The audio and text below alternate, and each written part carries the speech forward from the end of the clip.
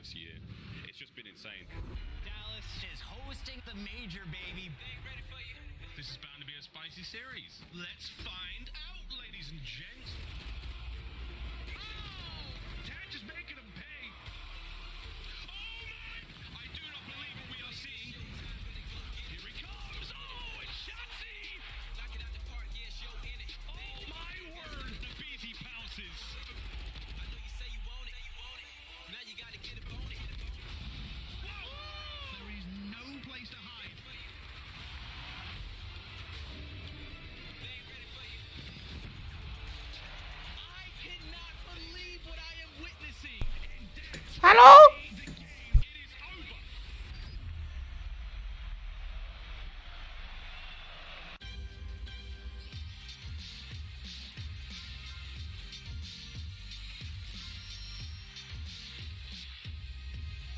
And welcome back, everybody, to the Call of Duty League Major number 3. It's Championship Sunday of the Optic Texas Major here at the Esports Stadium, Arlington. We had people literally sleeping outside. I'm talking lining up 1:30, 2:30 in the morning just so they can get a good seat or the seat they want for this event because, hey, the home team, they made it this far. They're playing today, of course, in that elimination bracket round, but they made it top 4. Good on them for doing so. We got that beautiful trophy ready to be hoisted up. Crowd, let's get loud. It's Championship Sunday, and I'm ready to get it started. Welcome back, everybody. This is Headquarters on Pre-Show. We're going to be laying down the law. I'm Taylor Reflections Noble. Of course, filling in for Puckett for this weekend. I've got Chance. I've got Alley Cat. I've also got a lot of things going on. I got Nameless as well. It's going to be a great day. We've had 3 amazing days. Now on the 4th day, it's time to get to work. This is the day you earn the money, you earn the trophy, you earn that championship, Nameless. It feels like there's magic in the air. Optic are still in the tournament. The crowd, some of these guys were sleeping there at 1 a.m. They had the Same. McDonald's, they had the sleeping bags ready. It is going to be turned here. This is an opportunity to have the loudest crowd we've ever had in COD history. 100%. I expect them to go crazy today. 100%. They've been going crazy. I mean, it's been a sold-out arena every single day. It's been insane. Alley, Optic has made it this far. I don't think a lot of people were expecting them to be playing on Sunday, yet here they are. Yeah, no, I mean, I remember day one we were talking about this, and it was like, there's really no favorite heading into this, and I had to make the joke that, well, technically we are in Texas, so technically the favorite would be out to Texas, but realistically, the way they looked through Major 3 qualifiers, I don't think any of us would have predicted this run except for the diehard green walls, so shout out to them and how loud and supportive they've been all weekend. That's right, and Chance, FaZe, they are looking to win another championship. Maybe they go back-to-back. They're poised to do so. Their wins yesterday, or at least throughout the weekend, just been lights out. They look just like incredibly terrifying, right? But not untouchable like they have gotten beat, especially on the online stages. But just the fact that these guys are on a 15 S&D win spree, like you can't afford to lose a respawn against them. And it's not like Atlanta FaZe of all teams are bad at respawn. They're like the second best hardpoint team in the game. So they're an absolute force. They make everybody better because you have to be at your absolute finest to even stand a chance. And look, Seattle Surge took them the distance, right? That Map 5 round 11, it was a great matchup to say the least. And really, I mean, dude, it could have went either which way without question. Winners finals, we got Atlanta FaZe, Toronto Ultra. That's where we're starting today. You go down to Elim round 4. We got Boston Breach going against Optic Texas. Winner moves forward for top 3. Loser, obviously, unfortunately, is going to be done. But top 4, still a great performance. But what are they playing for? Let's take a look at that sweet trophy, okay? Who's going to be hoisting that by the end of today? Well, I'm sure it's going to be found out eventually. Top 4 teams are all rooting for it. Let's take a look at our money because we got $200,000 for first, 65 points. We already have 5th through 7th locked in. Today, it's going to be great, Amos. I mean, it's some profit right there, right? These guys have already secured at least 10 grand, 200 grand. This sounds pretty nice. Put in your pocket. That's right. Let's start going into it, right? Our storylines. We got winners finals. We got Atlanta FaZe going against Toronto Ultra. Toronto Ultra, a team that is looking good, but they have history against Atlanta FaZe. Let's go back to Major 2 with that matchup that took place, Big 3-0. Yeah, definitely not always a fun history, I'd say, for the at least Toronto side of things. FaZe, they can make great teams just look terrible. To be quite honest, they can 3-0 the best players in the world, and, well, that's effectively what happened at the Major where FaZe just absolutely dominated through and through. And, like, Inside and Kleenex are no strangers to the FaZe matchups. They have a ton of experience, but obviously FaZe might have leveled up their game just a little bit further this year, so you're going to have to be, again, even better than your best. It's probably the worst beatdown we've seen Toronto Ultra have all season. I mean, it was a 100-point loss in the hardpoint, 6-1 in the search and destroy, and a 3-0 in the control, right? So Atlanta FaZe, they always seem to turn up against the Toronto Ultra. The record all time is 14-2. Wow. And when you look at Kleenex and Insight, they have never beaten FaZe on land. So this is a tall task. Is Scrap, is Hixie enough for them to take down Atlanta FaZe? That's the question. You know, back then, 250, 153, 6-1, 3-0, Ali. That is an absolute beatdown that Toronto Ultra is looking to avoid. But we go to the overarching LAN event stats between the two. 8-0 for Atlanta FaZe. Toronto Ultra has yet to beat them on LAN. I mean, it's bad. I mean, you look right there, selling with a 1.67 hardpoint KT. He's doing a bit of a repeat of that right now during Major 3. He has their highest, sitting at a 1.52 in hardpoint right now. So the team of Atlanta FaZe is looking just about the same that they did at Major 2. Sure. On the other side of things, Toronto Ultra is looking a little bit different with a different player in the roster. That's right. I mean, hey, they got two rookies there. They're looking to potentially make some history this event. Hixie, for the first time, his major. I mean, to be in grand finals would be absolutely spectacular. Atlanta FaZe, though. Let's talk their S&D. Yeah, I mean, talking about Atlanta FaZe, like their road, they 3-0 the LA Thieves, team they played in finals at the last tournament. They make them look terrible, and then they go up against Seattle Surge, and even when Seattle Surge in that Game 5, Round 11, outplayed them, had the advantage, you then have to gun Sip, right? And Sip just runs around, and like even when they don't even need to have strategy, like the individual talent is there to just take over. He's just running here, running and gunning. This is not strategy. He wins these crazy scenarios, so it is so hard to beat them. Even when you play your cards right, they can do that. Chance, Atlanta FaZe, 15-game win streak when it comes to search and destroy. The last time they lost was Major 1 Game 5 against Seattle Surge. They haven't lost since. And I mean, the most ridiculous thing is, like, obviously the first blood's at the literal top of the game. BZ, that's his bread and butter, but even when he dies, even when you, like, game plan around that, they still clutch the 3v4s, and they're just so hard to deal with. And even on, like, a map-specific thing, you get them on a weaker map of Hotel, they're undefeated on that map on land, so there's just no weaknesses with that squad. It's a horrifying sight. It absolutely is, and they play absolutely perfect. I mean, literally picture perfect every time. Seattle Surge, it was amazing. But let's go on to Toronto Ultra, right? That's going to be the opponent for Atlanta FaZe today, looking to make a historic run. We'll see if they can make it in the grand finals. Ali, this team, though, they've been impressing a lot of people. They came in as a strong seed, and Kleenex, he's been on fire. They've been solid, right? Like, I think since the speculation around when they get to LAN, when they get to majors, they fall really short, or even if they had kind of a standout qualifier, and it was possibly the same situation heading into this event. They got the 3-1 over New York. We thought New York was going to come out hotter than they did, right? And then they go to that Game 5 versus the Boston Breach, and it was a lot of clutching. Honestly, shout out Insight. I think he had a fantastic series through and through, and he's going to need it. He's one of those players on this team that if he is playing well, it relieves so much pressure off the rest of the squad. Nameless Toronto Ultra, where could they potentially fall short, and what are their strengths going into the series? Well, I'll start with the strengths, and it's been the control. These guys, 6 straight control wins. They're looking unbelievable there. When you talk about guys like Scrap, he has a 1.2 in control, as well as Kleenex, who's also top 3 in kills per minute. So they're lighting it up there, so they have the advantage. And then when you look at the search and destroys, like Ali just mentioned, they've been playing way better in S&D. Insight was popping off yesterday, double digits, getting the 2 first bloods in the round 11. And you can see these are the 2 players who've been stepping up for the squad. And I also want there to be like a bomb planner coefficient for S&D, because like that 0.76 does not tell the story of what Hixie has provided for this team. It's just the nature of the role, but he does his job incredibly well. We see Scrap and Hixie there. I mean, just 2 phenomenal players. Scrap, he's got major experience, but still considered a rookie for this season. And Hixie, first major, and this could be a great run for them. We haven't had many rookies. Actually, I think 2011 was the last time we saw somebody their first major win. Yeah. And you were actually, I think they were the team. Why do you keep bringing this because you brought it up. I got to bring it back up, okay? And then, it's history, so I got to bring it up, of course. Let's talk about our elimination bracket, though. We've got a banger of a matchup. Optic Texas versus Boston Breach. This is a rematch from day number 1, and we saw Boston Breach get a big 3-0 victory. But, Ali, we kind of taper, or at least I tried to taper it off that, Optic, despite getting 3-0, it was still a close 3-0.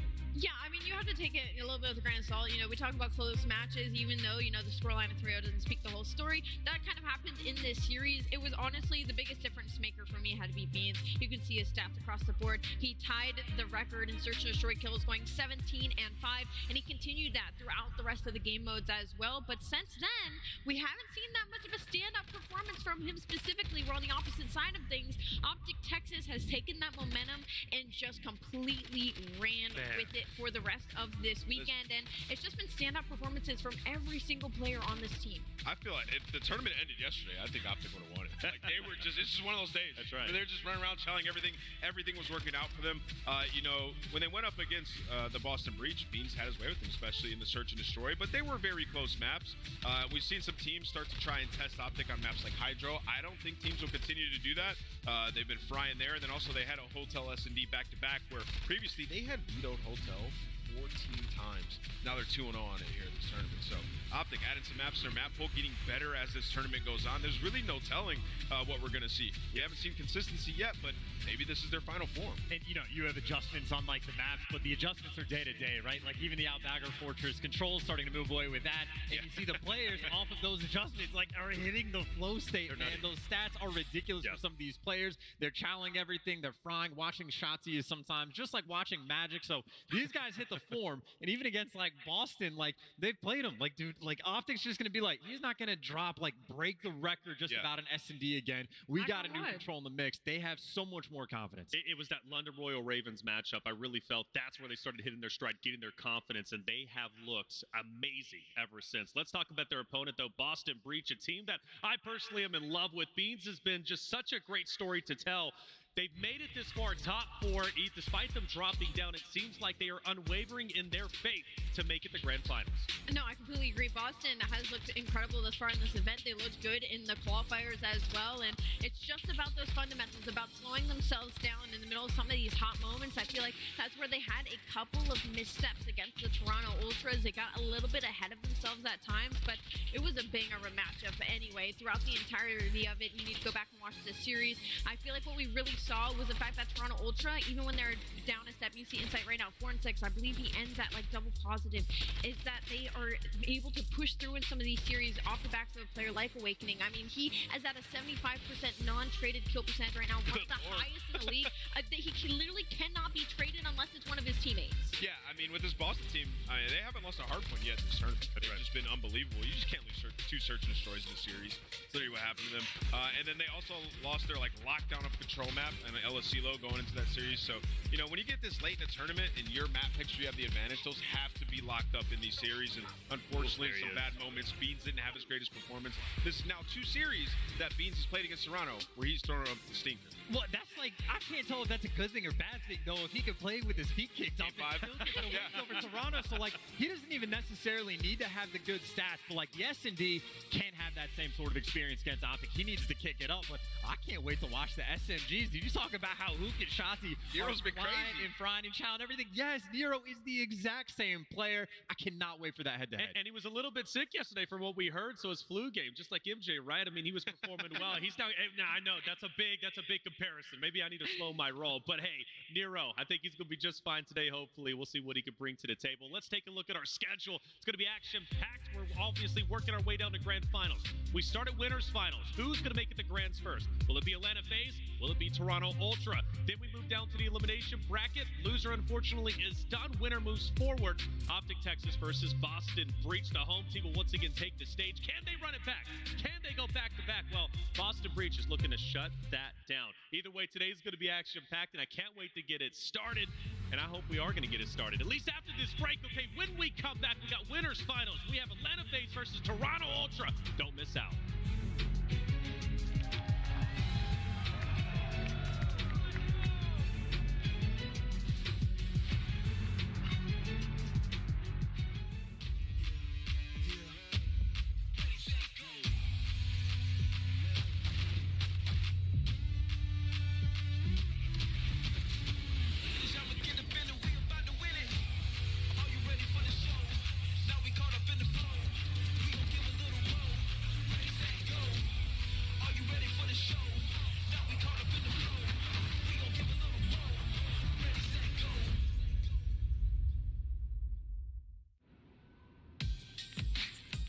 We're on the road, about to go to the Cedar Hill State Park. We're going to touch some grass.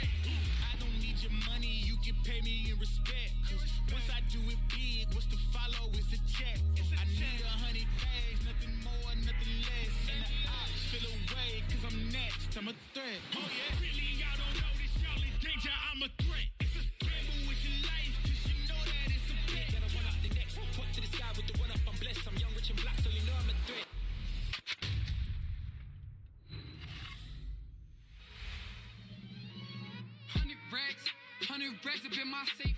I've been dreaming of pulling up in that Wraith. Check the stats, I ain't got too much to say. I got Gucci on my belt, but my pants sag. Wouldn't be surprised if my biggest hater made a fan page. You taking orders from your boss, you man-made. Grown that getting touched up by the handshake. Don't think you hear me right, let me clear my throat. 100 racks up in my safe. I've been dreaming of pulling up in that Wraith. Check the stats, I ain't got too much to say.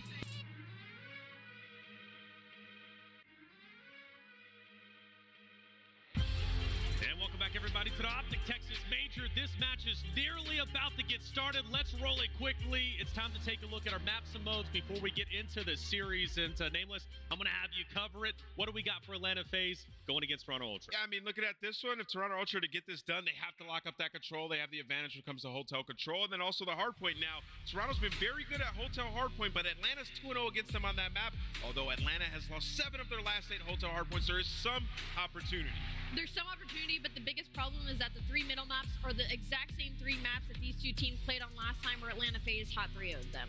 All right, well, let's get our predictions. Like I said, these boys are ready to play. So for me, starting it off, baby, I'm going Atlanta FaZe. I backed them up yesterday. I think they're going to be in grand finals. They're my pick to take this series. Chance? 14-2 record all time. Yeah, I'm picking Atlanta. Allie? I'm going the other way. I'm going to go Toronto Ultra. Fair enough. Toronto Ultra, they got to have one of at least. Nameless, what about you? I'm going Atlanta FaZe. I said I'd never pick against them again. It doesn't start today. Atlanta FaZe in this one. All right, well, we are ready to get started. Miles, let's bring them out. Hey! Hey! Hey! Oh, you sound good, Arlington. We have got an absolute classic to start the day. It's a winner's bracket final matchup. Someone's getting top 2, and at the end of it, we're all going to be very sore in the throat. Should we get this going? Should we just get it rolling? Get it rolling. Ladies and gentlemen, in the purple corner, the Kings of the North, Toronto Ultra!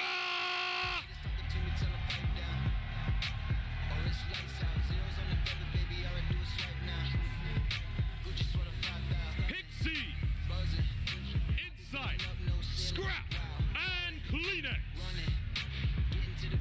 Fighting the ghost of their past. Is this the best iteration of this roster? Is Scrap the future? It could start right now with the win against Atlanta FaZe. Let's bring them out, Miles. Here we go. In the red corner, coming in at a combined weight of about 4 people, the indomitable Atlanta FaZe!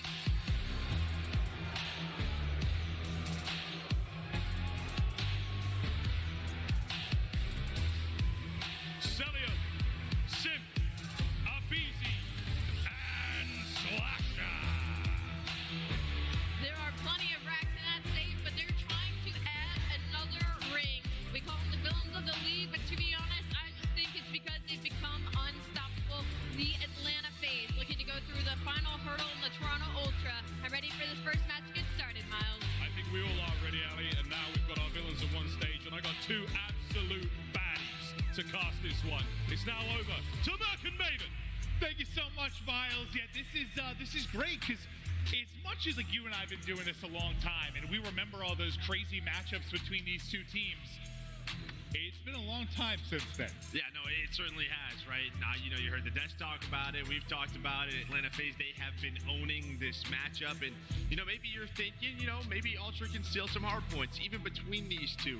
It's 5-0 in hard point for Atlanta FaZe. Now, some very close maps, but I like what the desk said. The hotel respawns, I think, are the key for Toronto Ultra. And it's just a question of, can they finally win a search and destroy? Can someone take them down? Well, it feels like there is a ton of pressure on this first map. Like if you are Ultra to come out and win this, because you know it is your pick. It is somewhere that you have seen. It's what, like it's 4, 4, and 8, 4, and 7. 4 and 7. I think it is for FaZe, but like they've lost like 7 out of their last 8 or something like that. Like there's been a lot of by like games. 20 points. Yeah, there's been a lot of close games, but they have not looked good there.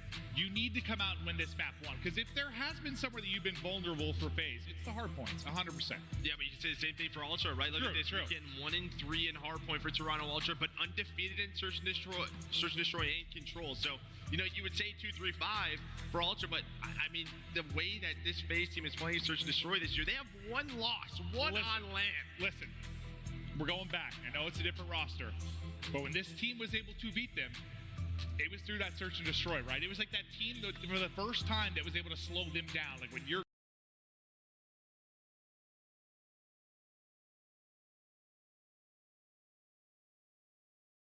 It's going to be a fun one. All right, I sure hope it is. I'm looking for some of those old school battles we have between these teams. As we get ready to rock, you see some of the top 5 Hotel Hardpoint KDs this season. Scrap and Celium amongst the top 5. Yeah, I mean, Selge is doing his thing, but there you go. You can see what we're talking about. 4-7 for Atlanta FaZe, not their best. 10-7 for Ultra. They played a lot. They're first at break percentage. The whole percentage for FaZe has not been good. Well, it's been dead last in the league. So this is the opportunity for Ultra. Yeah, sometimes though with this FaZe squad, it's like you don't really care about holding. It's how well you're going to break is sometimes a recipe for success for them on the hard points. But here we go, right into this map 1. And Scrap, what a talent he has been for this team, and so far so good. He is a beamer. And I love what Nameless said, right? Like, this guy could be the future. This is one of those matchups. They're in a top 3 position, an opportunity to get to a grand final, to be top 2. That's what they made this roster for. They brought these rookies in to win titles. Well, I think the landscape of Call of Duty changed when Simp, BZ, Cell, these guys came into the league. It just changed. But now it's the next guys up. Yeah, you're Scrap, you're Pred, you're Sib. All these other young talents looking to create that dynasty, looking to be on top. And yeah, one of the players of the future without a doubt. But they're trying to leave their mark. Unfortunately, they have to go through the guys that changed the game. Yeah, Scrap with the 5 spree already, 1 away, not gonna find the Cruise, won't find number 6, but nice time at P1 for this Toronto Ultra team. And well, on this rotation FaZe, they do have control of the second hill. They do have spawns, and they're finding the kills. He looks right at him, doesn't spot him though, ends up being a double for Simp. Slasher through on the feed as well, and now maybe a little run here for Atlanta FaZe. They've got the back, they've got 40 seconds left to work with, but 2 are going to fall. The safe spawn though, still gonna be empty. And you have a nice pinch here, though, from Toronto Ultra. They're hitting it from all sides. One player spawns out. That was going to be Cell, but he's going to find a pinch. There's only one player. Here's Simp. He's able to win that gunfight. Now it is a rotation across to new. And look at this. They know that one player is going to spawn at old. That's going to be Kleenex trying to find the second, but Simp, BZ, the duo is there. Yeah, that split spawn going to be tough to deal with, right? It's like a BZ spawn safe, but then Cell out. It just like sets up this natural pinch. So they're not quite able to deal with it, but now let's see what BZ can do with Daddy. It's a dolphin dive just across the front line, but he's able to take that first fight. They can go. This is a 3-on-1. This is a 3-on-1 in the new hill. Scrap's not even inside. He's just playing backstairs. This is exactly what FaZe wants. They spawn a couple of players out. Cell, he's going to find a double with that tack. And now you have chain P2 and P3. You are looking at a big break here for Ultra. And again, we can't overstate it. This is a massive map for Ultra within this series. Like, they need a win here. So far, though, so good for FaZe. 5 in a row now for BZ. It started off with a dead silence push, and the rest of the squad able to get in and soak up some time. Sitting out back is going to be Insight, but this is great time right now for FaZe. You're going to get up over the 100-point mark if you continue to lock this down. Looking like a 70 to 80-point advantage, and Big Aim now on 6 in a row. Sip gets that one, so it'll stay at 6 for now. Yeah, just a valiant effort really from the entire team, but what was the key, right? We talked about them being last at holded percentage in the league. P2 and P3 right there. Well, that got them this 70-point lead as BZ continues to fly and fry across the map. Has the Cruise to work with if he wants to use it here. Probably going to save it for that back patio, but they know they have a chance here to get a nice break, and have that break, you have a 100-point lead. Yeah, if they get another break, this is going to be detrimental. Just absolutely catastrophic for the side. And while BZ keeps on cruising, 8 in a row. The 9th just below him, but Top Bedroom able to take him out. That's Scrap that gets a double Insight through on the 3rd. And finally, maybe something to write home about for Ultra. How much of this time can you get? You're chewing your way right back into this one. Yeah, I mean, listen, Scrap is going off 13-7, now 14-7. He's had a couple of big sprees. This has been a nice hold so far here at the desk. But when you look at the old sort of Ultra versus Atlanta FaZe matchups, when Ultra was able to win it, it really came behind the subs. It was Bance and Kleenex that hit another level. You need that out of Kleenex and Hixie here. Hixie a 4-10 start. Kleenex 7-11. You need more from those two. Well, I mean, the team is stacked from top to bottom for FaZe, but yeah, that's what's provided teams so much difficulty against him. You have the greatest sub duo all time by a mile, and it's just going to be so difficult to deal with. So far, they haven't been able to do it, but there's a lot of Call of Duty left to play. Hixie's POV is he's wrapping out backside. We'll see what he's going to be able to find. I think there was one player maybe flanking him, but that's going to be the play. Cell able to drop him, but again, Ultra in the point for now. Can FaZe break? Yeah, and then Simp was trying to set up the pinch, but Kleenex, he actually goes hunting. So here we go. Here comes a push. Oh. A nice opening out of Slasher and a BZ. Hixie, though, does he find the timing? It's a nice timing, but his teammates are dead, just trying to buy enough time for the reinforcements to get in as they're going to spawn up kitchen side. Yeah, it's one of those frustrating scenarios where you get to, you think you've done your job, but everybody else around you is dead. So it's still going to be FaZe inside the point, now up over the 140-point mark. Kleenex, can he get rolling? What a catalyst he can be for this squad. Somebody needs to get Scrap some help. And now you have that cruise on a BZ, so this is probably going to be the hill where he's going to use it. You still have the 70-point lead. FaZe, they're going to try to work through kitchen side, get control of this, probably call in the cruise. So waiting for a BZ, but he's going to deal with the him and Insight. They're ready for this push.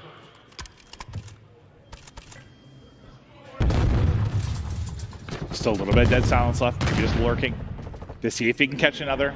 Ultra in the point, there's a streak you were calling out. This is where it's going to be thrown into the mix.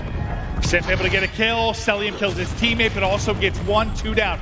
Currently for Ultra, as they come out of the streak, what are they going to be able to do behind it? Still one lane down, just on the other side of it, but they're able to deal with it. One more player, though, through on the cross. That's going to be Scrap. The Slasher has to take the one-on-one with it. Scrap able to stand tall and win the fight.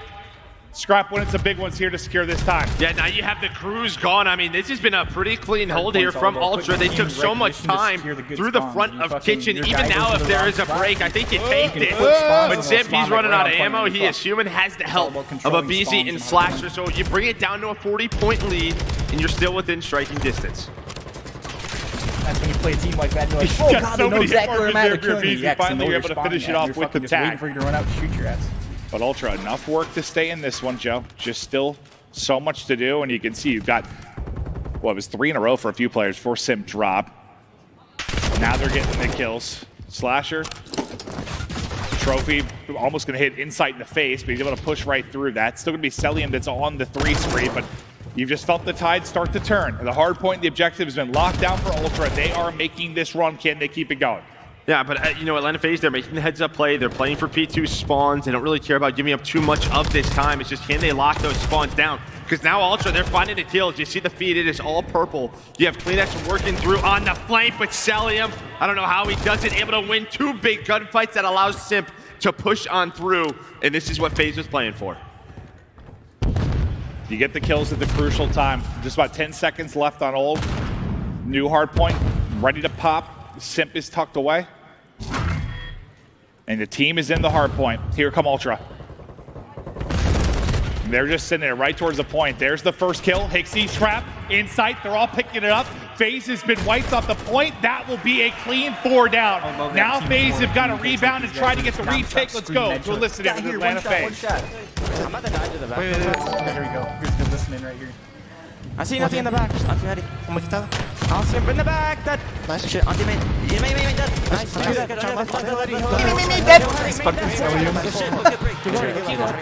Look at push. He's already P4. Team shot this up. He's pushing up P4. He's weak. Wait. That's one bit. There might be someone in the back then. I'm going to the back. I think they might. See nothing L or couches? In the back, come here. One probably dead. Patio on time. Backstab, dead. There's one on me, I think. You already give that. Yo, patio, beat me. White, dead. He's gonna chow me on feast. I'm waiting for you. I'm trying to get your front pinch. I have a front pinch. Yeah, I'm holding on the back. One in the back. Big patio. I have all your front. Okay, hurry, Josh. I'm just staying down. Yeah, I have all your front. Front to the back. Come here, little bit. Little bit. Dead. Patio, I think. Hurry, I like. I'm trying to patio. Hurry, Josh. I'm with you, okay? Give me front of me. That's nice. Chris, keep going, Rose. Listen, I know this is a minute ago, right at the beginning of the listen-in, but the fact that you were able to get that clean bait from Ultra and then instantly answered by 4 for FaZe, the moment for Ultra seemed to disappear quickly. Well, I mean, you've had 2 rotations now towards this P3. What we all know is the money hill on this map. For Ultra, they've had the rotations, and they just died on rotation. I think this is what you have to talk about. It's these 2 hills that FaZe have just dominated. It's got to be around 100 points just earned on these two. Finally, some contest time, but yeah, this is the big difference. This sort of P2 to P3 chain that you cannot allow happen. Well, it has happened twice now for Atlanta FaZe. So you can kill that guy. If Easy stops dancing, starts pushing it out, able to back up one of the players. Now we hop to the other side of the map. Ultra, if you're going to make the rally, it's got to be perfect here. You have got to lock it down. Only 15 points needed for FaZe. You can't allow them to easily entry. Celium was at least able to pick up one, but just sort of working towards the point. That stun's going to hit too, so that'll slow them down. Plus, you get the kills through from Scrap and Insight. Insight just continues to wake. Saw a bit of it for a second and then able to take the fight. It sounded like a cruise went off, but I don't think it connected with anything. Hixie with the front cut, but here comes Simp and Slasher. And well, they only need 15 more points, and you kind of heard it in the comms. Yo, Simp go rogue, and he is going rogue right now. He finds the 3, he finds the break, the Vaznev headshots. Well, they hit hard. Now 6 more points needed. Oh yeah, it's a sick joke what you're able to do when the headshot multiplier hits. And Simp triple there for him. Right back into the point they go in FaZe. Strike in the map 1 Ultra pick to take the lead in this series. They've lost 7 of 8. Doesn't matter there. And again, still undefeated in hardpoint in this matchup. 6-0 now versus Toronto Ultra on the year, and it's pretty wild when you look at their records just across the year. But this one they have no problem with. The slaying was so one-sided, but I just think the key is P2 and P3. I mean, both times through, FaZe were able to hit the breaks, able to out-rotate, win those rotation gunfights. I mean, even behind that, Ultra kept it pretty close, right? 50 points, they were able to battle their way back in. With those money hills, well, yeah, they cashed out. Yeah, I mean, we were hyping up the importance of the map 1 for a couple of reasons. The vulnerabilities of FaZe there, the fact that his Ultra is picked, but then I think at the end of the day, a big part of it just comes down to the fact that you're on a 15-game S&D win streak. Yeah, no, listen, I think if, this was any other matchup for Ultra, we would not be worried about this. They're 1-3, now 1-4 at the event in Hardpoint. They're undefeated in S&D and Control. They have been controlling the 2-3-5. It's just, when is someone gonna beat this Atlanta FaZe team? As you said, 15 in a row, only 1 loss on land in Search and Destroy this year. Are they gonna find the second one? I think you nailed it there. Like any other team, it's like no big deal. Call of Duty has like they have a really good chance to 2-3-5 or get it done some other way, but Control and Search and Destroy. FaZe has not lost. It's just a question of when are FaZe going to lose, because eventually they're going to lose a Search, obviously. But it's just like when you they're going think to have so, especially this title. You would think, because I would think like even more so like after the way they got away with that one in the round 11 yesterday, the fashion it happened, it just sort of feels like the COD gods are with them, bro. When it comes to Search. Mean Simp hip firing, while popping dead silence. Yeah, I would say so. Something is just going their way, but they win this map number 1 by 53. Very one-sided in the slaying category. There you can see it there. They outslay them by 21 kills. Is everyone going off the side of Atlanta FaZe? I'm starting to notice it more with Simp too. It's like, listen, we know the Vaz is wild and the headshot multiplier is crazy, but like a lot of times when you're watching pro COD, especially from like an SMG role, unless you're like jumping out to challenge a heady, a lot of times your centering's like chest level, right? Because of recoil, flinch, whatever. But like the more I've like watched him at times, even when not picking someone off a heady, like it's almost like I'm watching like CS at times. Like it's just that the dot is at head level and it's just evaporating people because the headshot multiplier is nuts in this game. It's not just him, but just saying it's gonna be a little different than when you watch sometimes in the past. No, I think a lot of the subs in our league, if you watch Pred's point of view, he's doing it a lot where you kind of, sort of jump chow out, and the reason is you kind of want that little, a little height to add to the aim, right? So you can find that headshot. Because a lot of the times that's the difference maker, dude, as we have seen throughout this year with that Vaz. Yeah, I just think a lot of people have noticed it with Sim just because a couple of kills he's gotten over the course of this weekend have been absolute sick jokes. But we're going to take a look at some of the highlights from this FaZe S&D streak, because it is one of the more incredible streaks we've seen really in the history of Call of Duty esports. I mean, especially when, like, Joe, you've been grinding ranked. Like, S&D in this game is special. It's weird, man. Like, you got, like, superpowers when it comes to the Deddy. The audio is what it is, especially when playing online. It's a very weird S&D title. It, like, almost feels very different than any Call of Duty in a lot of ways. I think it's insane, the fact that this streak exists. I'm going to keep talking about it. Like, I think this is you know, not one of the best, probably one of the more bottom ones in terms of Call of Duty titles for Surge. Just due to the dead silence, the way it plays out. I just think a lot of the maps are so one-dimensional with the bomb sites, right? Like, you know, Embassy, it's all about B. Whatever, it's just it's a wild streak. No, I mean, you know, we kind of said, you know, what was their bounce back going to be like after Vanguard? I mean, what was an underperforming year for them, even though they got second. Yeah, however many finals that they got to. But we'll see. Can Ultra bounce back here? Again, undefeated in Search and Destroy this weekend for Toronto Ultra, but got to take down the Kings. So is it one of those things, too, when like you're on this unbelievable stretch, like in Search and Destroy, like, does it take one loss to just kind of knock you off your pedestal a little bit, just remind you you're human, and then maybe they become a little more beatable because they're in the midst of this chaos right now? I think probably like round 11's probably like remind you that you can lose that. Like I know you win it, but I think when you're being pushed, you know, to the end of the map, yeah, that kind of reminds you like teams are figuring it out. Yeah, it reminds me of like those wild losers bracket runs teams will do, and they'll say sort of like, dude, we can just do no wrong. Everything we just picked worked. They've just been doing it searched out for a while, but can Ultra come in and get the victory? FaZe on Asilo have been insane. Yeah, 11-2, we just saw it, and well, 2-4 to Toronto Ultra, and you're like, well, why don't you veto this? And that's because you have Embassy, which nobody wants to play them on it except for that Seattle Surge team. Again, a round 11 there, but so far in this round, 3 dead for Toronto Ultra, nobody dead for Atlanta FaZe, and that was a quick round number 1. Yeah, we're basically breaking down the team stats on the map as we got to it, and it was over. A fast one, 2 for Semp in the round, and it's just one of these things when they get like into the A sites, like what do you do? How do you stop it? Well, I think that's what's so, I don't know, just sort of the BZ Simp dynamic inside of that site, like the sort of 2-man game that they play. I mean, yeah, it's just different, right? It's just the way they've always done it. It reminds me, you know, they're not twin brothers of like the Ogres back in the day, and like Halo, it's twin brothers that just had this like connection, like these two have been playing together for so long. It's kind of insane, the stuff they're able to pull off. Maybe just because they're both tiny. But now to Kleenex we go. See if Ultra can answer back in this round. As Kleenex gets set up, just biding his time, and FaZe start to work this bomb forward. Simpleby, the carrier for now. Again, just a very slow setup. You're allowing Simp and BZ to work that A site. The other two are working on the flank, but Kleenex is there, able to find one, and well, the hip fire gonna connect. Kleenex able to find the second. Anytime you're using that left hand to do something, I'm telling you, the hip fire is a hit, but now they start to bring it back to a 2v2 we go. After the Simp kill, he is up to 3-0 start. Here's one outside, Chow's the wrong way, snaps onto the next, and Simpalicious gets it done.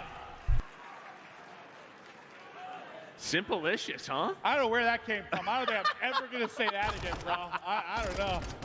But there we go. I mean, even what, a 2-on-4 or a 2-on-3, and they know where Simp is. He's the one that plants the bomb. Doesn't really matter. He's able to get out. He wins the next gunfight.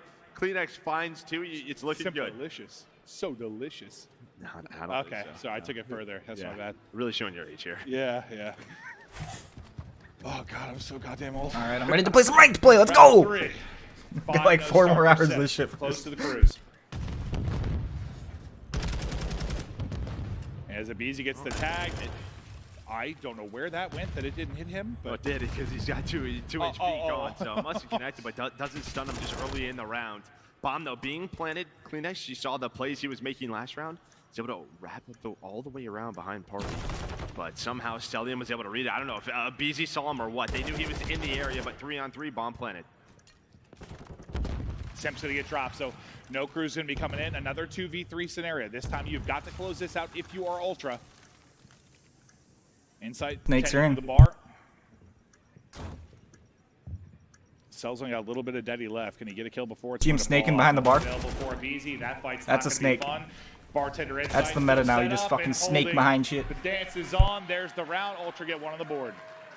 There we go. They find that first blood. Peek duck, peek crouch, peek crouch, peek crouch. With the man advantage, they win the round. That was really an S&D streak, unless you are good at like man down situations, and they've been unbelievable. But at least you stop Simp from getting the cruise. You get the round victory. Put yourself in a much better position. just go right back to that two-man game. You see Simp and Abizi starting to work over towards A. The other two mid ARs just worried about the flank, making sure nobody sneaks their way on up. And there's no challenge inside the site, so they're just going to take this plant every single time. At Kleenex, he was able to make the play last time through. Hixie this time able to pick him out of it. That's going to be a massive kill. Gets away with his life as well. That will be bombed down. And maybe it's a little bit of different setup from FaZe because he was the only one really in there. Able to get picked. Celian comes knocking through the door. Kleenex able to drop him. Maybe back-to-back rounds now for Ultra. And really, they're finding the first bloods. That's a key. Already 3 in this map. Abizi, the last player alive in the 1 versus 4. Able to take down 1. 30 seconds to work with. Does have the bomb. Has Deddy, and well, he's going for it. Yeah, he's going for it. I respect this it. This guy's nuts. Ah! Not able to take the fight.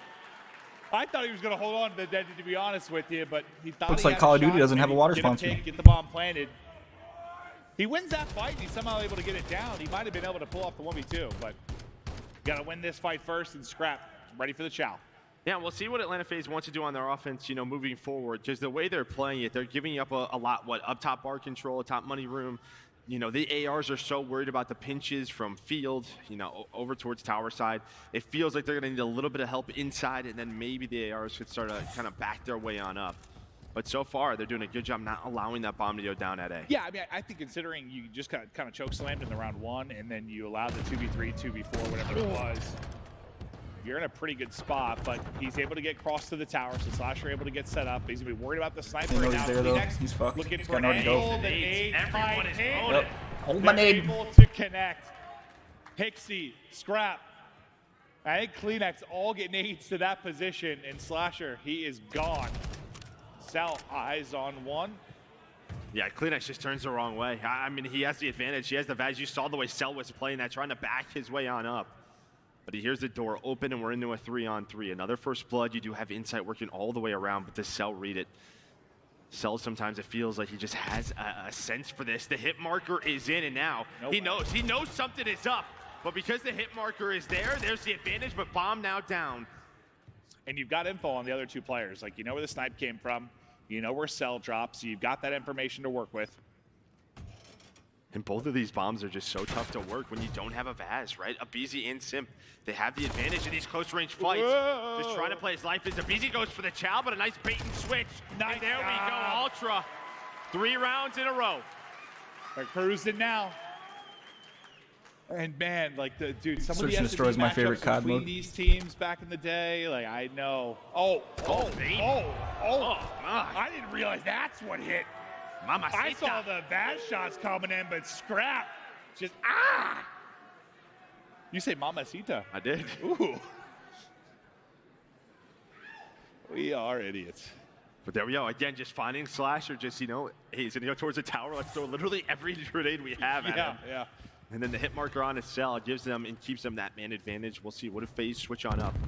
And there we go. Snakes are are in. See just everyone kind of playing inside a little bit more.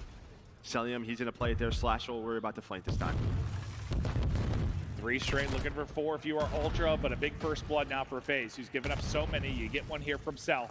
And I know that's been working, but you gotta think like they're not gonna keep letting you go up there for free, right? Right. He's just been lurking up there so many times. They all went down when they're flying. They're just going right down We're gonna go to B. They're able to find Scrap Let working him the sit flank. there. Make him have to You come can out. already see the bomb at B.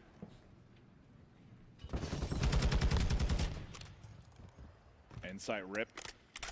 A bomb now planted. You got 1 lurking behind enemy lines to be Hixie. He's like, what can he find? Because the players could not be like more split right now. Yep. He is gone in between 2 FaZe players. Now they Insight called him is out. spotted. A nice little snap there to hit some shots into the window, but no real shot within that round. FaZe, stop the bleeding. Take us to 3-3. Yeah, it's just unlucky timing there for Hixie. He's hoping to at least find one player in the window, but you had 1 player out to the left, 1 player down low in the alley. But finally, another first blood for FaZe, and they haven't been finding those throughout this map, so we are tied 3-3.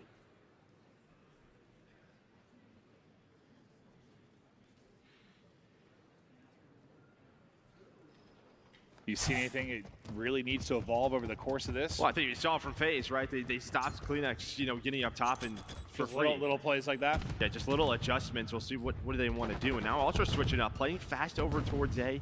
They played outer, and well, Sip, he's going for that gunfight, not an easy one. Scraps doing pull-ups in the back, trying to get jacked. Oh, my. Intimidate his opponents. He's so strong.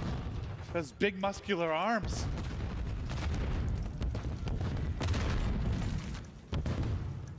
That's one of those ones where maybe Severe Semp you back down from that fight. That's so hard to win. The timing there for Abizi is wild, but I think he spots him right as he comes in. He's got 3 to deal with, not able to dance away from it. Cell gonna be last alive. I believe technically would be a 1 versus 4, but no time to work with. And hello, he's right next to you. But yeah, I think you're seeing good adjustments from both of these teams. This is why they're 2 of the best search teams in the game. I mean, right, you know, the offenses for Toronto Ultra, they've been pretty slow, taking their time, working sort of the outsider parts of the map, but that time they go right in A, go for the quick plant, able to catch Simp, work in alley side. Now it's just a question again, you know, what does Atlanta FaZe want to do? They're able to find Kleenex. It feels like when you work alley into that doorway, it's either like you find a great timing, you're like behind 2 players, and you get a freebie or 2, or somebody is at the bar tending, and you just, good luck. You lose that jump. Yeah. You almost had it. I mean, he had some clean shots, but pretty tough as well. FaZe, Simp, Abizi just right over to A. Knock, knock. No reaction to the door, and able to get another pick. 2 are going to drop. A chance for a 5th round on the board for Ultra. Is this miraculous run from FaZe going to come to an end, or is there another miracle in the bag? Yeah, what I think you had Hixie open that door. He was able to find one, and then Kleenex just right next to him. Both find those picks on the Simp and Abizi, and well, that's who you have to shut down on this map. Doing a very good job so far. Cell in trouble. The pre-fire is there. A couple wall bangs, couple tags, but Kleenex able to take it. Ultra close to ending the streak. 5-3. Oh, is this the scoreline Zenny always says, like the scary one? 5-3? The 5-3 curse? Why'd you bring it up? Oh, that's what Zenny always says, man. I don't know. I don't listen to much Zenny says, but that's one thing I listen to. I love you, Zenny, if you're watching. Hey, buddy. You look very handsome today. I'm sure you got like a button down on, a little gel in your hair. Skin looks good. Well, one more round. You heard the crowd talking about it. We'll see. What can Ultra do? 15-game win streak. Does it end here for FaZe?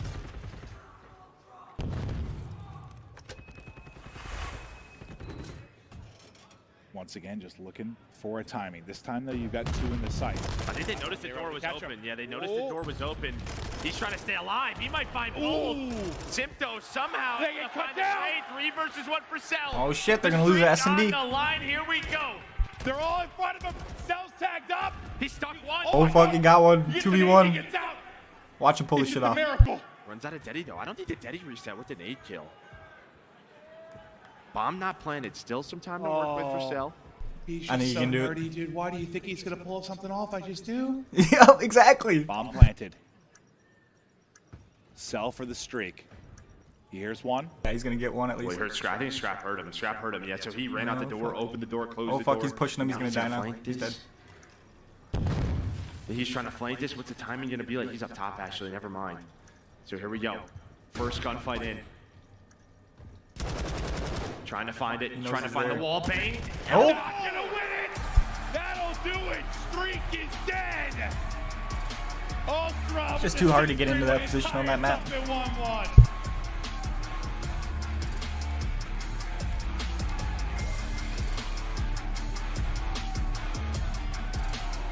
And there we go. I think that sort of flips the script that we've been talking about. We focused a lot on map number 1. Doesn't really matter. They end the streak there. Some beautiful team, fights from Toronto Ultra side, but they really shut down Simp and Abizi inside of that A bomb. Did not allow them to go off. Just beautiful stuff out of Hixie and Kleenex. Well, I mean, look at the first bloods too. It's just dominated by the Ultra side. Yes, FaZe have been really good in man-down positions, but aren't able to do it there. The game plan is on point from Ultra, and finally, a streak that made no sense to me whatsoever comes to an end. And yeah, you nailed it. Like, we put so much stock in that map one, I mean, purely because of the kind of the streak that they were on. But Ultra has been so good in search, and you see it there. They get the massive W, and now it becomes even more interesting because the Control, what do you say? Ultra undefeated in S&D and? Control, and this is their best map. So this becomes very interesting. Do we have an upset in the making? We are tied up 1-1. The FaZe streak is dead. Chaos ensues here in Dallas. Do not go anywhere.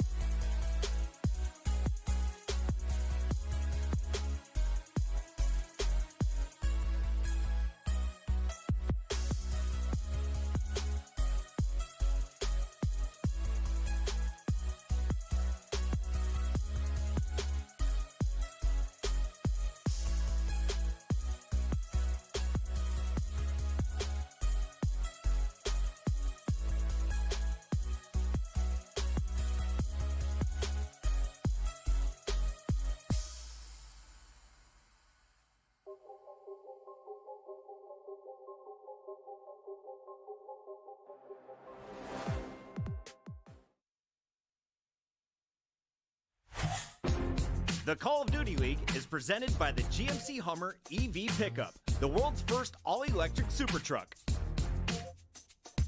Upgrade your game with the SCUF, the official controller of the Call of Duty League. We're going to take a look at the other undefeated mode for Ultra. It is Control, where they have been so good. Can they get a win here, Joe? Yeah, 18-7. This is their best map. I think it's what, 10-3 on Hotel Control. And while they are the best defensive team, and you and I casted their first round versus New York, where they won both of those defensive rounds. Now for Atlanta FaZe, like, they aren't pushovers on this map. They play it a lot. And I mean, even yesterday, they were half a second less than that for winning that versus Surge. All right, now listen, a little birdie told us during the break, which you might have wondered, like, why are Ultra playing them on El Asilo, which, you know, you have to choose this or Embassy, it's whatever. But apparently 2 nights ago, Insight had a premonition. He had a dream that he ended FaZe's streak on El Asilo, so that's why they played it. I mean, I love it. I don't know. Like, hey, listen, dude, like, I had a dream, and that's it. We won it. Yeah. I mean, it came true. Sure. Yeah, it worked out. They get that W there. They tied up 1-1. Now the Control, I mean, I feel like this series just keeps kind of shifting how we view it just based on how map 1 and 2 went. I like that, I like that. I love it. I love it. Curveball. Yeah, exactly. Keep us guessing. But now can FaZe lock back in? And is that one of those things where you're kind of like I asked you earlier, when you're on this nutty streak and I just happy. Does it waver? Maybe, or does it kind of waver your like we're untouchable type thing? Do you play with any less confidence? No, I think they are still very confident. Yeah, you know, you're right, Joe. I'm trying to paint some sort of picture that doesn't exist. Okay, Joe? Let's just stop talking about this now, right? Let's just move on. But there you can see it. FaZe, they have played this 17 times. Very close to those percentages, but again, Ultra, the best defensive team in the league on this map. Honestly, if I asked Crowder, he'd probably be like, we're not even that good. Everyone else just sucks. Is that how he sounds? You see him in a suit today, dude? Yeah, he is handsome, a model. Hell. Oh my gosh. Woo. Put him on cover at GQ. Into the Control. Ultra have been sensational. Can they keep it going here? Right on to the A zone. They will start to rack up the objective. Yeah, FaZe just playing, pretty safe over towards B. But now it's just kind of, can we find a pick or two? And there you can see just in sync right now, like what we saw with Optic, man, just breakdancing, Snake, that's a squad on the point. It's just they're eating from the tables without the use of their hands or utensils. Oh my gosh, I don't know what Sip just did. So remember the headshot thing? Yeah, well, he just got 2 more right there, and well, that stops them at A, and now you kind of have a little bit of a trap. Is everyone going to spawn up here inside of Kitchen for Toronto Ultra? Hey, he just hops up on. Oh, he's like, all of these headies I have, I don't really care. I'm going on top of it and selling them. Now he has a Baznev inside of Kitchen. Yeah, I don't think he meant to do that, but it worked out because probably if Scrap was like, what the hell? As he got up on top of the table and put him to bed. A just about done. And they'll get right back on this, should be able to finish it. Now just trying to lock him in, see what kills you can get in transition. But if Easy and Sip both drop, so now this becomes interesting. Now a bit of an opening here to get out across mid-map. You at least want to trade right there, but they were able to find multiple kills. Now only 18 lives for Toronto Ultra, 90 seconds to work with. That's a big kill by Insight to find Slasher. They have bedroom control. That B zone, as we know it, now opens up for Toronto Ultra. Trying to get pushed up on the desk. Hixie, he's on the point. He's winning some big gunfights versus Sip. 3 players on it. Through the middle of the map. The first kill from FaZe. Comes Atlanta FaZe. They're going to have to go for this. Now, it's pretty slow right now, but there's a second tick. Now we're going to stack this, stack the scar. As we always say, Scraps with 2. The cruise is in. Round 1 done. And that's one of those things where, like, if Simp and Abizi get a kill before they drop, that is a very different scenario. Well, I think the kill too on, Insight. He's got 1 in the round, but it's on Slasher, kind of your anchor over at the bedroom side, just staying alive.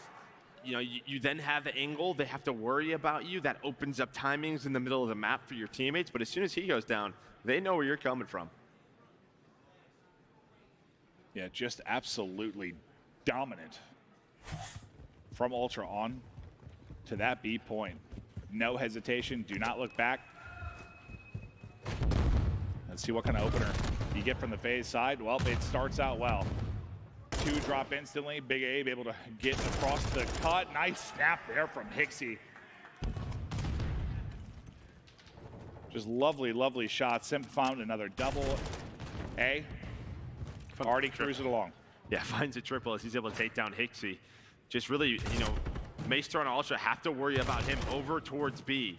Now this is very similar to round number 1, right? Just opening things up, FaZe with the life advantage.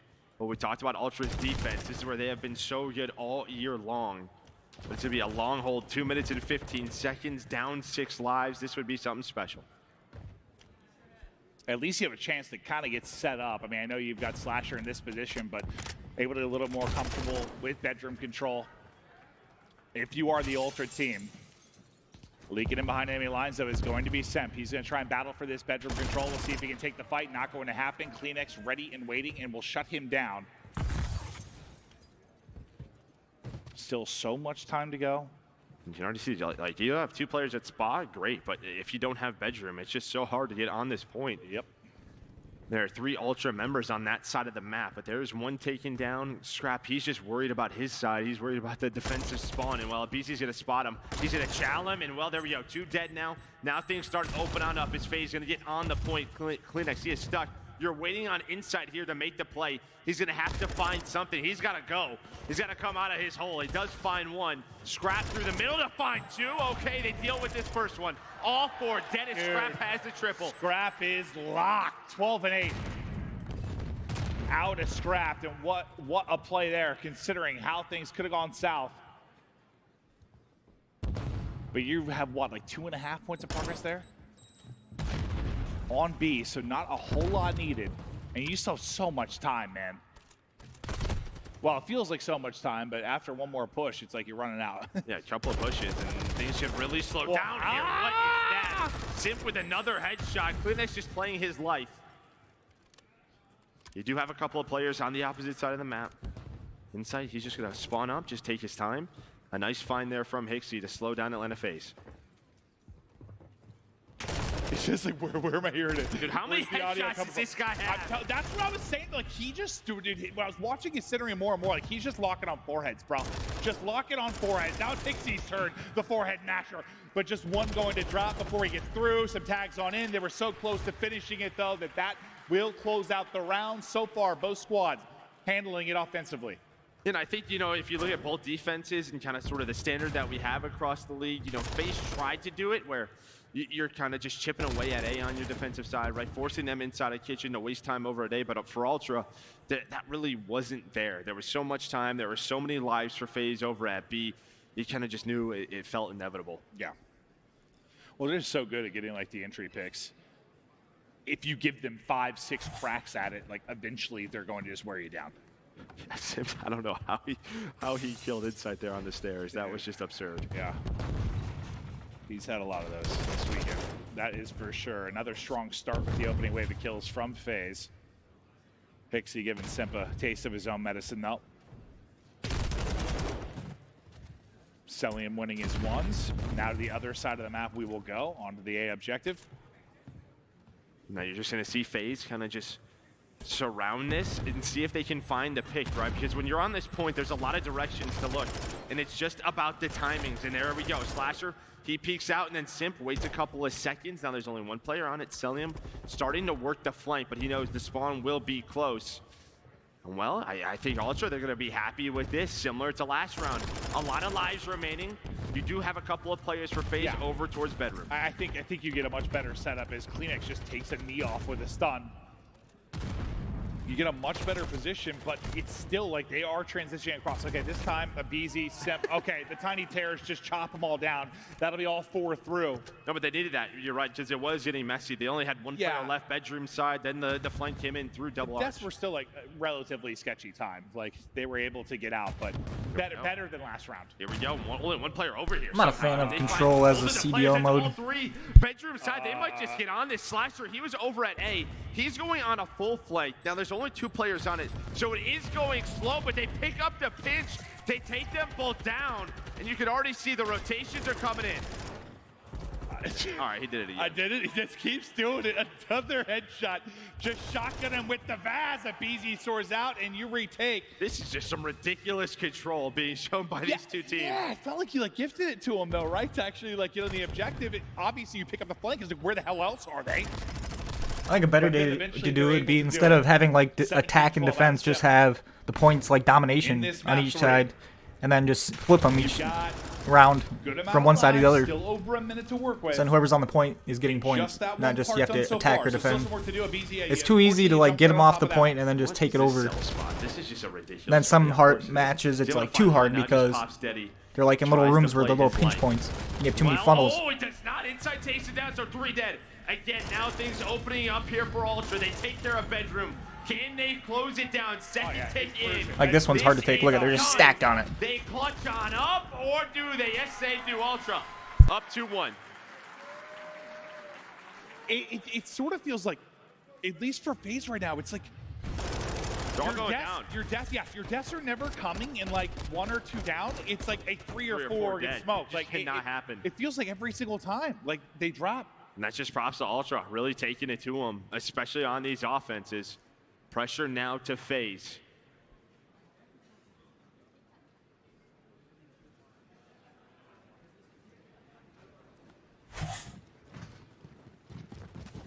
They put him in a hole, and they were able to put him away in the map too. Opportunity to do it again. A team you don't want to leave lurking. Take advantages when you can. As this is feeling more like one of those old school battles between these two teams. I think, you know, really when you looked at those two, like they had some crazy controls versus one another in Cold War. This time, though, Hixie's on the full flank. They're not going to allow this to be a clean ace. Oh, that was disgusting. With the triple. Oh, Hixie, baby. And there we go. Now you have a 5-life advantage on the defensive side. You have 8 control. Snakes. You're spawning them all up kitchen. It's going to be tough for Atlanta FaZe to get out of. You're going to have a one-on-one on the other side. I believe that's going to be Slasher. All right, then Slasher is able to take that. Yeah, so he wins it on one. Then you still have pressure on the other. They've transitioned this over to B quickly, and they're starting to push out the cuts. Then Abe on the other side wins his fight. You're winning them really everywhere until finally there you get a semblance of balance now from Ultra towards that B objective. You've only got 35 seconds left. I mean, soon you've just got to make a call. What are we going for? A is wide open. That'll be the play. Yeah, I mean, that was a good play by Ultra. So Scrap, he has to use the cruise there because you had 2 players on the B. So then you have like a live counter, so if you run out of lives, you lose, and then you have a clock running for how much time you have left to take the point. If you don't take the point, every time you're on the point, the attacking team, it stops, but if you're off it, the clock runs. If the clock runs out, you lose too. So you can lose 3 different ways. They were just going to put them in the trap. Once again, going to be a big flank coming in from one of the subs. The reaction is not there until it's too late. I think Simp looks at one doorway, he hits the other. So it's a double for Kleenex. And Insight just deep and lurking. You've got no control whatsoever on the map right now if you are FaZe. And you're starting to look at that clock. A minute left to go. Live's not an issue, but you don't have like 2 points of progression like you did the time before, right? Where it's just like you need one-ditch effort, and it's just multi-kill after multi-kill for Kleenex. They take any more down. It'll end with 2. Insight still back here. Simp jumps out, able to chow and win the fight. Can Hixie bring it back a little bit into their favor? He's able to do that, but Slasher gets a pick as well. So now finally you get out of it if you are FaZe. Okay, never mind. Well, they deal with this, but they do have bedroom control. It's a big kill by Slasher, right? He's able to find that first pick. Can he keep this up? We know on this map, it just takes 1 moment. 1 moment to lose B, and there we go. 3 gonna go down. Scrap. He's the last player alive in a position. Kleenex off a spawn through main. You have Simp on the pinch. We'll see what he can find, but he has taken all the gunfights. Give it to him. It's Scrap. Gonna deal with the front side of the push. All 4 dead. Here we go. 10 seconds left. Ultra trying to hold on, the best defensive team in the league, and it looks like they have done it. Ultra up 2-1.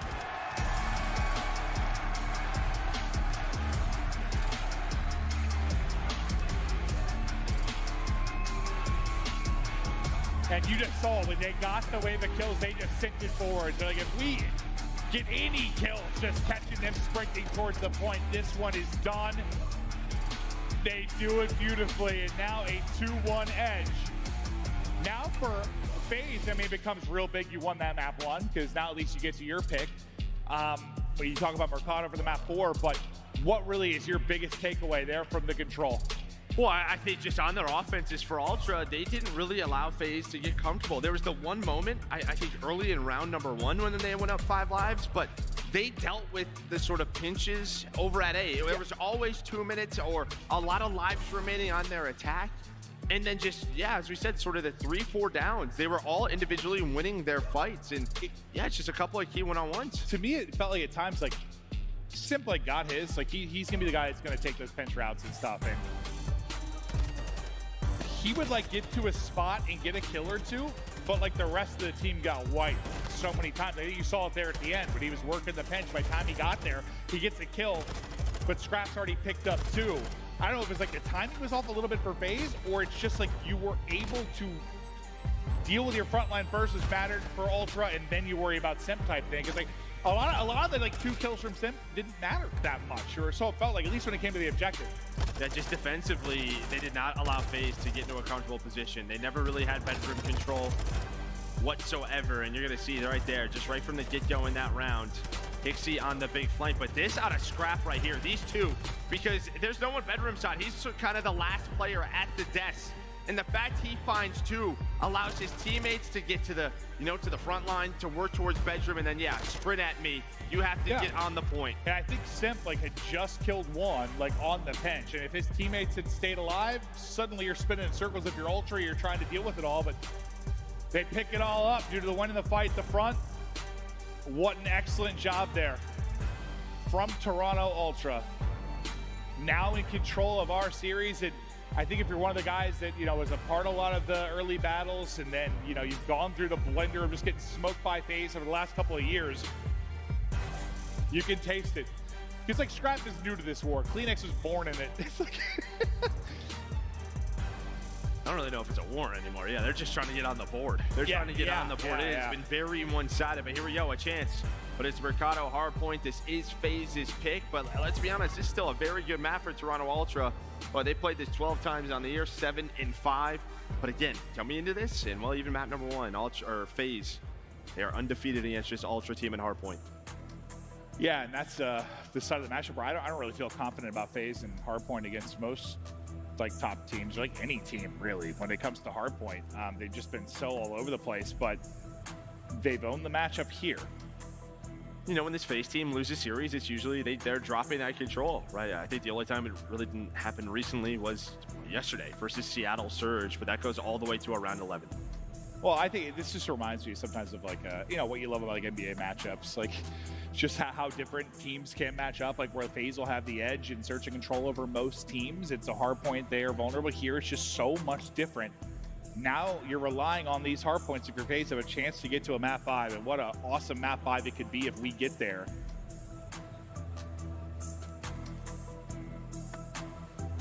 But just, I don't know, one of the things you love about COD is how these teams can match up so differently against each other.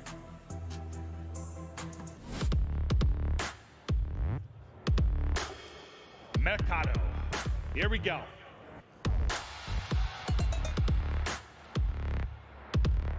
Well, when we talk about this map, all about sort of the big rotations. But there you can see there, look at that, 2nd and 4th for Toronto Ultra, 7-5. For FaZe, 6-4 overall. Well, they're not really rotating or breaking. Yeah. But I think that just goes to say like how close this map can be no matter what. Oh, true. Seen so many just wild swings here over the course of the weekend as well. But Ultra now, can you put them away? And you want to so badly just get it done here. I know you're playing with some confidence after the map 2 surge going into a map 5, if that were the case, but you want to just get this done and move on. Scrap out the window, beams on point, guy not missing right now. What a young, talented player he is. And those are 2 huge kills. Just Simp and Abisi, they want to run right down that middle tunnel. They want to flip spawn towards P2, or at least focus Toronto Ultra to have to worry about them. But Simp right off of spawn goes right back to it. The pressure on him. Now it's on Kleenex. Spawn's going to flip. Well, he's got to play his life. Time being soaked up. Nice shots on the slasher. But Abisi there quickly for the trade. Yeah, those are some great shots. You have another one-on-one on the alley side of the map. I mean, it was Simp that took that one. He's able to take out Hixie, so kind of locks out that lane. Now, most of the pressure going to be coming from Tunnel or starting to develop. We'll see how it fans out for this Ultra team. Back alley for now dealt with. Simp is locking down Barber. It's just soaking up time inside the point. Simp is going to drop, but now the focus of FaZe players is going to have to shift a bit. Able to deal with Tunnel, who's going to pick up back alley.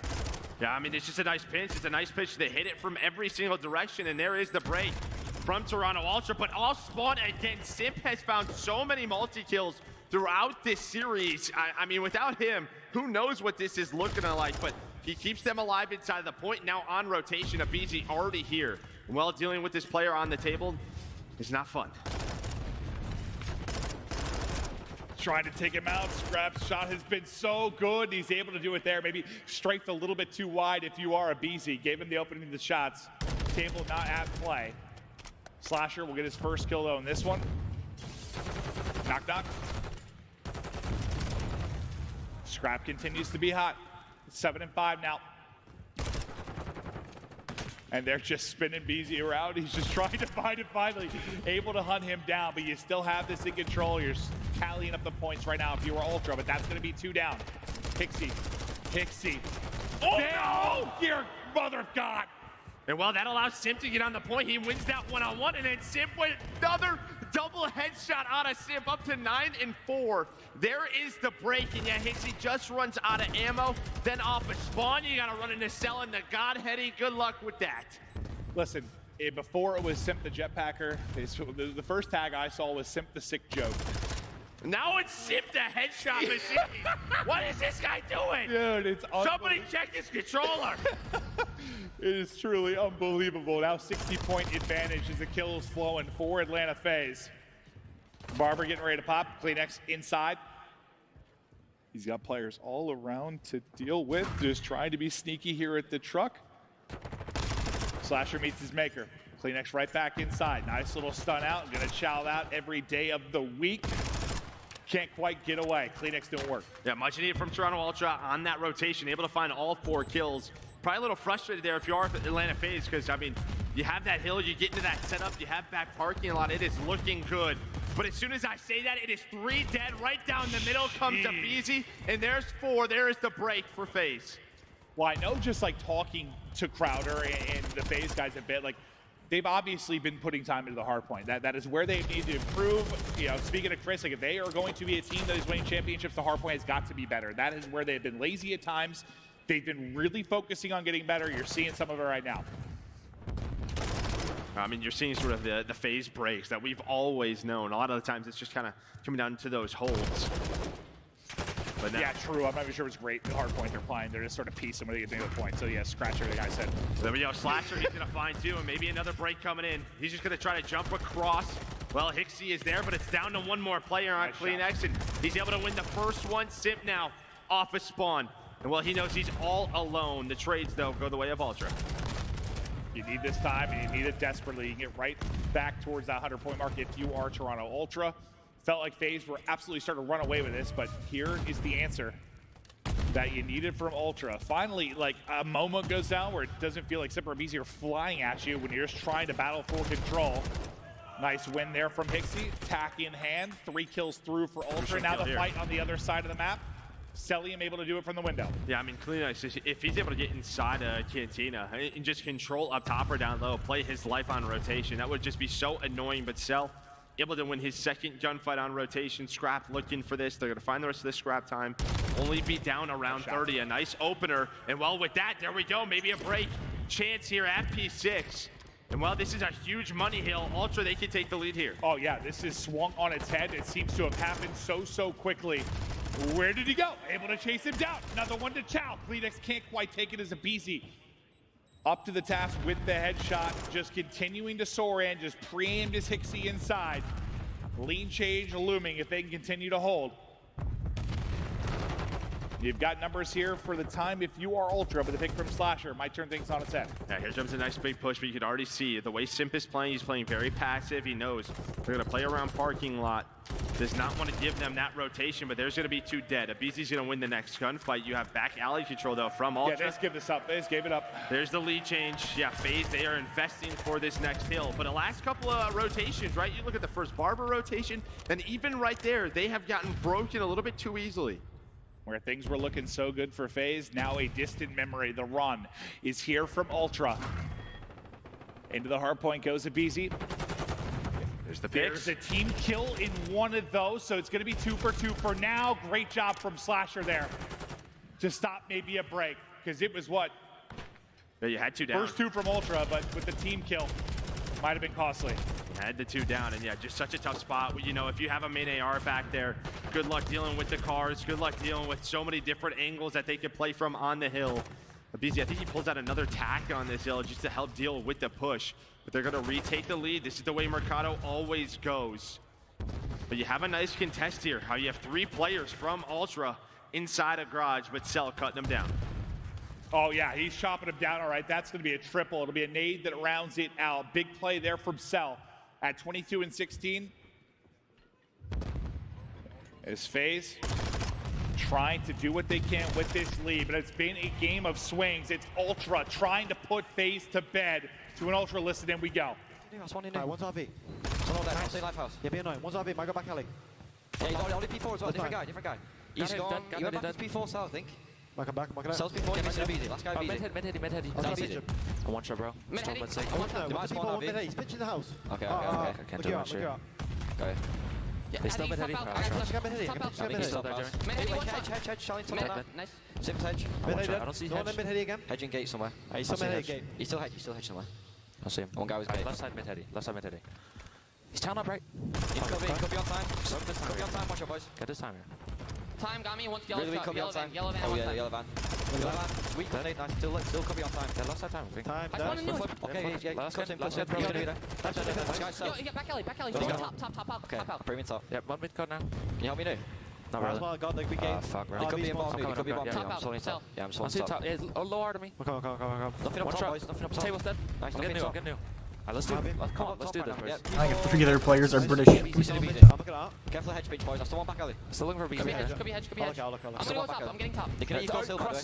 Cross the Yeah, stairs. they can eat close hill. I don't have that. Plant stairs. Yeah. Last stairs on me. Watch your top. One to be out now. Watch your top. Nice. Close time. Easy.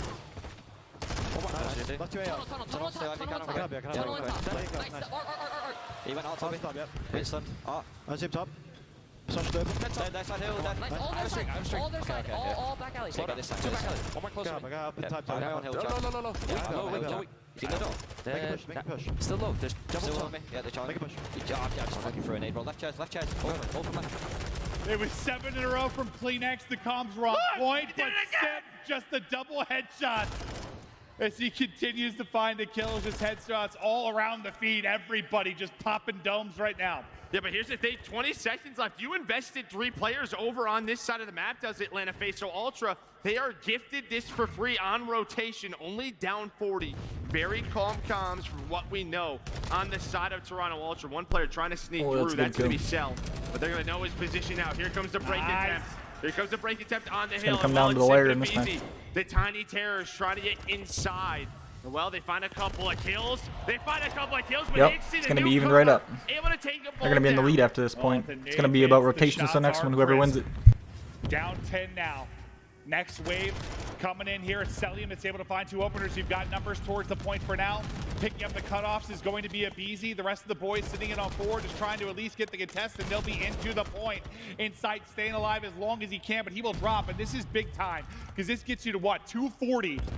And you've just got to set up. You don't really have a choice. You're going to throw the streak into this now if you were Kleenex. Well, I thought he was going to try to get him off of old. You have 2 already players, there. Sip and Abizi at new. They are all by their lonesome. But Ultra, they got to go. They got to try to get on the hill. They got to try to get on the hill. They're able to find one, but Cell quickly is here. All right, now can FaZe break it back for the win. Kleenex, but he's all by himself. His teammates spawn out as FaZe get aggressive through the back parking lot. And here we go. Kleenex and Ixie able to hold on. You had the slightly Here they closer come, spawn 4 through to the your front. face. This They're guy's off to the Scrap's gonna races, but fucking this shit on angle, Slasher. He's gonna Scrap pop out. is able to get shots into him as they cross. Can he take Oh, it? he got 2. He got 2. He's They able traded. to get 2.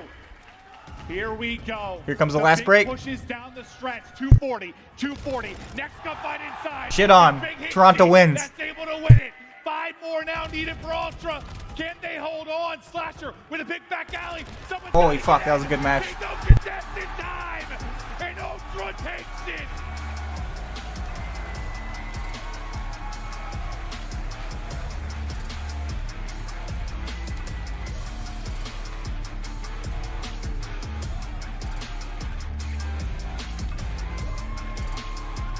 It has been a long time coming on land for the Ultra boys, but they finally take them down. They win 2, 3, and 4. And I mean, you outslay them if you're Atlanta FaZe. I think there's some rotations they're probably frustrated with. That second P2.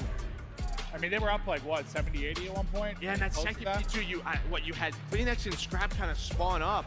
And I don't think they knew they were there. And then Kleenex goes on a 7 spree, able to earn the cruise, just gives them that info. But then even at Barber, right, there was just one player left, one player alive. His teammates spun across the map. Well, it's just you got one that got to like the mid cut, and like he was able to like get shots. And so now you saw it was Sim that tried to snap and like deal with that first. They didn't have a clean run to get across. They had a clean run to get across. They were able to like 3-on-1 deal with it, probably get set up, but they just couldn't get there. There was like one Ultra player that was close enough to just kind of help him inside of the point. I'll tell you what, big props to Hixie, because I think he had a couple of moments there inside of Tin, inside of Barber there at the end where he finds a multi-kill. He's 23 and See, 22. FaZe was playing too conservative. Look at they slayed in every column. Plus for KD, all 4 players, and they still lost. For this young player. And this is just so big for Ultra, just in the scheme of the season. Sometimes you gotta have guys just running forward. Matchup, and it just feels to like maybe justify the change where some people were questioning it maybe when it first happened. Is this going to work out? Well, guess what? You're in a final. Yeah, and I think for a lot of people, you know, playing FaZe in a best of 7 with a couple of controls and a couple of SDs, that's the way, you know, they took down Thieves. That's where it gets a little bit scary, but in a best of 5, something like that can happen. And when you're so good in search and control, if that ends up being a rematch in the final, you're still feeling pretty damn good if you are Ultra. But on stage, we've got Miles with interview. It's Scrap. Oh, here comes the shit talk. Sorry, I was just gazing lovingly into this fantastic Call of Duty player's eyes. Scrap, congratulations, man. I don't know where to start. First and foremost, you broke the Search and Destroy record. Someone had to do it. You guys nailed it. How do you feel? Feels great. You know, we put a lot of hard work into our S&D. Hasn't really showed Major 1 or Major 2. And, you know, Major 3 qualifiers, we came out and, you know, we got it done. Hey, man, you've been talking the talk for a while. This certainly was the moment you guys walked the walk. What changed for the squad? Because it's been a little up and down. You know, you've been maybe not a favorite coming into this, but you've definitely been one of the heavy hitters. What has been the biggest difference maker for you as a squad coming into this major? Sheesh. I don't really know, to be honest. You know, Charlie coming in really helped us. You know, he has I think what Jamie said yesterday, he might be a rookie, but he's got a veteran mindset. He's brought a lot to our team. Not so much about like maybe gun skill people might see, but more brains. And yeah, it's just, I don't really know, bro. I don't even know what to say right now. I bet you got to be feeling fantastic. Top 2 placement guaranteed. You're sitting in that grand finals. You have a while now. You're going to be chilling. You're going to be watching the matches. What are you going to do? And is there a team you'd rather face in that grand finals? You know, we're just going to be chilling, maybe shooting some bots in the back, having some fun, listening to music. And, you know, I would love to play Optic. I love hearing the crowd. It's fun to play against them. So, yeah. We have your family in the audience as well, I understand. Is there anything you want to say to them and the fans before we go? Yeah, shout out my mom, my aunt, my girl. They've been my blessing this weekend, and I love them. Congratulations again, man. Enjoy the victory. We'll see you soon. Thank you. Back to the deck. Toronto Ultra, they get the job done. They break the record of S&D. They hadn't lost since Major 1. I mean, come on. Could you ask for a better story? This Major continues to be nutty. I mean, we set it up with the history of these two teams and how bad Atlanta have beaten Toronto in the past. We're like, is this the time Toronto can do it? They just did it. And talk about breaking their search and destroy streak. The way they played the S&D was so good. We're in the green room. We're watching like, Kleenex just keeps hitting the same round. He's playing top money or he's hitting bottom doors every single round. And you have to play relentless against Atlanta FaZe to get it done. Just a wild outcome, man. 3-1. 3-1. 3-1, Allie. Let's go back to that search and destroy, though, because that was the big moment. That was when I looked and I was like, oh, man, Toronto Ultra actually might be able to do this. I think what's so insane about the series is when you look at the layout, you're looking at Toronto Ultra and you're like, okay, you have to take all the respawns, right? With the win streak that Atlanta FaZe was on, it's just more viable to say you have to win those game modes 1, 3, and 4. But Toronto Ultra, they go down on 1, they lose that hotel 250 to 197, and you start getting worried. You're like, now we're heading to search and destroy. You're heading to LSELO, their second best. Next match is going to be really good too. Optic Texas versus Boston Breach for the losers finals to see who goes into You the. get in there, what is it? It's a 6-3 dominant showing by Toronto Ultra. Whoever wins They faces were comfortable FaZe. all the way through. I mean, just like Ann said, CleanX just For the kept final getting aggressive, just kept stopping Atlanta spot. FaZe in their tracks, and I mean, just a beautiful map number 2. Yeah, I mean, the playmaking is on point, right? I think there was like a few rounds where like Toronto Ultra playing a little bit slow and letting guys like Sim make moves, and then Sim's picking up 3 pieces in the feed, but then also you have Scrap being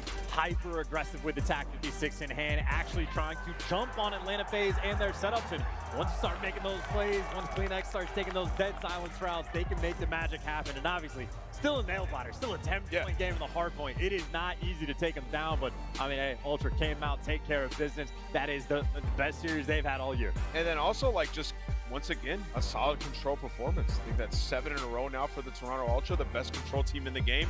Coming into this one, it's like, all right, we're going to have to steal some respawns. Well, they did too. 10-point hard point, like you said, but a relatively comfortable hotel control.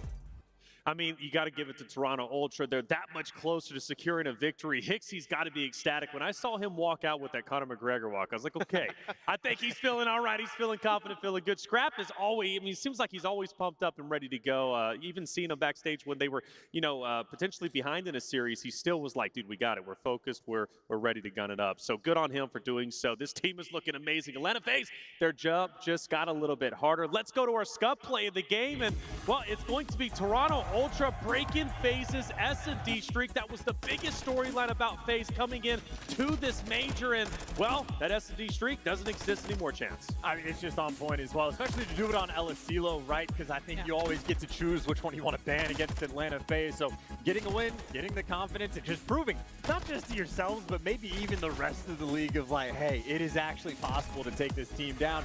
And now you can actually put a seed of doubt in Atlanta FaZe's mind. They're going to have to start second-guessing themselves.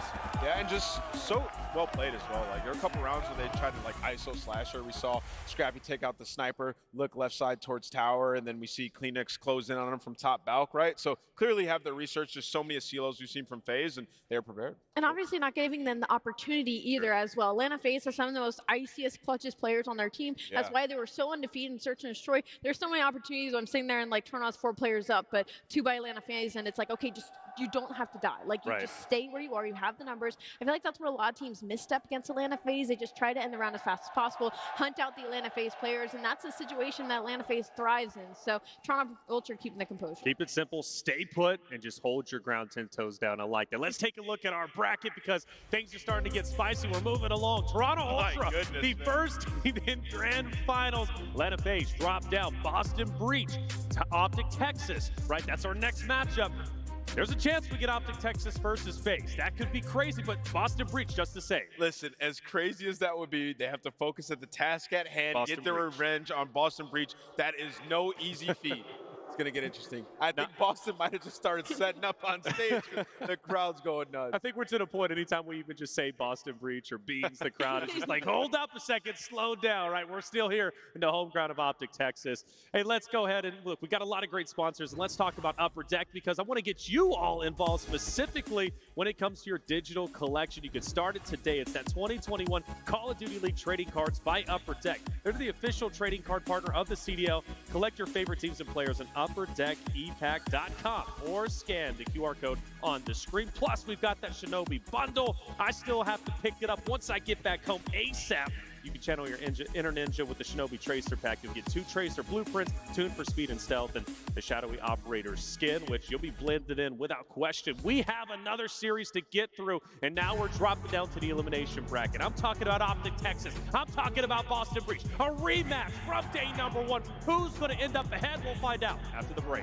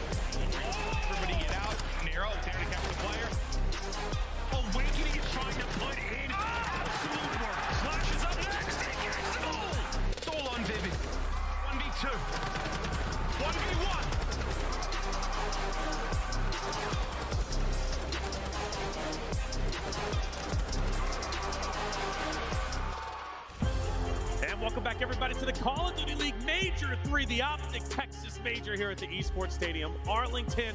We're about to head into an amazing series in the elimination bracket. We have Optic Texas versus Boston Breach looking to earn that wonderful trophy you just saw on your screen. The crowd's pumped up, they're ready. It's a full house. Everybody waited in line this morning, and well, this is what they were waiting in line for. Let's see what this crowd is going to bring, because Green Wall has not let down, and I got to say, Optic, since the Green Wall has really lit up, Merck, has just been unstoppable, it seems. No, I mean, it started off a little bit rocky, or very rocky, and it was against this Boston Breeze team. I think the first couple of days were rough, even that London series, but I think yesterday, changed kind of my opinion of them. They looked a lot better. Hook was frying. Yes. So we'll see, though, the consistency of it. Was it a one-day thing? Can they bring it here today? Let's see if they can. I mean, hey, we've got to start the discussion. Boston Breach, Optic Texas, you said it best. They faced off against each other on Thursday. Let's recap that. That was a 3-0 and not a beatdown, in my opinion, right? It was very close. 252-12, 6-5-3-2. I thought Optic Texas put a tremendous fight. Boston Breach was just a little bit too much. You can kind of take it either way when it comes to this series. You can say that Boston, they won 3-0, so they should feel comfortable in this matchup. But you can look at it from the other angle. The fact that Beans and Awakening both respectively dropped a 1.32, a 3.4 in Surge for Beans, and a 1.41 in Control, and it was still this close. You can look at it from that angle. I mean, that's a 40-point hard point. That's a one-round Search and Destroy where Beans had to drop 17. That's a one-round Fortress Control that won't be in this series coming up. So sure, you can look at it either way. 100%. It won't be in the series, but actually what will be in the series? Because I know, Nameless, you kind of been wanting to hit on the maps and modes, specifically to relate it to those 3 maps that were played on Thursday. So I want to go ahead and bring those up just so we can kind of take a peek. Sure. That tells the story to me. Yeah, I mean, when we look at these maps and modes, we're not going to have Fortress. You guys can clap for that, but we do have El Asilo this time around. Optic they had to pick the Control. Obviously, they don't want to go back to that one. And then also looking at this, that Bagra hardpoint is going to be huge. When we look at that map, Optic looked great at it versus Seattle. Boston, traditionally, that's been one of their lock-up maps, right? So Optic have an opportunity there. I think this is all about just winning your map picks, man. Because when we get to that Mercado hardpoint, Optic, they definitely have the advantage with how Hook has been looking. He's been the playmaker on the map, hitting those rotations. If you're Optic, I think you want to avoid that game 5. You really do not want to go to Fortress S&D.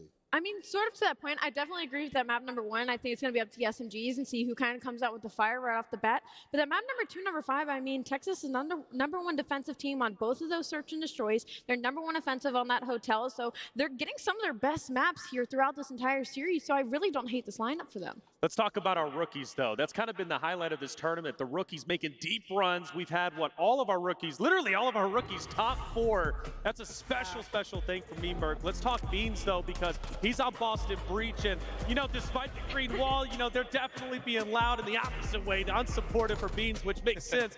He's taken that, and he's using that energy for the best. No, he definitely has. I mean, especially in that series. But I will tell you what, in the series that they lost versus Toronto Ultra, he got fried, right? It was kind of the opposite. He was plus 26 versus Optic, and then minus 28 versus Ultra, right? Where they just did not look that great.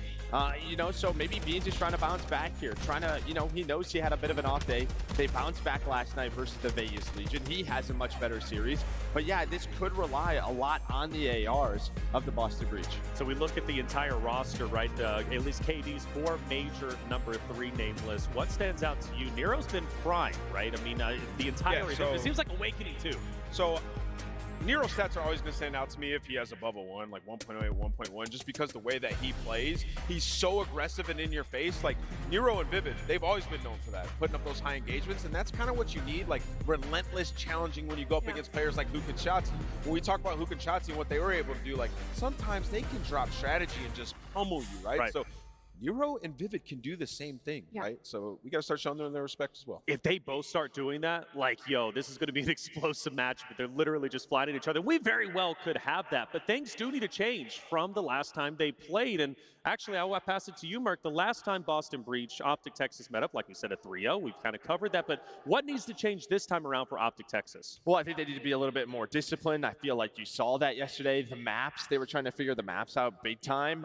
Got rid of that Control. You know, the Asilo control will be interesting because in the qualifiers, Boston Breach were perfect on it, but then they showed a big weakness versus Ultra, losing that 3-0. So I think figuring out the maps was one thing, but it feels like day by day, this roster is getting more comfortable, especially, you know, Ghosty. It feels like he looked, you know, better and better every single match. Ghosty, great talking point. The rookie on the opposite side for Optic. A lot of pressure on this man, Ali, and I think he's rising up to the occasion. Seems like Optic's getting better and better. This is a big event for Ghosty to prove himself. It's been a slow burn. It's been a slow ride for Optic Texas right now. Each series is looking a little bit cleaner as the step up the stairs goes. I mean, versus Boston Breach, that was where I had my biggest criticism for this team. I was like, it feels like the basics of fundamentals was lost. It felt like, you know, we weren't getting that straight control on FSC. They weren't trying to early rotate. They weren't prioritizing money hills. You move into the search and destroy. It didn't feel like there was a whole lot of calm to the chaos. There wasn't a whole lot of strategy. It was just a lot of running. So it seems they've learned from that series, and since then,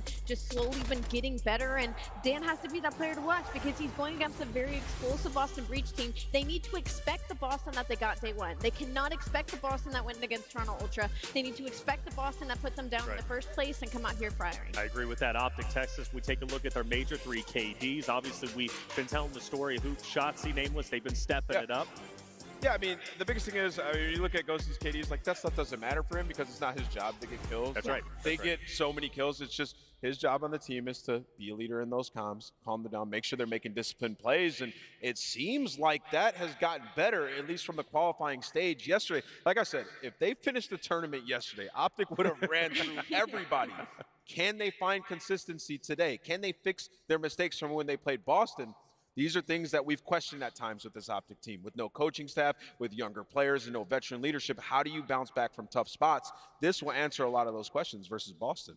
Well, let's go back to our rookie discussion. Let's compare Beans versus Ghosty in terms of our stats that we're looking at. And I love, Nameless, that you said it's not up to Ghosty to pick up those kills, right? And same thing for Beans potentially, but he can slay out as well. Ali, what do you think? I think the great conversation when it comes down to this is that Dan is slowly learning his role when it comes to Optic Texas, because his role is not to be the Beans, is not to be the huge slayer in the search and destroy. You have Hook and Dashy for that. Hook and Dashy right now respectively 1.62, 1.58 so far during this major in search and destroy. What Ghosty needs to do is rear them back in the fundamentals. I need Ghosty to be calling out at 30 seconds. Screw this time, let's go new. I need Ghosty to be in a power position. I need him to be calling plays. And for being a rookie, being put on this team in that position, it's difficult. It's a lot to ask right off the bat. And I think he's slowly finding his place in that team. Because you think about how insane it is, Ghosty, you know, coming up from the challengers scene, looking to make a name for himself. All of a sudden, he's put on one of the biggest teams with one of the biggest fan bases in Call of Duty history. And now you got to perform well. You start off being beat 3-0 by Boston Breach. Things are looking, dim. And then all of a sudden now you find yourself top 4. Talk about a turnaround. But let's move into our predictions, all right? This is where things start to get a little bit spicy when it comes to these two. Boston Breach, Optic Texas. You got to pick one of them, and I'm going to start off the day. Boston Breach was my team day number 1. I thought they were the better team going against Optic Texas, and I can't go against Beantown again. I'm going Boston Breach once again. I think they're going to beat Optic Texas. However, the green wall's looking scary, all right? But Boston Breach, I'm going to stay true. I think they got it, Merc. I think if you would have asked me this Thursday, Friday with what we saw, I would have absolutely gone Boston. Yeah. But with what I saw yesterday with Optic, I'm going with Optic Texas. You have that whole crowd buff, but they really did look good. One of the big questions was can they beat one of the top teams? And I mean, they kind of fried Seattle on their map, Fortress Hardpoint. Right. This map number 1 is going to be huge for me. Can't deny they're looking amazing. Ali, it's always interesting. Who you going for? I always have something fun for you, right? You know what? I made the mistake of picking Optic Texas the first time they went against Boston Breach, so I'm going to go with Boston Breach in this series. Boston Breach for Ali. I like it. They're picking up on it. They're picking up. They really are. Social media's going crazy with it. Nameless, I never know where you're going, baby, so you got the floor. Who you going for? Listen, man, they've been so I can't wait for this. Dude. Sometimes these guys wake up and they decide to fry. They're just challenging everything. As much as it pains me to say it, I'm going Optic Texas in the series against the Boston Breach. They fried Seattle. Hook is sitting up there cool as a cucumber, just smiling, bobbing his head. Like, they're coming in, and if they're playing like they did yesterday, they should win this. I agree with that. I cannot deny the power of the green wall. And let's see what they can bring to the table. Let's get loud, Optic Texas. Come on. I know you're supporting them, Boston Breach fans, if you're out let's there. Wake up they here. Need your energy, too. Let's get up. Maven, let's bring in the teams. How we doing? Now listen, don't hate me, but day one, it wasn't good. There wasn't a whole lot of brick by brick. It was bean by bean. He was inside you, just dominating. But hey, it's a different day. It is a rematch now. Can Optic get it done? Can they make this run on Championship Sunday here in front of the home crowd? But let's get it going. Let's meet our teams. First and foremost, the villains, Boston Breach.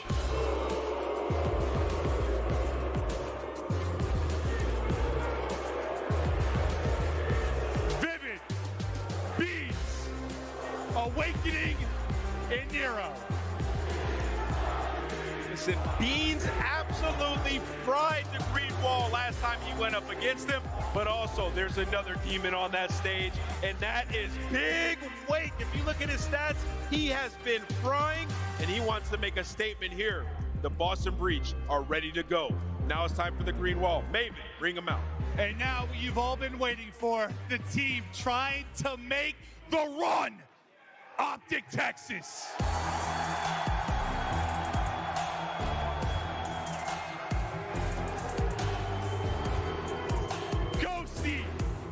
Shotzi, Dashi, and Hoop.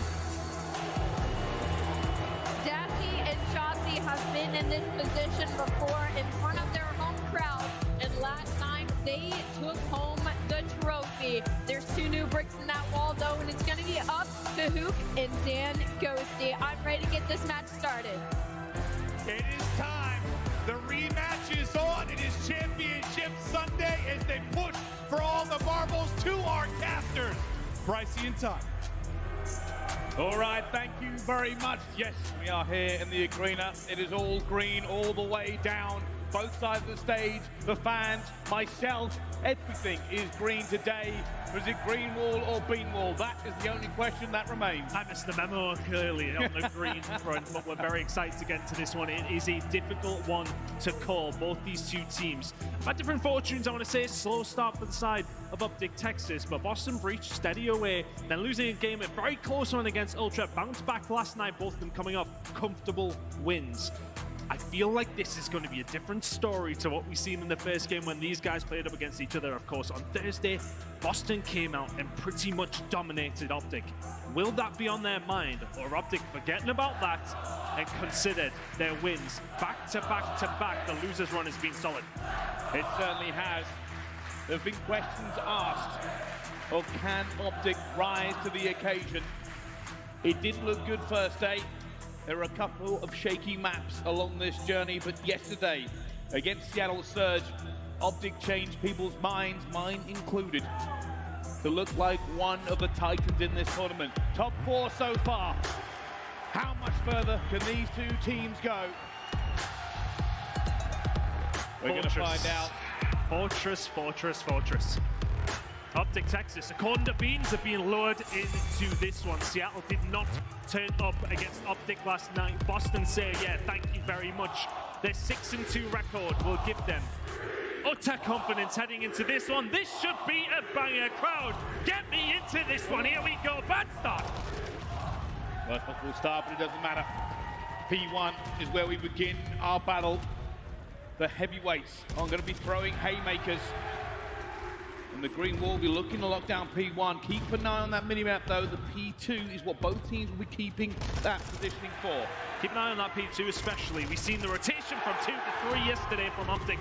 One Sublime, it's not a bad start from Hook with 2 kills underneath his belt, keeping the spawns P2. Potentially lock Boston in here. We saw them against Surge yesterday. Optic really put the hammer down. This time, though, they are fighting back. You can see Boston getting a little bit of time, but they're going to be wiped out of this one. The most important thing here for Optic is going to be that P2 rotation. We're in a really good spot here. Optic are able to lock down the areas of the map they need to, and now Boston Breach are going to spawn in an awkward little position. Beans is able to find one, but he's the only one who can. Gets a spawn over towards open, so Boston Breach are a lot closer than Optic may consider. They're looking for it. Duke trying to hold the door. He knows the challenge coming in as well. Beans will find the first. The trades are coming through, and Shotzi will find it with Dashi. And that is just enough to hold on to it. You can see the rest of Boston now looking to try and wrap this P2. They're going to have one wrap around the back, and I'd imagine they'll start to try and contest in the middle of the map. Kills starting to fall away. It's a 2-for-2 so far. Shotzi trying to stay alive, but good spawns here still for Optic when you consider P3. They're in a good spot, 44 points to their name. Dashi finds 2 and a third! Bruce lighting up the main stage to King. Oh my goodness me! And yesterday, they did this versus Surge. It is not a fluke. It is just the way things are as Dashi continues to go to work, but a bullet missed. Eventually shut down to Awakening, but it doesn't matter. The rotation is in. Optic are in P3. They have control. It is a hard break for Boston. And this is what worked out so well for them yesterday. The P2, they flip Boston towards the back. They've got perfect row. Over towards 3. Shotzi locking down gate. Will find one potential break here for the side of Boston. Big Wake only finds 2, and it's a big fight up top. Duke staying alive, but Beans will eventually go down. There's a little bit of a spawn out for both sides. It's parallel spawns. They're going to know this, but Optic fill the kill feed. Only Beans remains against Shotzi, but he is surrounded and down he goes. No time for Boston. Really good rotational play outside of Optic Texas once more. It's what worked out for them against Seattle. It's working out brilliantly to kick off their Sunday here at the Major. Looking down some more time, 15 seconds remaining here. Boston Bridge neatly now gets a good time over towards Cannons in a good spot to start to lock Optic in if they can do. Will be a very big moment for Boston if they can find some good time here. Fortress Hardpoint has done so well for Optic in the last couple of games. This might become a veto for the rest of the teams. They were not expecting it for Boston Breach. A way back into this potentially. A full 60 here will do them justice. But they still have to hold off the green wall. Beans desperately trying to get out of it. Dashi will take him down. They are forced to back up. Nero looking for him as Dashi doesn't miss. 14 and 7 from Bruce so far. The crowd showing their appreciation in every given moment. Ghosty with a second as well. This is getting a little bit out of hand as Vivid will find 2 to maybe slow things down. But it's another break. It's 120 and rising for Optic Texas. The lead is above 100 already. Boston Bridge are here and heading over towards the Blacksmith. They're trying to lock some good time in, but they have been able to deal with the slaying levels of Optic Texas and send it on the desk. Sometimes they can just come out and fry you, and that's exactly what's happening to Boston right now. Every single time Boston hit up against either Ghosty or Dashi, they fall like wheat. Let's find out, though, how the green wall is feeling. This is a listening with Optic Texas. I'm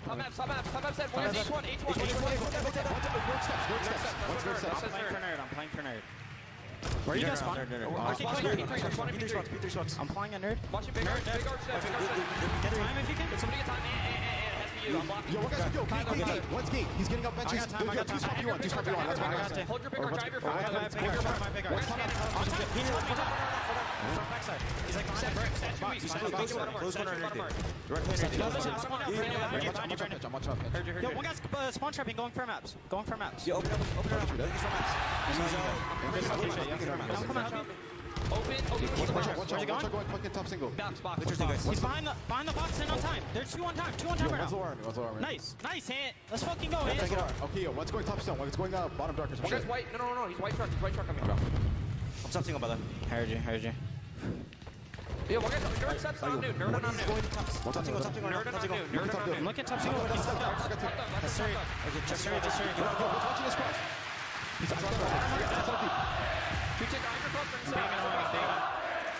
and the comms are precise. We go into the second set of rotations, and Boston have only found 35 points. This is no longer looking like a game, it is looking like a mismatch. 21 and 12 for Dashi as he opens up the heavens and delivers divine judgment to Boston. It's looking so good for Optic Texas. Boston, as you said, have hardly even had a chance to lock down. Imagine playing Call of Duty and 2,000 people are just screaming every time you get a kill. One of the big catalysts for the side of Boston and why they're finding so many wins in this season in general has been Awakening. He's really struggled so far. Dashi just absolutely destroying Boston right now alongside the rest of his teammates. It's looking so good now for Optic Texas. P1 control is there. They're doing the same thing as they did last time. P2 looking good, although it's slipped through for Boston. This could be their moment of respite to try and get back into this game.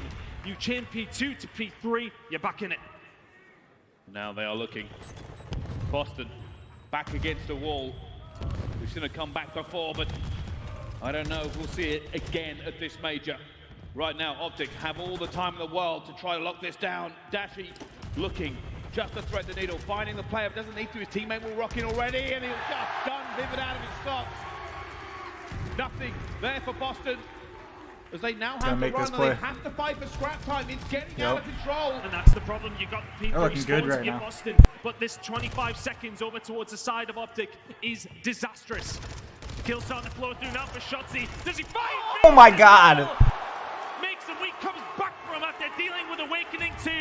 Rotation starting to come through. Vivid, the only one, the only bastion for this side of Boston Breach left in this point. If this rotation goes to Optic, it might as well be game. Already on it. Trophy down. Bean's dead. P1, P2, Covering left arch. They're trapped. Optic That's game. have found everything. Boston May has just slowed this down for a second, but Dashi is still alive on a 6 streak, still playing his life, eventually will fall. Shotzi will take up the slack though with 2. And there's nothing Boston can find. Every single time in the kill feed, it's all Optic, as they fight desperately just to get this scrap time. It's a good amount of scrap time though. 35 seconds still remaining on this hill. Slight spawn out for Vivid there as well. Over towards the double doors. That's 1 kill. He'll probably find the second. Can he lock this down? Some decent time for Boston Breach, the first time that we've really seen it. But the problem being Optic Texas, yeah, Vivid's doing great here. They are 15 seconds away from closing out a dominant performance in map number 1. And has to be past perfect for the side of Boston. They have to ascend into something ridiculous here if they want to try and find the win, but it's looking like all Optic, the kill feed, lighting up green, but not the green of Boston. Optic Texas are so deep entrenched. Boston are so far away, and Optic need 10 points for the win. 10 seconds to destiny. You can run from it, you can hide from it, but it still arrives as the green wall continues to put the hurt onto Boston. And now it's done. Now it's dusted. Championship Sunday. Welcome to the 100-point club, Boston Breach.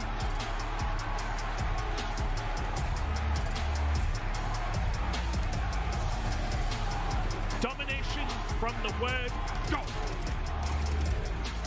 Since you've seen the P2 to P3 that they perfected yesterday, we see a carbon copy from Shotzi and Texas, Dashi making but plays. it doesn't extend from 2 to 3, it's 2 to 3 to 4 to 5. Simply outrageous from Optic. A 1-0 lead. Boston Breach are reeling already. The question was asked yesterday, what happened to Surge on Fortress Hardpoint? Well, it turns out that Optic have found a new level on that map. They have found something different. And that may just be Dashi. 31 and 16, 27 non-traded kills, 3,287 damage. I don't know what tag class he's running, but if you are running it in rank, get it now. We talk about the 4-piece, I need to see that again. The knife to finish it off as well, absurd from Dashi. And when he puts up these level of performances, it's just so hard for any AR duo on the planet to deal with. Awakening and Beans are top tier players. They've been phenomenal for the Boston side ever since their inception into this roster. But they just had no answer whatsoever for Dashi. And this is it. There's 1 and 2. Piece them up. We'll have the third as well. I'll tell you what, Nero, have this as well. Number 4 for Bruce. That is absurd. It was not close. It was not pretty. It was dominant. Disgusted. If they can get hot like this, see, I think it's like an advantage to be in the loser's bracket because you could potentially play 3 games in a row, and then by the last game, you're just heated the fuck up. Rotations went out the window. I think if we went for a listen in, the comms were probably not even brilliant. Or the team that just won, Toronto Ultra, who's in the finals, they gotta sit for the next 2 hours. They're just sitting waiting 3 hours. They're sitting waiting, not playing the game. To be honest with you, that's 2 games in a row. They've blown 2 very good teams out of the water. Maybe with a good luck charm. Maybe. Maybe that's what it is. Maybe it's just when we cast Fortress Hardpoint for Optic, they just absolutely dump the teams. It could be what it is. You know, things happen in Call of Duty. The statistics, by the way, 1.94. It's Championship Sunday. These teams are the top 4 remaining. The disparity in that game was shocking to everybody. No matter how big of a fan you are of Optic Texas, you did not expect that coming out of the gates. And I'm ready to see what the rest of this series delivers. And after that as well for Boston, you're heading onto a hotel search and destroy that your record doesn't say a lot about. And we're heading into it with an Optic Texas perfect record. The crowd enjoying this one, rightfully so. But my goodness me, how on earth do Boston come back from this one? We have Optic, as mentioned, going on to Hotel. Their record is perfect. Their record in terms of rounds is phenomenal. They'll be feeling super confident on this one, but I will say since the inception of this Boston roster, yes, okay, they've looked okay on Hotel Search and Destroy, but Beans has been a big factor for them with that sniper. But Dashi's also looked very, very good, and in that map number 1, Dashi was above and beyond what Beans was able to bring to the table. Waking a really slow game from him in map number 1 as well, not something we come to expect. Backs against the wall here for Boston, but it's a good way to come back if you can find a Search and Destroy and just calm the crowd down. You have to calm them down, or this will get out of hand.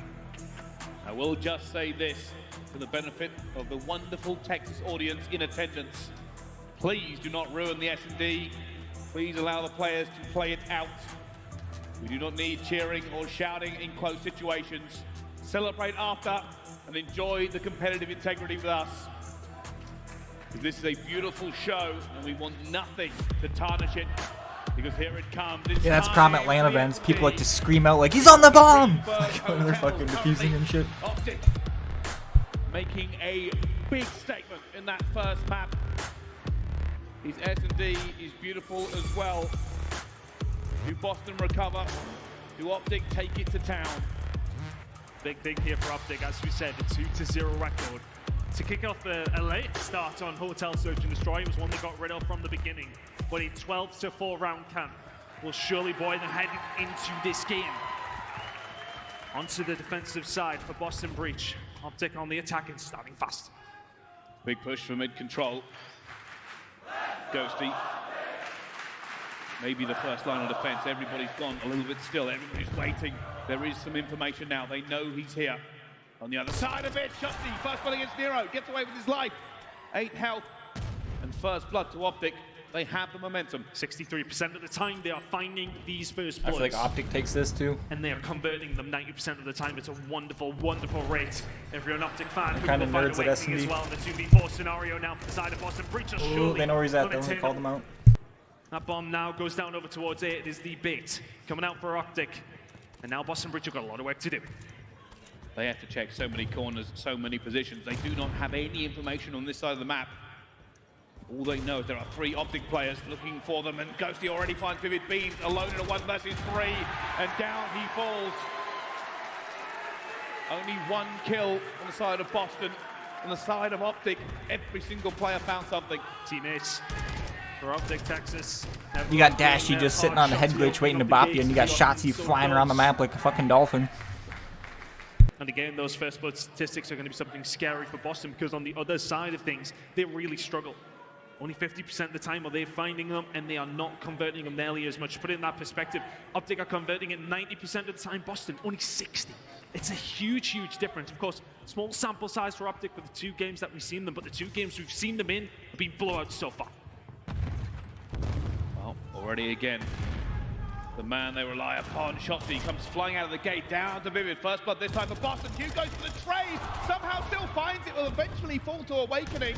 And Ghosty gets it back into a 2 versus 2. 1v2. The opening engagements have been thrown down. He's gonna plant. And Dashi, they know where he is. Ghosty's on the way. That's 2v2. Ghosty's Bomb goes down. 2 versus 2 now. Dashi and Ghosty trying to put the pieces of this puzzle together. Nero's got a good corner right there. Nero's got to surely be the one that can do something here. Dashi good shots, but not good enough. Nero will clean that up. 1v2 for Ghosty. He's hoping that they move before him, hoping that they try and figure this one out as well. He sees Beat, 20 seconds left, already taking a few shots in the heels. It's going to take a miracle. It's going to take more. Yeah, they're just going to play the time so he doesn't get bombed. Because he's got to kill 2 in, defuse bomb, doesn't have time. They will not give him the opportunity, and Beans will take him down. 1-1 now. As soon as Nero finds that first kill onto Dashi, that makes the difference. Also, audience, good job not ruining it.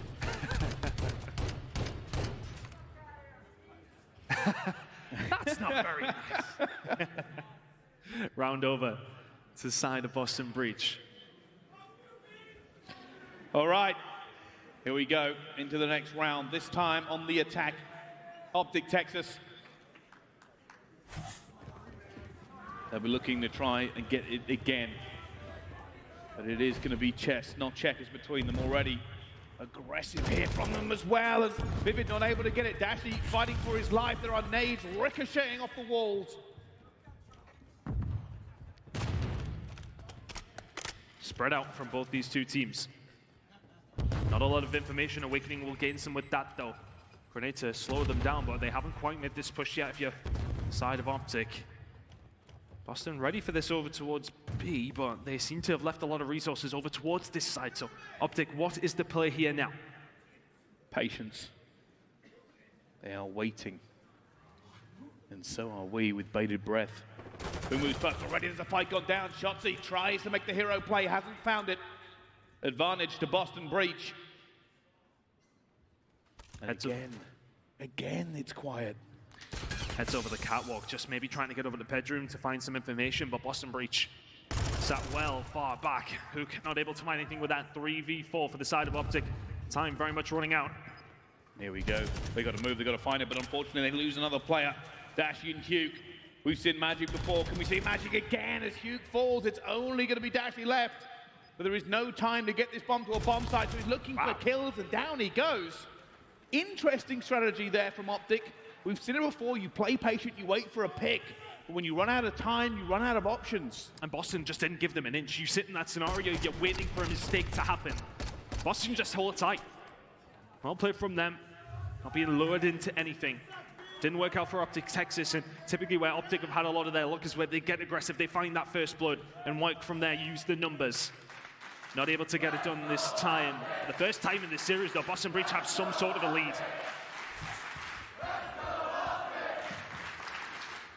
And now, Boston, can they make it 3-1, or will Optic get back? We see the sniper in the hands of the man, and Dashy will find Beans. Holds it perfectly while taking a nade to the face. And Nero gets away with his life as well, but they are down a man here, Boston. He wants to try and get across, but the move around the outside is going to hurt him, but he's going to have to make the move through couches. Has the bomb here as well. Can he find somebody over towards the A side? Did he chase Shotzi? Yes, he did. 3v3. And it's passive from Optic. Very, very passive. They are relying on a push through the mid here. Dashy has control with that sniper. They've a little bit of ships in the night. Vivid and Hugh are on opposite sides. This is a big fight. Hugh's going to see him as well, and he does. He gets him back. Advantage to Optic. Bomb down for Boston. A 2 versus 3. And all of a sudden, Awakening has to put his attention over towards this flank. You have to trust De Niro to try to lock down bedroom as Awakening. Still holding this down. Optic starting to move into position. At 3v2 in their scenario, retakes have been on their side, but time is not quite. 20 seconds to go, they've got to move. Nero is sweating. He's sweating. He knows his player's looking for him here already. He's trying to get it. Awakening trying to get in position as well. Ghosty will take down Nero. It's the Giga Wake for the 1 versus 3. He has to check the time, and he's done just enough. He'll find 2, surely. He has to go for the diffusion. It's actually on it. Oh! Awakening finds it with a grenade just in time. And Optic are not beaten by the players. They are beaten by the clock. And that, from Awakening, to be honest, after he finds the first kill and goes for the second, I was wondering why he's not just getting down, but he puts the bullets into Hook, so the grenade is good enough. I am kind of curious whether or not Hugh was actually on it on time. It was very close. It would have yeah. been very close had he managed to pull it off, so we never know if it would have went his way. But big plays from Awakening, and he wrapped all the way through middle, so caught Optic off guard in a certain sense. And he would have been expecting him towards the bar side. They have to spin around it. Don't spin around in time. Boston Breach, this is important for them to find themselves in a good start in the search and destroy. It was crucial after that beating. Beans now with the sniper. Dashy shows him just a little bit at the top of the head. But Beans now going to be under pressure, and Vivid gets caught out. And Beans has to backpedal. Optic have taken complete control away. And that bomb is on the cusp of going down as well. And down it goes. They get out scot-free. 3 versus 4. This is better for Optic. It is a nightmare to retake this bomb site with this many players up. There are too many corners. There are too many shoulders to be thrown. Beans is going to find the forehead of Dashy. But 27 seconds remain. It is not a lot of time. That's a big win from Ghosty, 3v3. It was potentially doable, but now Beans and Awakening, very little to be done here. As soon as Optic Texas find that first blood, force Beans away. This one was done. Back into the game, 3-2 now. Important for Optic to get that one themselves. A 4-1 scoreline, very different than 3-2. Yeah, I got to say, Shotzi's first blood in that bedroom basically changed it. All of Boston lost position, and Optic took full control. You could even see there on the retake, there was too many angles to check. They got caught in crossfires. So a little win there for Optic. They get another round on the board. We'll go back onto the attack, this time with Boston. 4-2 or all tied up. We've seen a lot of lovely sniper play happening so far. Curious if we'll see it again. Boston already doing better than the majority of teams, or the two teams who have come up against Optic Texas on this map. Shotzi getting aggressive already. Beans will find one, but Shotzi looks to punish. Nero turns round at the wrong time. Can he find a second under Beans as well? The dagger through the heart of Boston is Shotzi. The tip of the spear of Optic flew true and fast in that scenario. 2 kills for him. 3v2 now for Boston to try and come back from. Perfect from Shotzi to kick off the round. I just weren't expecting this man to come up with full force, and there's a third for Shotzi. Only Vivid for the ace, and he's looking, he's trying to find it, but Vivid will take him down, trying to make his own 1 versus 3. His dead silence has popped as well. I think he's going to see just the tiniest hint of a player there as well, but he's been spotted in return. Going to go for the wide chow, looking for Hugh, guns him at the same time, trying to stay alive. Vivid looking every single direction he can as it comes down to a 1v1! And Vivid makes the 1 versus 3! Boston, they were broken by Shotzi, but they regained. I have to ask, I don't know why Hook's challenging it. I know he's in a bad spot, but Ghosty, he's on the way. Stay behind the pillar, don't challenge the gunfight. And you have some help, it's a 2v1, but he goes for the child. Ghosty not close enough to clean things up. That is a huge round. 4-2 now to Boston. Vivid goes huge when he needs to.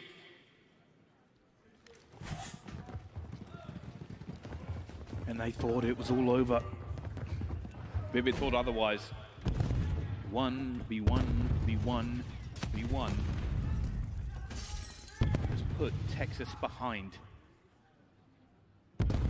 Passive approach now from Boston, as it so often is on the defensive side. Optic Texas trying to feel out once again. Shotzi is the one sent away on his own. He'll be dealt with this time around. Nero will find the kill.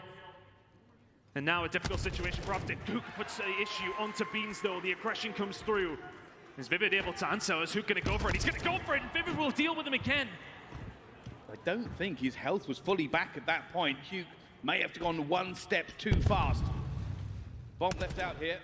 Dashy though, we've seen him perform magic before. Dead silence in hand. It's like superpowers every time it gets popped.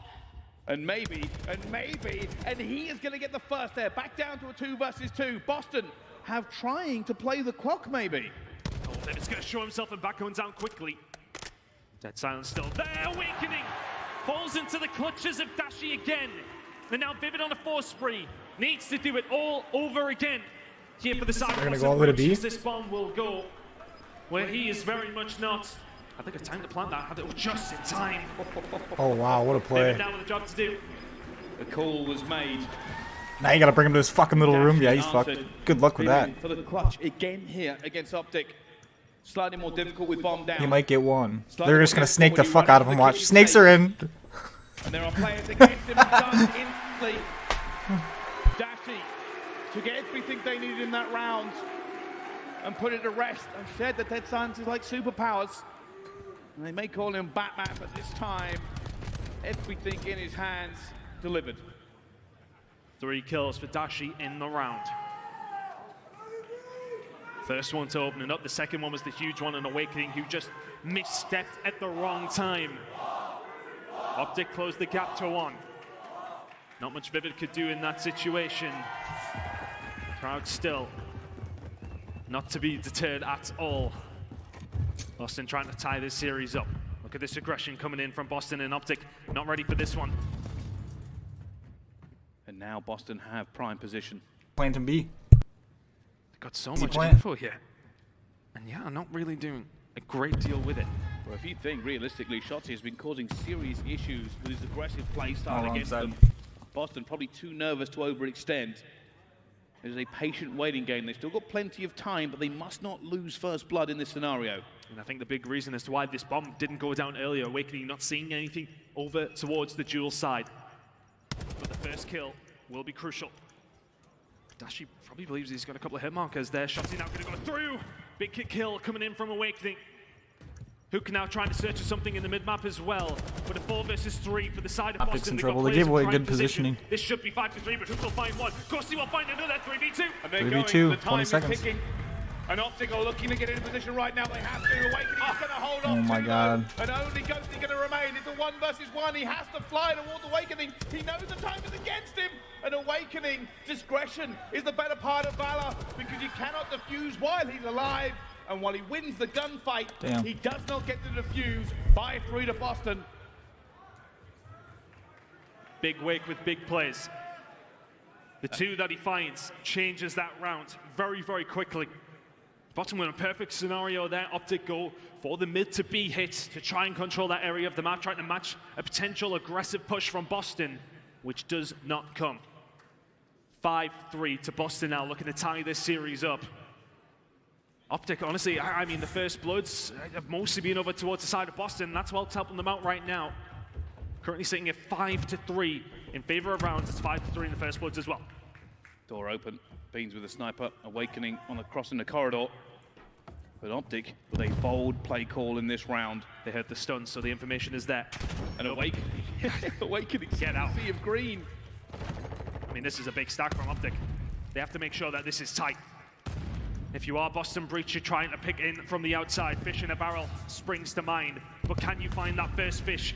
As Shotzi now waiting, ready and waiting for the side of Boston to start to make their move. 30 seconds to go. First kill to Nero. Is it all going to fall apart as Boston find a way through? Vivid with 1, and it's now a 2v4. Nero with another. Hook left alone. Trying to find everything here in the kitchen, and he's not going to find it. Boston surrounds, and they take down Optic.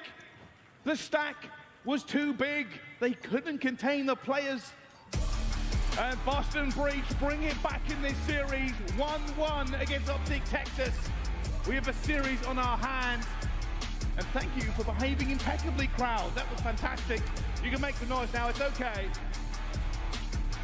But wow, Boston took it to Optic on that map ton.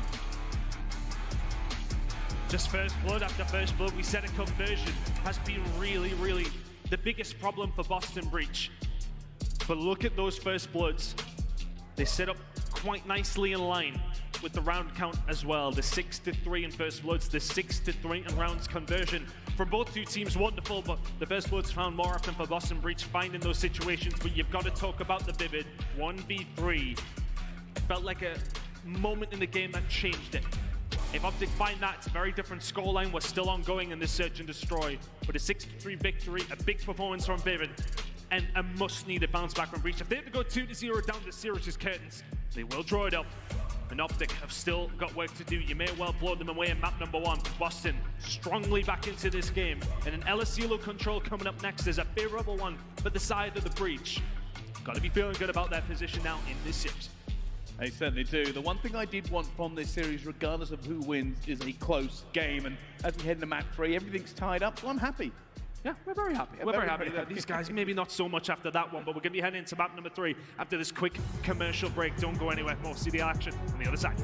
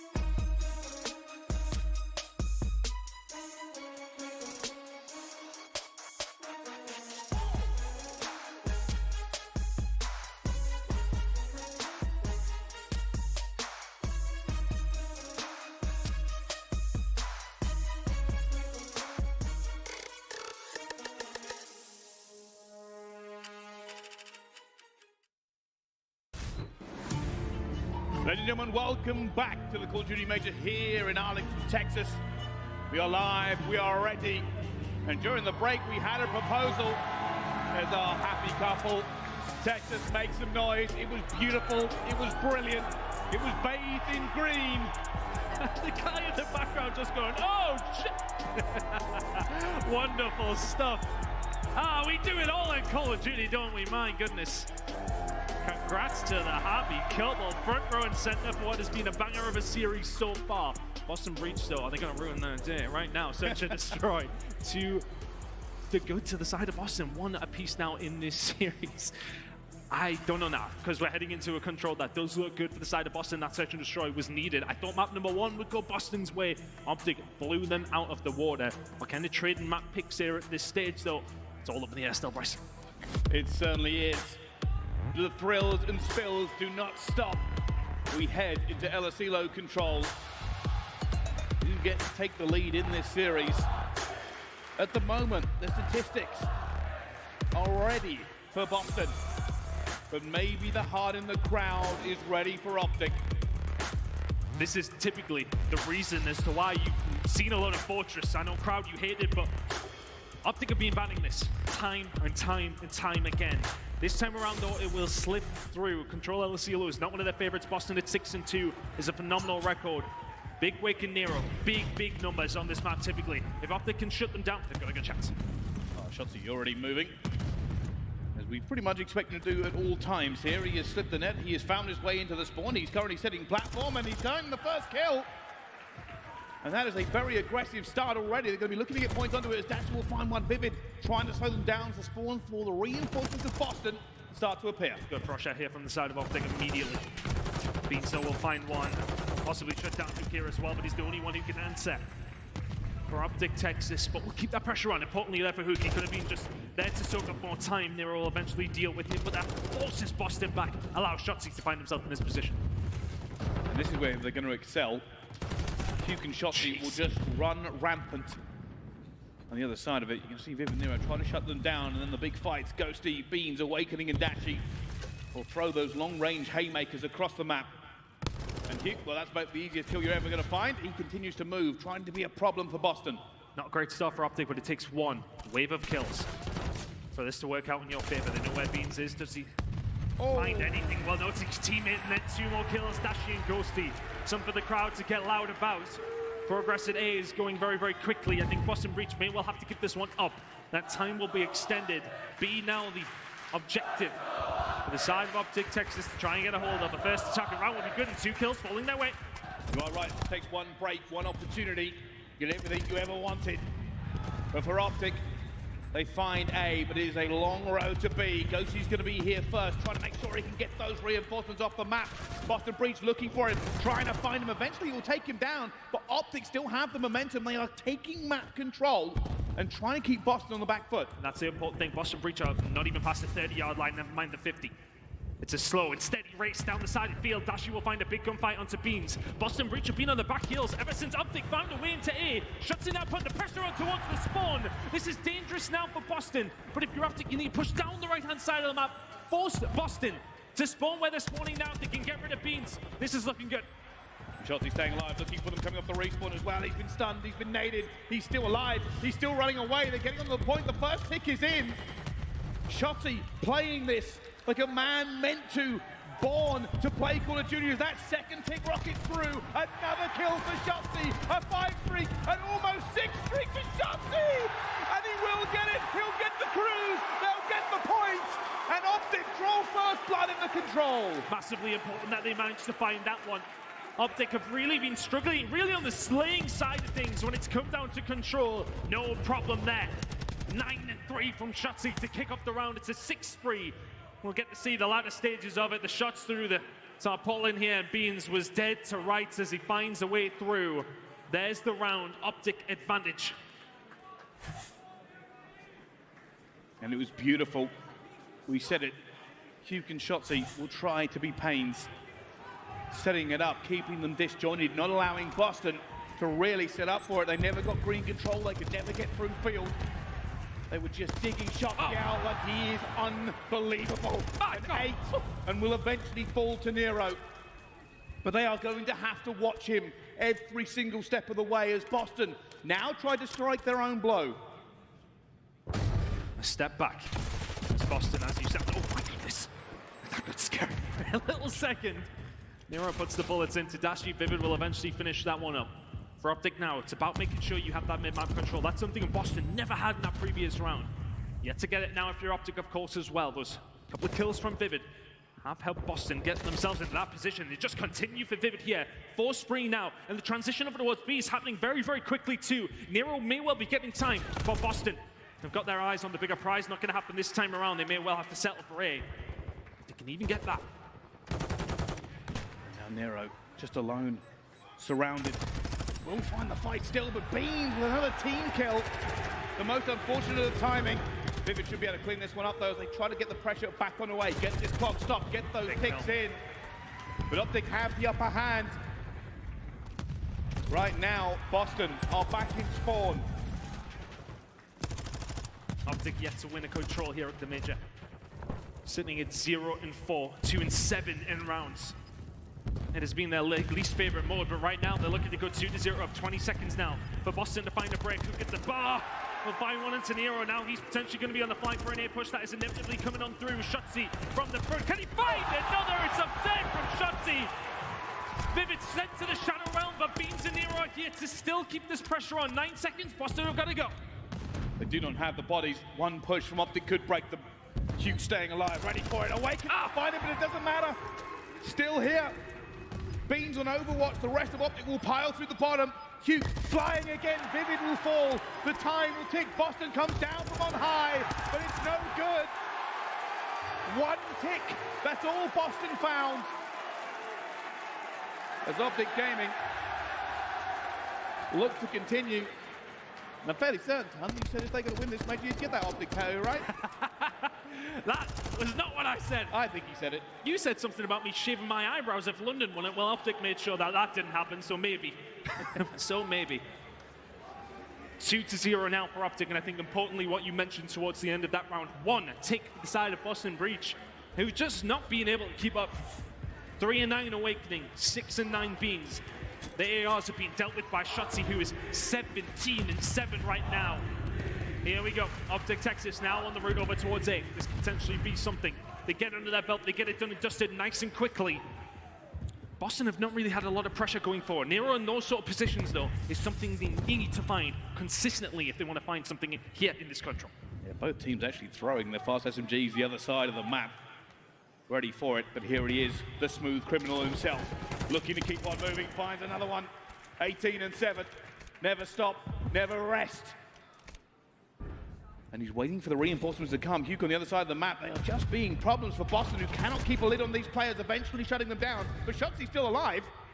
Still running around, still finding more kills. Does not stop. Taped that sprint button forward.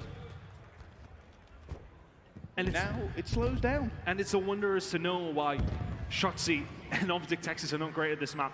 You think of players like Hydra, you think of players like Pred. They absolutely thrive in these situations. You get him into the middle of El Asilo, and you get him frying A. Now over towards the side of Optic Texas. It's pretty much a guaranteed defensive round. Do it again. For the side of Optic, if we do go to a 5th, they want to close it in 3. Shotzi, 4 in a row. Make it. Oh! My goodness, Nero. It's good by Ghosty, yes. But Boston have never really arrived here on El Asilo so far. They need to start extending out. They need a good wipe of kills. They haven't been able to find everyone of Optic Texas. This time around, they will. A good opportunity for Boston to set themselves up. Best thing here for Optic at the moment is whatever happens, if it goes to a round 5, they have the ticks. Still a long way to go to that point, though. Optic will continue to put the pressure on here, trying to find a way forward. We've said it a million times. They just need a break in the defense. They need a wipe, and this could be over. Vivid fighting for his life as nades explode around him. And it's a huge 2 kills, and Optic are here. Boston are falling back. They are relying now just on Beans, the only player in position, but he is taking bullets from everywhere. They are looking to shut it down as Hugh finds it. Optic are on the point. That first tick is ricocheting through. Like a freight train, they fear the despair. And maybe Just maybe. Boston hold for a second on the back of Nero the hero. Wow, Nero in the middle, and that was just went absolutely massive for Boston. And because Optic found those kills in a staggered sort of manner, Boston were able to get there in good numbers. Big kill coming in from Dashi as Boston tried to force their way out. Looking towards the lives, remind you of that one, they're pretty much tied up. We're very, very even. Beans will find one, a little bit of respite for Boston now. But can they find a way to keep this Optic Texas wave at bay now? Beans will find one on the shots, 18 seconds to go. It's looking like they're going to close this one out as Hook will get dealt with. Ghosty's the only one to answer. And with 12 seconds, this would take something monumental from Optic to close this out in 3. They're sending in the rookie. Ghosty is the furthest forward. 4 seconds left. They are going to have to shut this one down. Shots are going to go there as well. Ghosty will be on the point. Dashi will find a kill. Vivid will answer back, and he finds 2. And that will stop this round in its tracks. A little ray of sunlight there for Boston. A little bit of sprinkling on the cake, but it is not the full meal. It is just around. They now have to do the difficult job of finding the attack twice. They do not have the ticks to get defense. They have to find 2 attacks. Optic just have to stop one of them. And that is the problem. That last attack from Boston left a lot to be desired. They now need to find 2 of them in a row. Nero really is arriving here, though, sitting at 14-9, but finding some good kills. Awakening has not had a good series. 7-13, you expect much better numbers out of him, but just cannot deal with the pressure that Optic are putting on him. Vivid and Nero, though, finding a couple of kills. Good start here for Boston in round number 4. Vivid trying to get in position to see if he can take any of these reinforcements down, but there are players from Optic moving into a better position as the seconds tick by. They're looking for it. Shotzi will get gunned. Vivid trying to stay alive. He's got Ghosty looking for him as well. Nero putting the pressure on, and while Vivid's on 5, Boston haven't really got what they would want from this. Shotzi runs into him again. The cruise missile, this time in his pocket. Yeah, Vivid just playing his life here, playing the kills. Get a hold of that cruise missile and also just cut off the reinforcements. Look how many members of Optic are actually having to concentrate on Vivid. Continuously frying. Now they can make their way over towards it. Nero and the rest of the gang ready and waiting. Awakening will take down Shotzi, who doesn't really have much help. Hook gets snapped onto by Nero, but stays alive as well, backs down. Optic wanting to be full force to try and retake it here. And all that time, Boston brought from Vivid has only got them a tick and a half. They will get this second tick in maybe as Vivid sprays down the doorway. But Optic are here in numbers. They do not want to give this one away now. Vivid looking for Dashi. Ghosty backing up as well. Eventually the kills will come through. Shotzi and Beams trading. It is A to Boston. 1 minute 48 on the clock.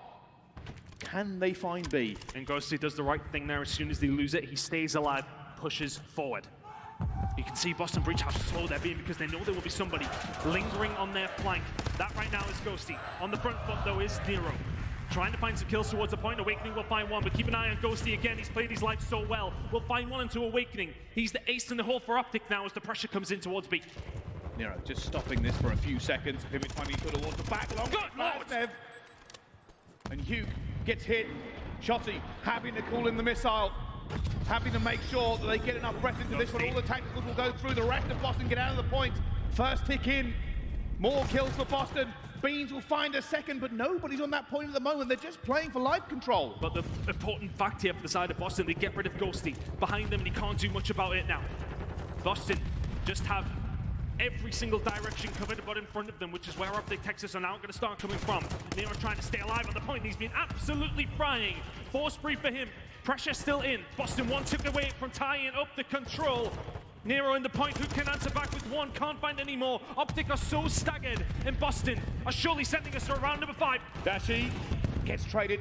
That tick is rocketing in. Shotzi tries to be the hero, and he finds 2. That shouldn't have happened. They had it, but Boston let it go. A minute left. Advice and lives all in favor of Boston Breach. But it doesn't always come down to that. A lot of map control was lost, but Nero's confidence has not wavered. Over towards this attacking side, he's just been killing everything he sees. More pressure in here now for Optic to deal with. Dashi will be the only one to find one. Hook with another from the railings, and they just keep pushing with Awakening. Finds the final kill. You gotta go if you're Dashi. Can you get in? No, you cannot. It's a round number 5 that we see. And oh my goodness, Boston. They played the killing game. it forced Optic to be a little bit more austere with their lives. Vivid and Nero may be the difference. Absolutely Vivid on that streak towards the beginning. 7 in a row, matching Shotzi as best as he can from those first 2 rounds. I want to say that, did Vivid even use that? I can't even remember. I know Shotzi used his, so bear that in mind as we head into this final round. It will, of course, be the attacking round for Boston Breach again. Both teams finding attacks and defenses on this El Asilo control. Well, we said it. Boston will have to win 2 attacks. Optic have to stop 1. They failed on the first. How they find it this time as well. Nero continuing to try and do something for them at the moment. Boston slow again. They know Dashi is up top. It is a power position. It is a nightmare to get them out of it. Beans and Awakening trying to do just that. Oh, Dashi now being pressured. Awakening will find Ghosty and Dashi. And now there's an opening for Boston Breach to find something over towards the A side. Here come Optic. Hugh somehow managing to control that perfectly and getting away with it. Nades being thrown through as well. Hugh will eventually find Beans. Optic, stop the bleed for a second. Nero knew. Nero was checking every single corner, ready for Hugh and Shotzi, but it's no good. He checked and it still didn't work out. Shotzi, superpowers activated, finds a kill on the flank, and that's all he does. Runs around in circles and guns people. Nero finding an important one onto Shotzi there. Boston haven't had any map control, haven't had any objective control either throughout the majority of this. Ghosty find a kill on a Vivid over towards that side of the map as well. A attack has to be the role here for Boston Breach, but who can Ghosty shutting them down? 25 seconds of Dick trying to take the lead in this series once more. And this is the problem. You've got to dig Hugh out. You've got to find Shotzi every time they keep flanking. They are putting Boston back. 18 seconds left to go. Optic have done a marvelous job so far. They just have to hold. And Hugh on the flank once again. He should be able to find maybe one. And Beans is alive somehow. Dash on the other side. Hugh has to back off. He's waiting for this cruise missile. The second tick is in at A. Progress here for Boston, but it's do or die in this control. Vivid holding it down. Shotzi to the rescue though, is it? He finds 2 on the point. Can he find another? Dashi with 1. This Beans answers back. Beans has got to get in the point. He's got to slow it down. He needs the rest of his team to be here for him. Oh, and Dashi beams the first. Dashi does not beam the second, though. Beans will get him. And they're trying to get it. Hugh does not want to let this one go. He flies in and finds the kill. He doesn't find a second one. Awakening with 2 of his own. Shotzi gets 1 back. And they're not here. Boston are not on the point. They cannot show it down. Wow. Good fucking match. Optic with the control. They just had to stop them once. And the trades flowed like water at A. But the green walls a brilliant dam. And they walk away with the control.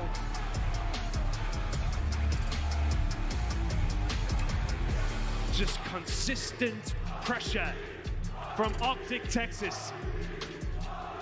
They just did not let up. The SMGs running amok inside the bar, consistently behind you, and Boston are trying to clear up their rear every single time. The flank has to be dealt with. The flank has to be dealt with. They can't find them at any given point. And all of a sudden you have to start panicking, you have to start moving, you have to just start hoping and praying you can lock something in. But Optic Texas so resolute. They find themselves their first control of the major. Hardpoint Mikado coming up. Driving seat springs to mind here, Brycey. It does. It's a big win. Crazy in the end. You've got to give full credit. Hugh and Shotzi just went to work. And if you enjoyed the end of that control, we are going to see it again. It is our scuffed play of the game. Here's how it went down. Trades everywhere. At this point, they should have had it, but Shotzi finds the double. Dashi will then hold his nerve against Awakening and trade both sides, and Boston falter. And I like this from Dashi to go for the kill on the players coming in. Because Bean's finding that kill, even if he doesn't, Nero is there to potentially do something about it. It's smart play, once again, from Dashi. Didn't have necessarily the best of games himself, but Shotzi was dominant throughout. Just not enough time for Boston to get themselves over towards B. And now, Optic once again find themselves in the lead with a hard point coming up, and I'm not being funny, but Optic have been blowing people away in hard point this week. They have to be feeling confident about this one. Mikado coming up, they have been lights out on this map. Their pick, they gotta be feeling good, but this is how things worked out in the El Asilo. Slight outslay for the side of Optic Texas, but the number that is important in this one is the one on the left-hand side. And yeah, we identified it early on, right? We said Shotzi and Hughes just causing havoc inside. They were pressure, they were flanks, they were let loose. There are 1,000 corners to hide in, 1,000 doors to open, and 1,000,000 routes to check. And they made sure that they were hiding in every single one of them. Are you afraid of the dark? Because you should be, because these two are lurking. 56 engagements from Shotzi. That's what you want to see for an Optic fan. You want him in their faces. He's going to cause issue at every given moment. Hook with a good game as well. 22 kills. Only the ones that could be found by Boston, but there we go. An Optic lead again. Mikado hard point, and then a Fortress Search and Destroy if we get there. It's a one that they will not mind at all, and now Mikado coming up as well. We'll talk about the stats in just a second.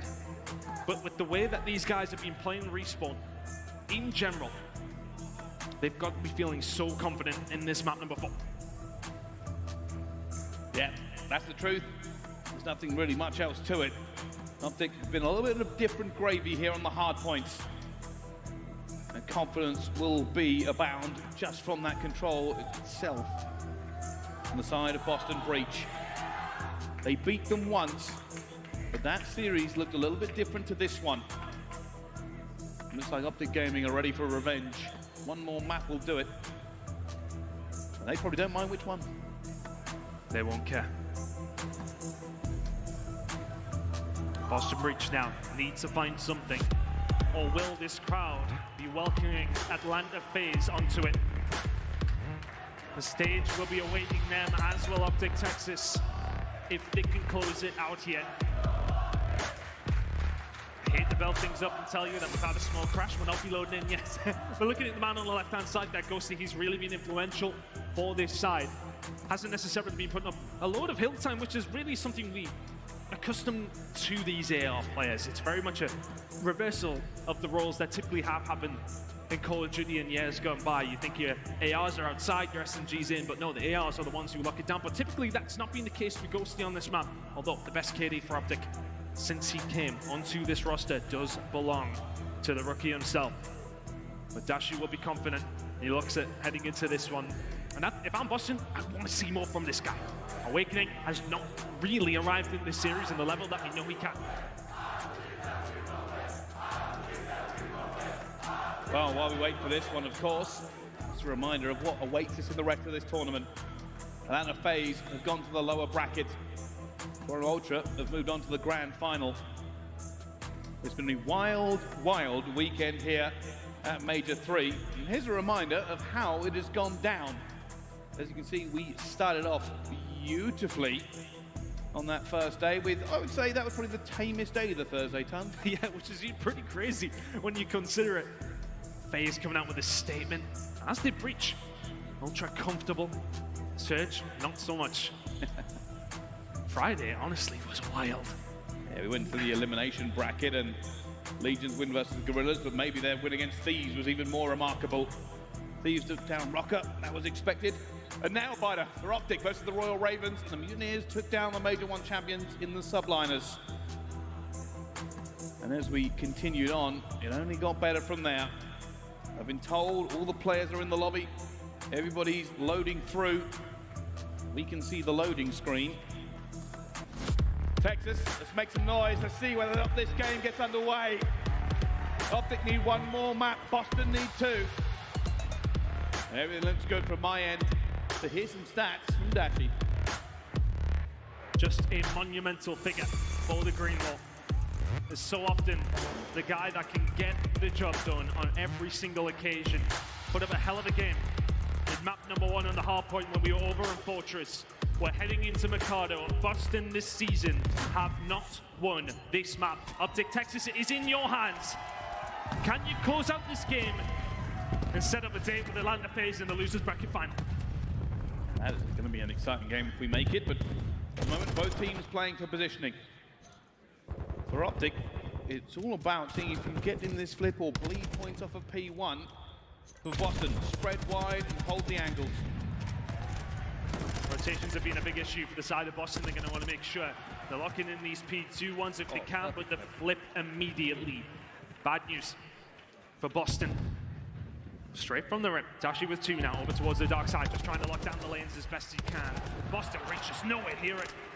And they're having to get through Bruce, which is just such a hard task. Make it 3.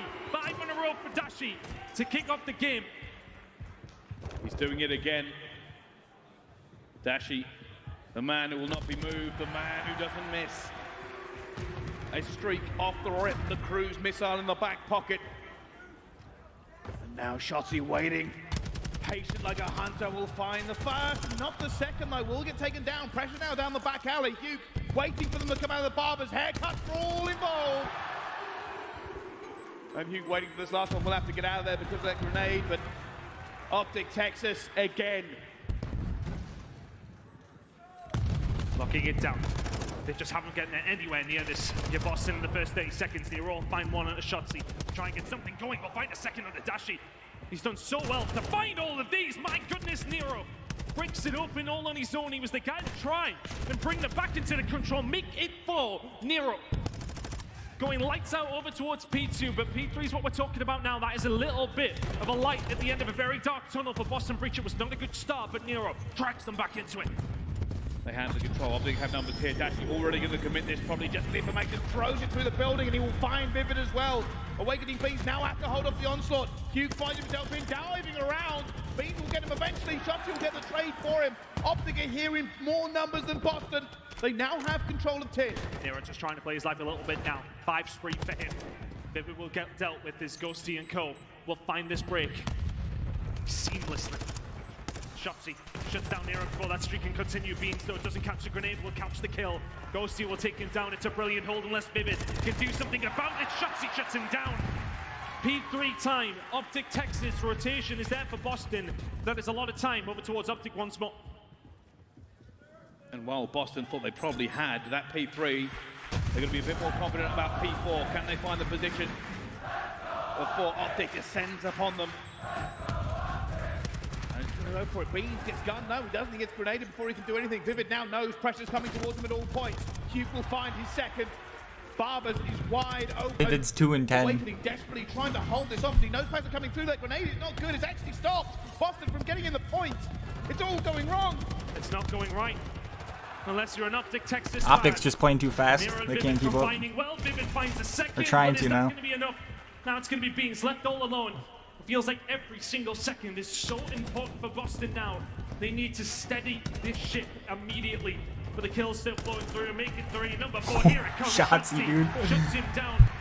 These breaks have just been so well orchestrated from Optic Texas. Nameless said it best. Sometimes you're just getting fried. It is a 50-point lead and growing. Beans will find 2, but the rotational kills going over towards Hook, but he's the only one here. Beans will find it. Perfect nade through the top.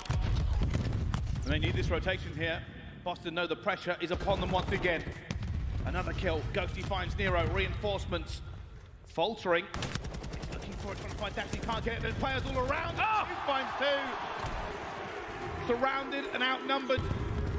Boston do not hold again.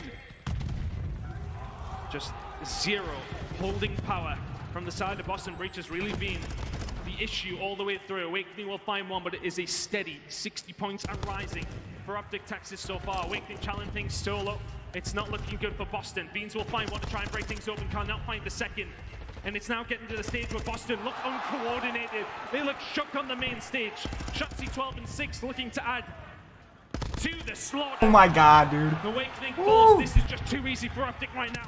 This is a different level. I said before, Optic have gone further than we expected from their offset, but they have improved with every Yeah, they single look comfortable game. all of a sudden. Today is another point proven. They are running over Boston like they did in the first hard point. Boston will have the controller to the Cantina. Ghosty is going to be here. He eventually falls. But it is almost a 100-point difference now as we hit the rotation. And Boston, if you are them, you must get a full, decent hold here. Cantina control looking good. Vivid will find one, Vivid will find two. Force spree for him at this moment in time as Hook will find a breakthrough. And he find the second as Awakening holding on tight. 4-13 has not had a good series. Awakening. And when they need to be large inside, they talk about big wake, but it's a big mistake at the moment. And there's nothing they can find. It is another break for Optic. And things are beginning to look a little bit dire as Optic continue to go to work.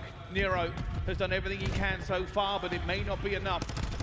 Rotation here for Optic over towards the P7. Looking so good right now. Every single bit of scrap. Boston need to beg, borrow, and steal right now for anything they can find on the map. But the kill feed lighting up the wrong shade of green if you're Boston, the right shade if you're Optic Texas. P7 control, just about there. Beans, looking to spoil the party here with a kill on the Ghosty. We'll find it. Needs the rest of Boston to get near him. He needs to stay alive as well. But Dashi and Shotzi combining well. Optic Texas will surely break 200 here. The trades are never there for Boston. They are always there for Optic. They're trying to get the pinch going through here as well, and he does get it down. A respite for Boston. They managed to clear the field for just a few seconds. We'll get back into it and look for a setup. Nero only finds one, and Optic ready to strike. Dashi with an unbelievable kill onto Awakening. Boston Dashi's fucking going off against 17-7. Of possibility. Shotzi cannot find the kill. Beans trying to lock it down here as Ghosty will find two though. He's having a good game at 18 and 12. Dashi will be there again. The ARs of Optic Texas have been dominant. And in other games, it's been the SMGs. It has really been quite one-sided. Back to P1. He's got a good little spot right here. He might be able to catch a piece or two when they come for it. Yep. They should call them out right now. Yep. He should have stayed in gate. They need a miracle. They need prayers. They need sacrifices. Because if they don't find something now, this game is over. Beans trying to find something over towards the tunnel side. Good kills coming in here from the side of Boston. Hook with the big one though to lock down P2. 20 and 14 out of him. As Cantina will be on the line very, very shortly as Vivid and Beans finding the kills in the middle of the map. Hook's still here on his own. There's three. Dashi still going to be fighting. 21 and 9, dude. Eventually will be taken down. There's a lot of kill feed here for Boston. Oh, that's a big kill because Ghosty slips the net. It causes problems in the rank of Boston. 15 seconds to go here. You're just gonna let him have it, rotate for next. Over towards P1, you've got Optic spawning way out as well. It's a nice setup from Boston, but we've seen a couple of them already. A couple of kills coming in for Optic, but can Boston hold on to this? They're spawning out, they're dying at the wrong time. Vivid's alone, and he's got Oh, Dashi with the big play. That might be it. Optic, they break the P2. Alright, now they gotta break them. They gotta all go in there hard together. Otherwise, they're just gonna leak in and get fucked. They don't have to do much. Nero finds one as well. They get themselves back into Cantina. It was almost disaster. Staying alive. He's the only one there, though. They're all surrounded him. Just about the 220 point mark if you're Optic Texas. It's a confident lead, but one that could get nervy if Boston can find well anything. But this kill feed looking green on the left. It's probably game right there. They're all dead. Big kill right here. They're gonna get fucking scared and start running into point, and they're all gonna get killed again. Yep. Just a little bit, but Hook will find 5. They'll need to see the next hill, but they may well be heading there with only needing 5 or so points. Boston have not held 10 any time they've tried. And Optic are close. So close they can taste it. But are they lost in the sauce? Let's find out. Optic, 3 seconds. 3 seconds until they get revenge. Watch this team push clear out. Shotzi hitting a route. Doesn't find anybody. They are now Shotzi on that shit. But it's only Shotzi. The reinforcements aren't here, but it doesn't matter. He will wait. The rest of Optic here in numbers now. Here comes the break. Optic through the front door. It's going to be Shotzi away. They got a good hold. On tight though. Dashi's the only one who can find anything. Good hold from Boston so far. Duke finding one. Looking that's a good hold. Eventually fall. It's not over yet. Here for Boston, but Shotzi's not slowing down. He's going straight for it. Looking for Nero. Fuck you. Look for the second. Snake's going to fall eventually, but Dash is going to be here. Just Beans. He got him. That's game. Fucking game. Good shit.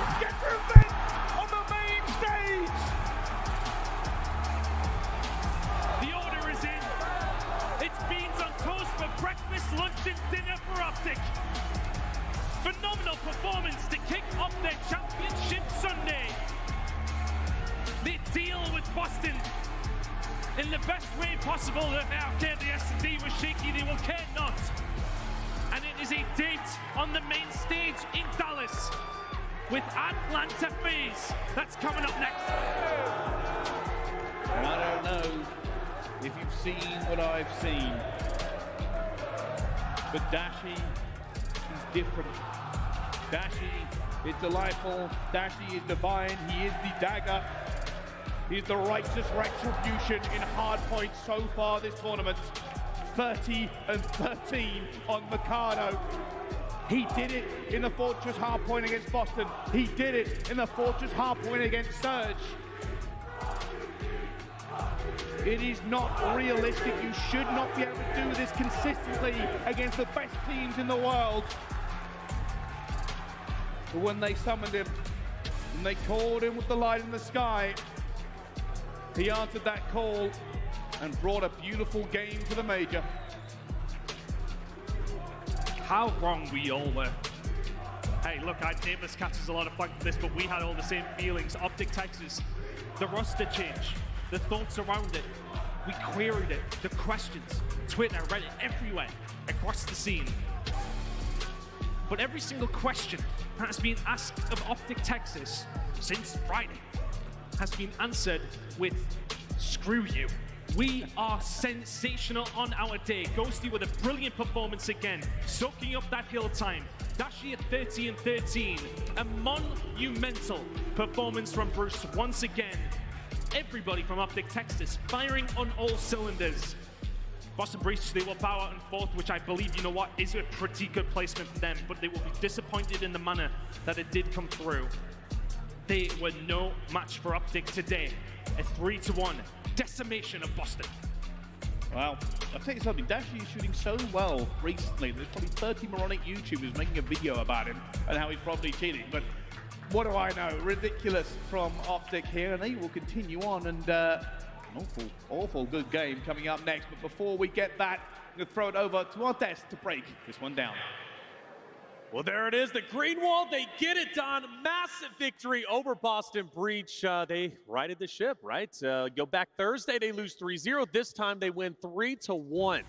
I honestly cannot believe the performance we are seeing out of Optic. It's incredible. Merc, these guys are so lights out. This tournament could be theirs. Oh, it definitely could be, right? Next, you're going to play a FaZe team who they beat online just a week or so ago. Right. But, yeah, I mean, they're frying. I think the big thing here is their hardpoint has really come, into fruition. Like, they are playing top-level hardpoint right now, and that was that game mode that was kind of 50-50. But they, found their map pool. Right now, it's sort of Fortress and Hydro. Those are their go-tos. Which one do you want to play them on? That's going to be the question for Atlanta FaZe. But, yeah, I got to give props to the ARs. Dasheet and Ghosty both really fried that series. Yeah, got to go to Hardpoint because Hardpoint really standout team. For me, at least, was Boston Breach. Their Hardpoint was out of this world. Their control was looking great. And then all of a sudden now Optic Texas taking Hardpoints, taking control. That's what's so insane about this series is that Boston Breach is typically one of our stronger respawn teams. When they're winning these series, it's off of all the respawns and stealing search to destroy if they get lucky. I think Dashi's performances in map number 1 and 4 is really what impressed me throughout this series. I mean, in Fortress, the 250-91, he goes 31 and 16. Ghosty close behind, 23 and 18. I didn't think Dashi could top that performance. And then we go into Mercado Hardpoint, 30 and 13. I need this guy built. I don't know what he's rocking. That's what I'm saying. We need that set up YouTube video ASAP Rocky Dashi. Man, listen, Dashi is him. Like, I'm going to just say it. Like, he did this at Major 2, absolutely frying. People starting to question whether or not he had the ability to do it with the new roster, me included. And now he is just going off in the hard points, and he's doing it in such a great way. Like, he started off that game 6-0, and then he backed up, didn't keep on playing for spawn kills, backed up to P2 with the setup with this squad. The discipline is there. They're learning from their mistakes they made early on. This is a Boston team that was undefeated in hardpoint throughout the tournament. Now what you turn around and you look at the stats, whereas Optic had 7 straight hardpoint wins since that game 4 against the London Royal Ravens. You talk about, Joe touched on it, like with their map pool. It's like, okay, nobody really wants to play him on Hydro. You tried that. Hell no. Right? And now I'm looking at Albagro. You look at Seattle and you look at Boston. Those are 2 good respawn teams. I don't want to take them to Fortress. You could just run around, gun me, Dash, you can sit top dub, and then Mercado as well, where the SMGs really get going. Their hardpoint map pool has suddenly become unbelievable, and it is a problem, as we've been seeing, for every team in the league.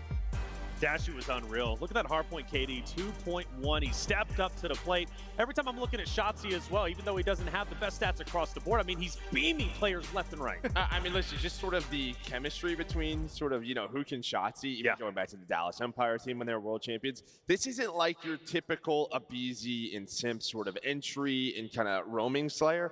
I don't really know how they both they must have something like telepathically. They just understand each other's roles very, very well. Like, it is a really untraditional sub duo, but they make it work. They both take turns frying on the map. And yeah, those two, depending on how well they are playing, that's how far they're going to go. Well, we talked about the hard point. I want to go back to that control because that's actually our scuff play of the game. Let's talk about that clutch play, that round number 5 on control. Allie, what did we see?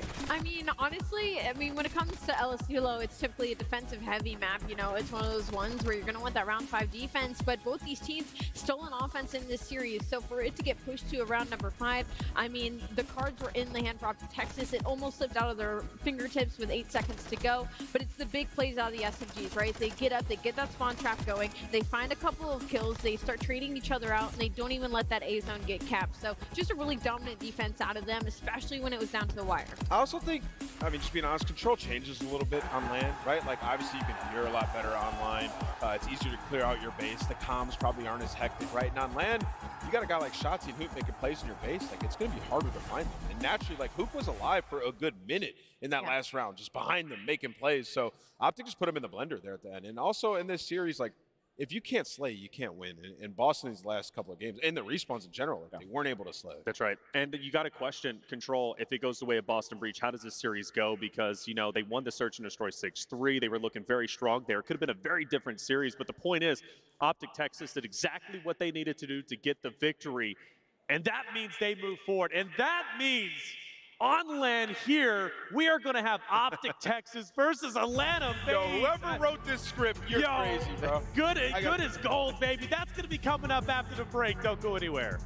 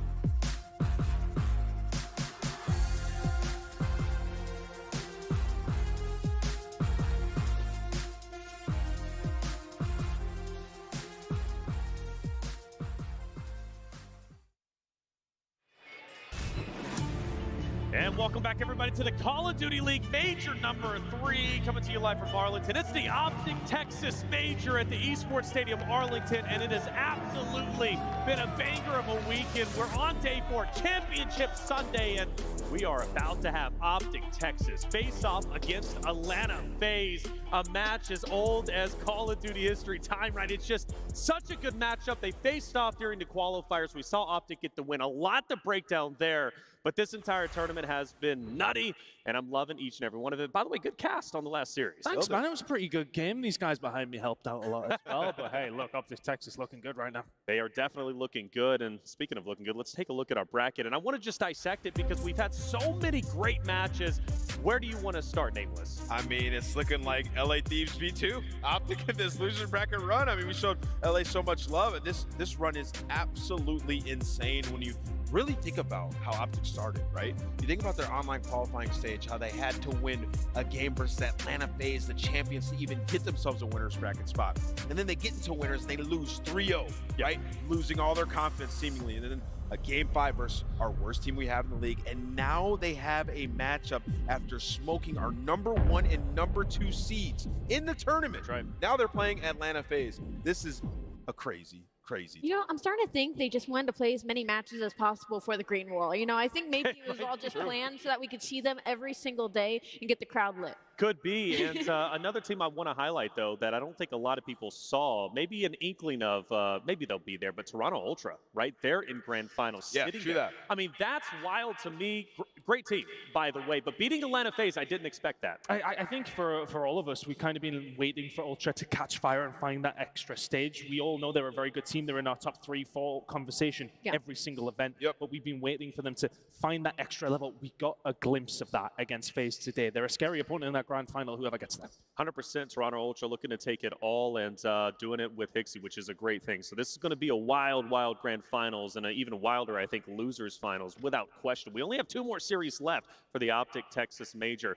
Let's start taking a trip down memory lane and compiling the stats. At least our stats crew has done. So let's start taking a look at Hardpoint. Now, Celium is absolutely out of this world. His stats are incredible, 1.52, but the guy who really stole the show for me, Nameless, is Tim. 1.50 this weekend. Yeah, he's a main slayer for Vegas Legion. They find themselves now with 2 top 6 placings.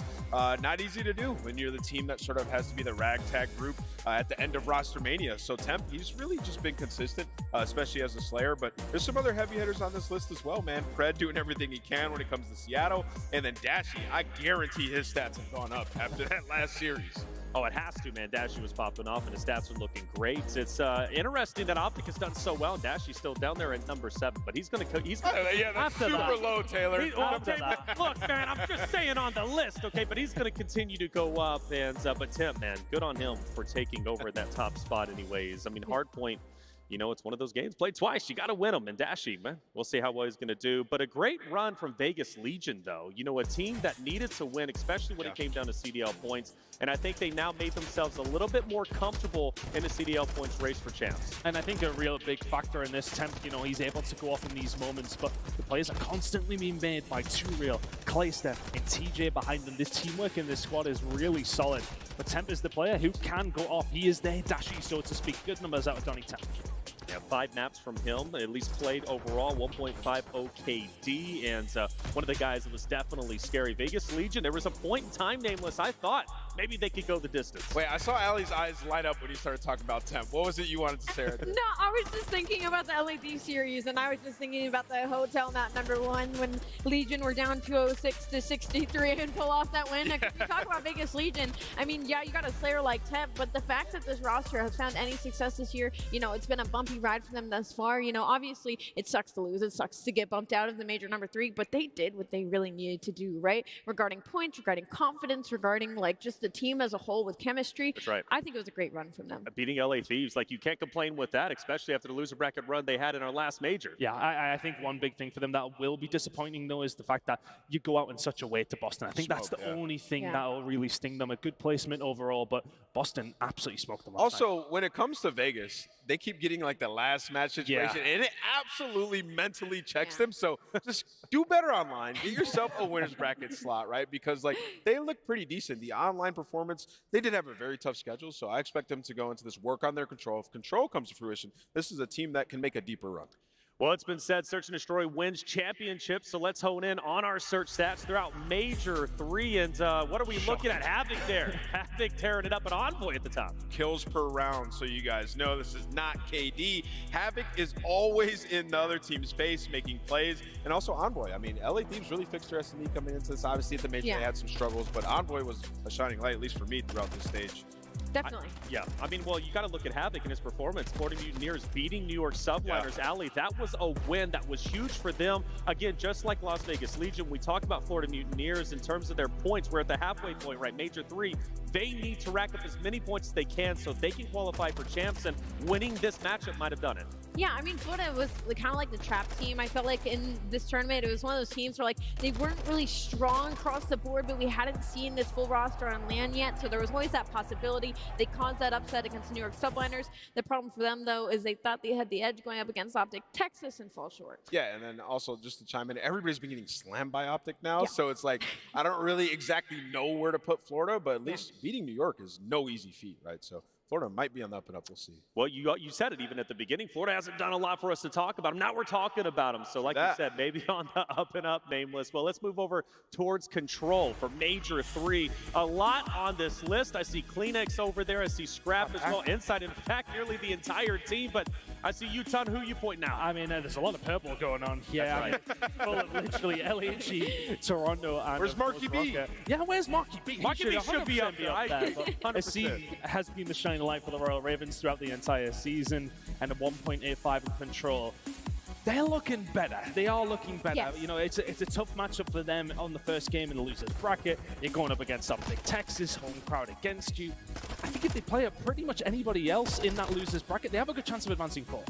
I mean, I think they really beat themselves here in that first matchup that they got in the elimination bracket. You know, I felt like London Royal Ravens was the one team that maybe didn't deserve to be down there in that kind of one and done situation. But I mean, we've been calling for this player to quote unquote get help since the beginning of this season. I feel like now the team chemistry is slowly starting to build. They're right there, and I really hope for the London Royal Ravens they take this major and let it be like, all right, well, we're still bad. Yeah. Like, I want them to take this and be like, you guys, you're right there. Yeah, I mean, I feel like we've looked at ASIM all season as like the Lambo trapped in the garage, like just let me out, let me out of here. But I think with the role swap, like they've looked so much better. And in that Optic game, like they just choked, and it's not easy to play in front of the green wall. So ASIM, hopefully him in the London Royal Ravens can pick it up. That's right. And you got to question how far would they have gone? Optic Texas beat them. Now look at where they're at. Now top 3, looking to take over the entire thing. Could London Royal Ravens have done the same thing? Potentially, but we'll never know. But this isn't the only tournament happening this week, and we also have our challengers open. They're a passionate group over there, $75,000 they're playing for. I believe they're right now currently live in the grand finals. And from what I've heard, Rocker Academy going against Notorious. Got our eggs. Love the Go, passion baby. over there, Nameless. Yeah, you know, I was going to the bathroom, and as I'm walking out, I see Doug Spencer Martin, man. I'm like, what's up, man? What's up, old friend? He's talking to me. He's like, man, listen, I'm top 4 right now. I'm about to dominate these kids. I'm going to get back in the league, and I'm going to get my ring. So let's hear Doug's reaction. Yeah, Doug had an awesome reaction, dude, after taking the win. Yo, he's going off. Oh, my gosh.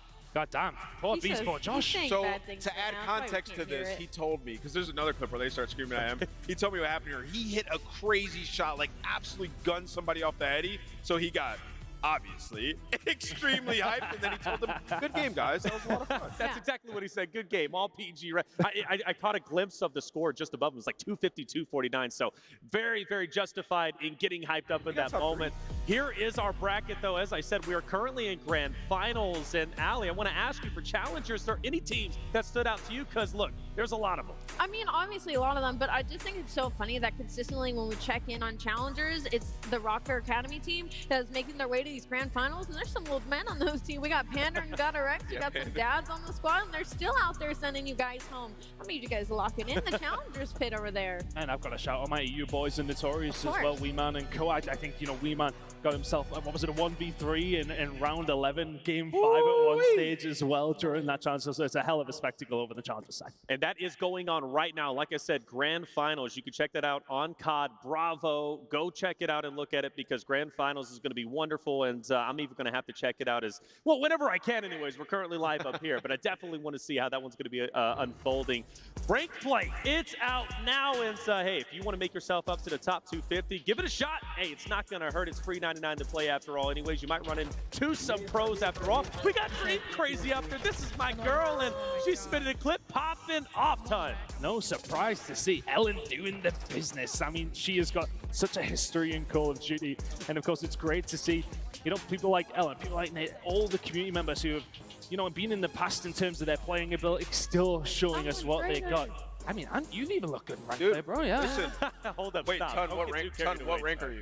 We don't need to talk about me, bro. You're the Yo, but listen, shout out to Dream Crazy. Way back in the day, she's been gaming forever. She was a beast in Black Ops 2. Used to attend events and smoke some kids. So let's talk some more rank play. And she was the first female pro as well. So yeah, let's take that into note. She's a beast. We got Paradox, our lead observer for the league. Always Big dog, giving us the best angles out there from the Hot Hands Lounge. Let's check him out. What has he got? Oh, he reads his spawns. He knows where they go the time. He's on the camera on the map. He knows these things. Oh, my God. Wait, this is OP. Is that you in the kill cam sound? Is that why you're so passionate right now? If it was me in the kill cam, it would have been me on about 180 ping, so it would be more than excusable. Thank you very much. Of course, we also have our watch parties as well in conjunction with the main broadcast. We've got a lot of talented folks. Of course, the flank, we have Scump doing his thing with Optic Methods, been holding it down. And for you at home, you also can earn your drops, and I hope you have been. I'm kind of lacking and slacking, all right? I need someone to send me the codes or some way so I can get my drops. You got a tablet right there. Well, yeah, I know, but I didn't want to have it up, and then someone go, yo, you got the stream up. What you watching? Twitch chat? No, I'm trying to earn my drop. These are the watch and earns. I hope you're getting them out there. If you haven't already, go ahead and link your Activision and Twitch account to earn rewards all weekend long, and even throughout the qualifiers, get those double XP. I know I got each and every single one of them. Not that it helps me rank up because, well, I'm trash, but it is what it is. I'm going to continue to get better, maybe even check out some ranked mode for myself. A lot going on this week, and the tournament continues to go forward. And coming up next, one matchup I think everybody was wanting secretly, and now they're going to get it. It's Optic Texas going against Atlanta FaZe. Who's going to be in Grand Finals? We'll find out after the break.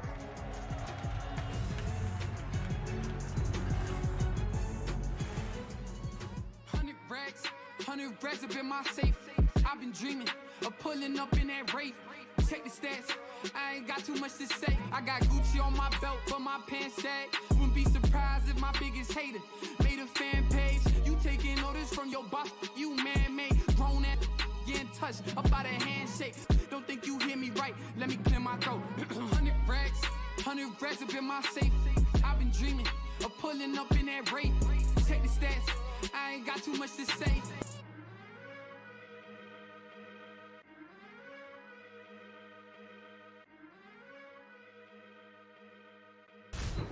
And welcome back, everybody, to the Call of Duty League Major 3 Optic Texas Major here at the Esports Stadium, Arlington. Losers finals about to go down, and it's green and red. Optic Texas versus Atlanta FaZe. Done giving me a wink. Ooh, he's pumped up, too. I don't do that. You can make me act up. Hey, Nameless, check it out. Let's talk about it. Optic versus FaZe. A lot of history here. Let's walk through it. This is a tale as old as time when you look at these two organizations starting out as clans, gaming crews making YouTube videos, getting into the competitive side of things.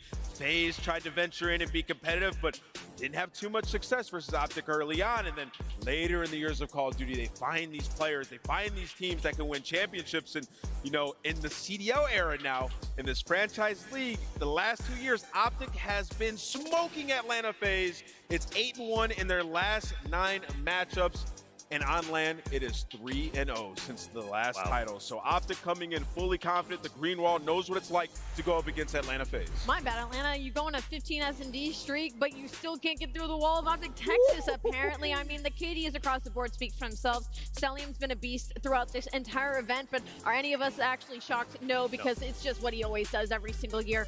Atlanta FaZe right now, they had their search and destroy. That was their game mode. They were undefeated. They finally lose 1-2 Toronto, and they lose the series. So that's my biggest worry right now is kind of the compromise of that situation of having that kind of game mode under your net. Now it's like, okay, maybe we're not as dominant as we thought we were. Just kidding, you are. I mean, a 15-win streak, you're still looking good, but it's a tale as old as time.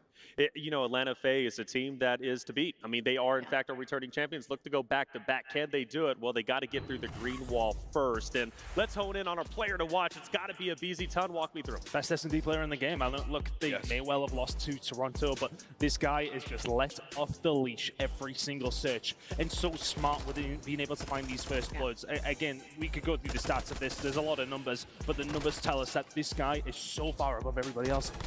Absolutely, Ton. I totally agree with you. And don't get it twisted. Optic beat them online, right? But BZ Tyler was frying 41 on that first map for the loss. And then in that game 4, when they were trying to mount that epic comeback, everybody remembers the clip of what BZ was doing at bottom 10. Just for a moment, there was some belief. When BZ's on the map, he can wreak absolute havoc, and he's been doing it for the last 3 months straight, for the last couple of years straight. So, it's going to be a tall task for them. This is truly, an SMG duo that has been going up against Hook and Shotzi for quite some time.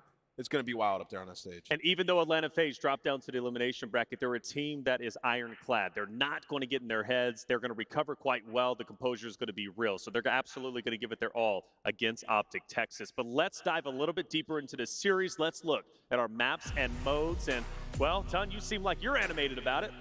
Fortress Hardpoint getting through again. I know Optic Texas haven't necessarily had a sensational record overall, but I mean, you have to. I mean, what else would they want to play? They can't play Hydro, right? When you think about it, Ton, that's what we were talking about, Ali. Like, it's super hard now with Optic's map board. I'm right there with you. I'm surprised. I'm pleasantly surprised with this map series layout, but I know I saw some cheers in the chat a little bit because there's no Fortress in that map number 3. Trust me, we're all excited up here as well. This should be a banger, to be honest.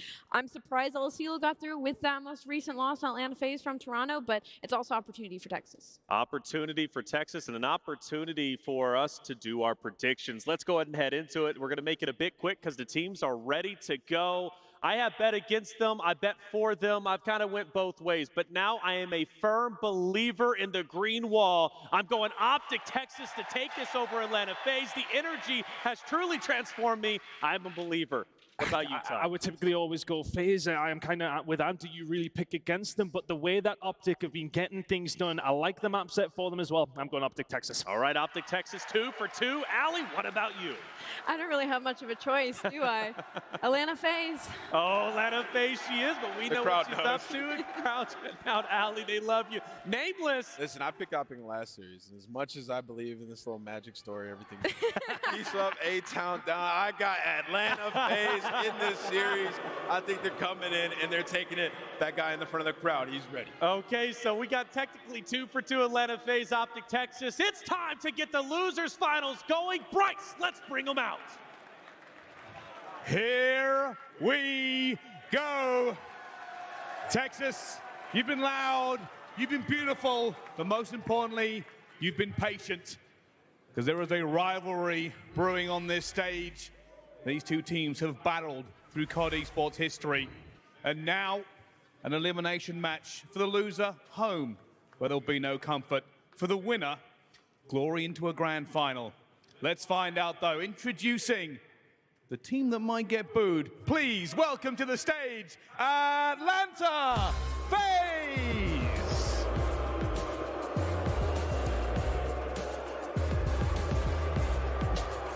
Slasher, Abizi, Simp, and Salium. Atlanta FaZe. Listen, you can see why they're smiling. They're ready to eat some dinner. These are your major 2 champs. They just faced defeat, but they're ready to go. That search and destroy. At least in that Boston series, they took over. And it's gotta feel great, right? If you are this Optic Texas team, right? The roster that really spoiled the party at the start of this tournament was Boston Breach, right? You get 3-0'd by them, then you come into that last match, you get your revenge. And historically, this has been a matchup, Jay, that Optic Texas have loved, right? They have beaten Atlanta FaZe so often lately. They have an 8-1 series record versus this team going back to last year. And speaking of last year, man, we were in this building, we were at this venue when Texas shocked the world and beat Atlanta FaZe to claim their Major 1 championship. It's one of the greatest rivalries that we've seen in Call of Duty history. And now it is time for them to duel again. Here we go, Texas. Optic versus FaZe. Game 1, Fortress HP. Everything is underway. Atlanta FaZe wanting on the better side, so they're trying to set up that early trap for Shotzi. He's trying to make his way through. He's able to stay alive, but all of his teammates now trying to fight out of that spawn. Atlanta FaZe are finding all the kills in the feed. And Optic, no one needs to panic because they're just waiting for Shotzi to make his play. Yeah, absolutely. Shotzi, patient as ever. He'll be awarded with that kill, and from there, we'll see what the rest of those green arrows can elect to do for FaZe. I mean, you're trying to be aware of the front side. You're trying to make sure that you got P1 locked down, while also not trying to give up those spawns. And I'll say, Jake, this is going very well off the rip here for Texas. They sit in a great spot already for those P2 spawns. Yeah, that's good work right there from Optic to find the kills when they need to. A great play from Shotzi as Optic are able to find all 4 kills. Now you just want to back up. Make sure you block that spawn and set up properly for this P2. They're going to be the team off the early rotation. Oh, man, it just feels like this Texas team is absolutely firing. A BC, oh! 3D, and how about a beatdown as well? The Tiny Terrors foiled here from Shotzi. A bit of a heat check, but understandably so. Texas reached 40 points, and now it's time for Atlanta to make their attack. To the gates they go. It's the ARs coming out strong, but Texas reply back with 2 of their own. Yeah, if you're Optic Texas, though, you just want to fight this to the very end because right now, Atlanta FaZe, they're going to set up off that rotation. Slash is trying to go on the flank, but he immediately gets cut down. So Optic Texas with a stellar start to this hard point. A lot of time off of that P1, basically a full 60 over towards P2. But now you have to find a break. One of the money hills in P3. Yeah, a great opportunity for FaZe to get right back in this game. It's going to be at P3. Slasher hitting some nice long-range shots, and the same thing can be said now for Celium. Crossfire established there for Atlanta. One player from the front, though, is able to sneak through. Eventually thwarted as Shotzi back to the respawn screen, and Atlanta finally able to take a moment to breathe, but it's a team nade. That's a team nade, but at least you are getting those close spawns. If you are Atlanta, one player is going to spawn out, but it's all out pressure from Optic from the front. And they all just get cut down. Atlanta FaZe, we're ready for that push. And they're rallying up that time. Only 35 seconds left. Sip on the pin. Sip on the pin. He finds 3. All 4 dead. Atlanta FaZe hold. That is 5 in a row now for Chris Lair. Atlanta FaZe, as we said, that hard point can get them right back in this game. And take a look at that score. A few shaky moments that kicked off this hard point. A team nade indeed, but they're able to lock it down. They're able to remain strong. Sip does eventually fall off the spree, but now we head in toward cannons. Can Texas lock it down? And so far, they're doing a great job of trying to keep Atlanta FaZe at bay, really across the map. Bit of a spawn trap set in. How long can Hook remain? Eventually drops, and now here come FaZe. FaZe all out through bottom maps, trying to find a couple kills to make their way out. That's 3 in the feed. So now the last 2 players from Optic Texas have to try to make a play happen. Ghosty with a great spot, cuts down the first, but he's stalling time for his teammates to get back into the play. Atlanta FaZe trying to find an opening through that stage side. Yeah, they've got a few members. Player 5, player 6. That's going to be Slasher and Abizi making their way toward the flank. And Ghosty, the new addition, lock it down. That's going to be 2. Celium, at least able to cause a bit of pressure. Really for FaZe, you were just happy to keep Texas off of this time. You did not have that rotation anytime that is not really going to either party is a positive in the end. MC continuing to be a thorn in the side as that's 4 in a row for him. Regardless of it, Optic deal with it, and now they've reached 100. Yeah, this has been a very scrappy hill between both of these squads, but Optic do a great job just not allowing Atlanta FaZe to get themselves back into this game. But off the rotation, Atlanta going to be fully set up for the Blacksmith. Shotzi finds himself in towards top maps. He can cause them some problems. Just has to locate where these players are. I mean, how many times has Shotzi been in a spot like this and just totally causes a bit of havoc, causes a bit of chaos? Now it could be Hook's chance. As we said for FaZe, a bit on the back foot, but in that Cannon's hard point, they started to wake up, specifically Celium, who has had an unbelievable performance in hard point. Lately, Jay, the stats are off the charts, as per usual with this guy, but already off to a great beginning. Here in the first set of rotations, 15 and 10, as we've got a 20-point game. With only 25 seconds left, Optic are doing a great job of just keeping all the time. And Ghosty, the rookie, he's able to find 3. The break is in now for Optic Texas. And now it gets a little scary if you are Atlanta FaZe. Now you have to fight out of that double doors push. You have to take control of maps. They're doing a great job of just trading a couple kills around, but Optic, with the preferred side, should be able to set up for that P1. Yep, see what they can do with it. If you are new to Hardpoint, this is your first time watching some good old COD. First of all, welcome, but you're gonna look at the bottom left side of your screen. Both teams are trying to hold on to the left side of the map as they want the hardpoint that's gonna be coming up in the next 50 seconds most of all. But the battle still will take place at P1. It feels like, Jay, for the last few hardpoint fades, well, they've had their moments. It's really just been about breakout of that backside spawn, then you get some time. You have to break out continually, it feels like, as Texas take down 3 again. Spawn trap in play, it does not get much better than this. Yeah, Atlanta FaZe just can't chain a couple kills together to break out of this setup. Right now, Optic Texas holding every single angle that they need to. As Shotzi does get cut down into maps, with only 20 seconds left, you see Atlanta FaZe, they're not gonna put the pressure on P1. They're trying to flip those spawns. They're trying to make their way over towards that stage side. These some big gunfights. If you allow Optic to take these wins, they can get out of hand. It's a big moment, it's a big moment, and Bruce there to put the fourth man down. Let's step aside and see how the comms are sounding. FaZe just does not play good against Optic lately, for whatever reason. Like in their head right now.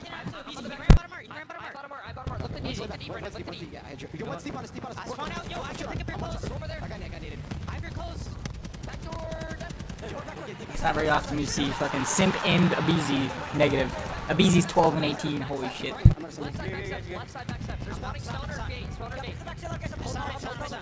I have a bench,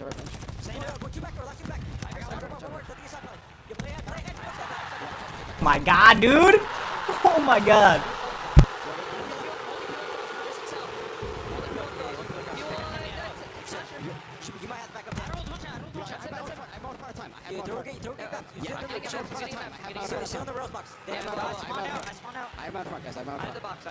One guy's already maps. In maps, you said? I'm out front. In maps, one shot, 2 maps, 2 maps, 1 shot. That was absolutely clinical. Literally clinical. Perfect control at the gallows, and Jay, they escaped. They freaking, oh my god, he jumps off and he jumps up there. That was a good play. We've seen it multiple times. And now they got him smushed back into back spawn. Holy fuck, dude. They can just power in hardpoint, and we are seeing that on full display. It's like, oh my god. Texas can win it here, and it's very well. They're just shitting on him so bad. The 100-point club. Cellium trying to see a bit of light, but right when he does, it's over. He's there to beam him. And it's only 10 seconds. Atlanta need to find a break. Yeah, it's fucking over. 100-point club number map number 1. That's 3 dead in the feed. Only player is Slasher. He gets cut down. Optic take map 1.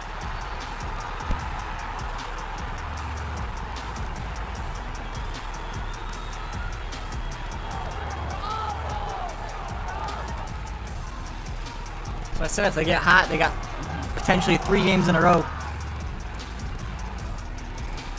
Because then you go from this, whoever wins this goes straight into the final.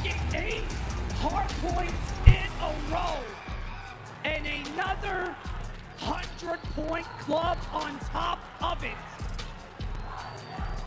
My God, Jay. You and I, as one of the first casts ever with this new Optic Texas team, when they faced off against, I think it was LAG. Yeah. And from that moment, we saw the potential. We saw the prowess that this roster can have in a mode such as this one. But their ability to just come out and just be in perfect form, whether it's the slang, if it's the map positioning. I mean, it's almost second to none. Oh yeah, Optic are playing perfect hardpoint right now. That's the biggest difference when you watch their game probably a couple weeks ago to now. Is the fundamentals. You even heard in the communication, the small talk was on point. Shotzi was like, Ghosty, you probably have to back up in this situation. Let's make sure we're watching across over towards B1. They were just winning all the rotations that they needed to. When you're finding the easy kills on the map, the scoreline is gonna look like that. But what a statement from Optic Texas in this map number 1. They decide to not play that hotel, because every time they play Atlanta FaZe on hotel, the game ended 250 to 240 something. But since they've gotten a lot more confident on Fortress HP, they come out, they choose map number 1, and they dominate it. Now have a 1-0 in the series. For good reason, man. And how about that 3-piece there from Ghosty? Just I mean, Jay, you've been in the spot, right, where you were a rookie, a young player, jumping into your first tournament. The stage is bright, the lights are reflecting off of you. How does it kind of feel if you're Dan Ghosty and you're making three pieces like that versus FaZe? Oh, it's got to feel fantastic, man. You think about this young man and his confidence. You had to start developing it in that London series where you're getting all the way a victory in a game number 5. But when your teammates are starting to chain it together, you're starting to get a lot more comfortable, starting to know everyone's tendencies. That's when this young man is starting to strike. Just playing with a lot of confidence in that map, number 1. Now you have to train it going into this map number 2. We did just see Atlanta FaZe's SD record just get broken in that last series. Optic have to try to take this search and destroy because this is a map that they did lose to Atlanta FaZe in their previous match. Yep, that's exactly right, my friend. Optic Texas go up 1-0 in such commanding fashion, and we highlight, understandably so, Shotzi. 25-15, started off this game on a lovely spree of 5-0. But just total dominance across the board. You see the Team KDs, you see the outplaying performance that Texas just put up. But like we said, man, you're moving into this search and destroy. We know the stats, we know the run that Atlanta FaZe has been on, but there has to be a little element to this where if you're Texas, it's like, you know, Toronto was just able to beat them on this, why can't we? And the reason why Toronto were able to beat him on it is in that first blood. It was 7-9 in favor of Toronto Ultra. They were just doing a great job of shutting down the SMG presence on the side of Atlanta FaZe. You know, if you do that, if you take down a tiny terrorist, you are most likely going to find some success. So that has to be the way that Optic are going to try to take this search and destroy. Play it patient. Don't go for any ego chows. And just play for that first blood, keep the numbers on your side. Yeah, I know Ali on the desk was touching on it, you know, a little surprised to maybe see LSC Search and Destroy come through in this map set. But if you are Atlanta FaZe, right, you got to try your best to block out the noise. It's definitely not going to be perfect, but you got to block it out and prepare for this next Search and Destroy. And honestly, man, just reflect on the record. You know what? Are we off of a loss? Yes. However, can we just recognize the performance that we have put on LAN so far throughout this season, Jay? 17-2 in S&D on LAN or Atlanta FaZe. I mean, like I said, you're off the loss, but the confidence is still, it has to be there. Oh yeah, without question, man. This is the bread and butter for Atlanta FaZe. Every team that Slasher is on, they're always one of the best search and destroy teams that we have in the game. And with his teammates around him, man, just have to fix the mistakes that you just had versus Toronto Ultra. Don't be over-aggressive. Don't get a little bit overzealous. Just play your numbers, play your trades. With all that momentum and Optic gained in map number 1, can it continue here? All right, Jake, give me the matchup. We'll take a look at our top 5 search destroy KDs coming into Major 3. And you see, really, 2 members from Atlanta FaZe, but Dashi in between. We'll see if his presence can be enough, but we know it, right? Easy, absolute menace, a 1.37. But give me the matchup. A player to look out for Texas, a player to look out for FaZe. Oh yeah, here in this S&D. I'm definitely looking at on the side of FaZe, it has to be a Beezy. That's the guy who's leading in S&D when you talk about the KDs. Then the opposite side, Hook. Hook's the guy that can shut down that aggression on the side of a Beezy. But early into this round, it's going to be Optic on the attack. A Beezy with no dead silence earned. No hesitation already on his flank. Yeah, and if you're Texas, I mean, you don't expect for someone to go for a flank off the rip. Understandably so. No dead silence, but it doesn't matter. A Beezy, first blood master, already able to make that presence felt. In the meantime, Texas plants bomb, 3v4. 3v4 now. So now if you are Optic Texas, just try to iron up and play for a kill. You still have to be aware of a Beezy on that flank. It's causing him so many problems. Everyone just checking their back end. Right now, Dash is in the spot to at least watch over the bomb, but Sim finds one, 4v2. Big gunfight victory there for Ghosty. As we said, time continues to tick away, and it's all going to be on to him. He's going to have to be around clutch all by himself. That's going to be 2 time. I was going to say it's going to start to become a factor, but Slasher is able to wipe away the rookie, and from there, the retake is in. It starts with a first blood, and it ends with a defuse. FaZe go up 1-0. Yeah, BC just set the tone right there. Once he finds that first kill on the flank, even though the bomb does get planted, you see all of Optic Texas. Everyone was just trying to play for a corner. You don't want to get some bad timing, but eventually when they take care of him, the rest of Atlanta FaZe, they flood on in. They're able to find a final kill onto Ghosty and take round 1. We talked so much about the history between these teams. The last time they faced off, it was an El Asilo search and destroy, and we've talked about it, right? The crowd is definitely aware of it. The streak that FaZe has win on, it was an El Asilo search destroy victory that they had over Texas. So we're talking about prior matchups, if we're talking about history, these two teams have it on this very map and mode. Stuns are out, and Dashi, the glint of the scope has definitely been revealed. So with that in mind, FaZe deciding to back on up. Shotzzy still eager for information as player 6 Nabizi looks to get aggressive again. Nabizi, he might have found the timing, but Shotzzy, he's just gonna get away with his life. Can't find the kill. Nabizi with another first blood so far in this search and destroy. 3v4 situation, as the bomb is now gonna get planted at B. Nabizi's still up here. Dashi did not spot him just toward his side. So with that, he definitely has heard him now. Pistol out. Oh, one more bullet, and it surely would have done the trick. Brings it now into the 2v3. Bomb has been planted, and FaZe, they've got the info. And right now, Celium, he's the player all the way across the map, and he's watching that cross. He allows Slasher to go for that late flank as he takes down Ghosty. So now Dashi in the 1v3 with only 20 seconds left. It's not going to be an easy round. He gets snipped out by Slasher. Now that's 2 rounds in a row from Atlanta FaZe. Abizi once again with that first blood. You take down Shotzzy. Take all that map presence over towards that B site, you get it down. Eventually you set up your players to go for a couple flanks to close out the round. Atlanta FaZe, 2-0. I tell you what, man, I mean, for FaZe, you're talking about trying to rebound in this search destroy. Who are you gonna rely on? The guy that we talked about it, right? Abizi, such an unbelievable search and destroy player. They're relying on him to walk away with those first bloods. So moving forward throughout the remainder of this game, if you're Texas, you've got to be aware of those early situations. You have to be aware of Abizi. This FaZe, well, a little slow to arrive, but as we said, can it be Abizi again? 3 for 3. Another first blood for Abizi. Now makes it another 3v4 situation. Optic just gonna try to get this bomb down again. Trying to clutch up this time around into 3v4. Abizi already working his way through courtyard. He can just kind of hang out here. I mean, you're watching the primary lane. Yep, yes indeed. Shotzzy falls. Ook not able to finish off that kill. That very well could turn the tide of the round. As we said, bomb is planted. Atlanta FaZe, you definitely have to get a move on, but they're finding all the kills that they have to. Once more, it is left up to the Rook. Ghosty, 1v4, not able to hold it. Not able to lock it down. Abizi and Atlanta FaZe, a commanding start to this search destroy. Yeah, Abizi's just taking over, man. Another first blood on the round. Once he finds that kill, he wraps all the way through the courtyard side. Takes down the second, and now you see in that 4v2 situation, Atlanta FaZe, they were playing for the information. One player shoots out towards white, then you have Poop towards the courtyard side, and we're just playing for the kills before anyone decides to hop on that bomb.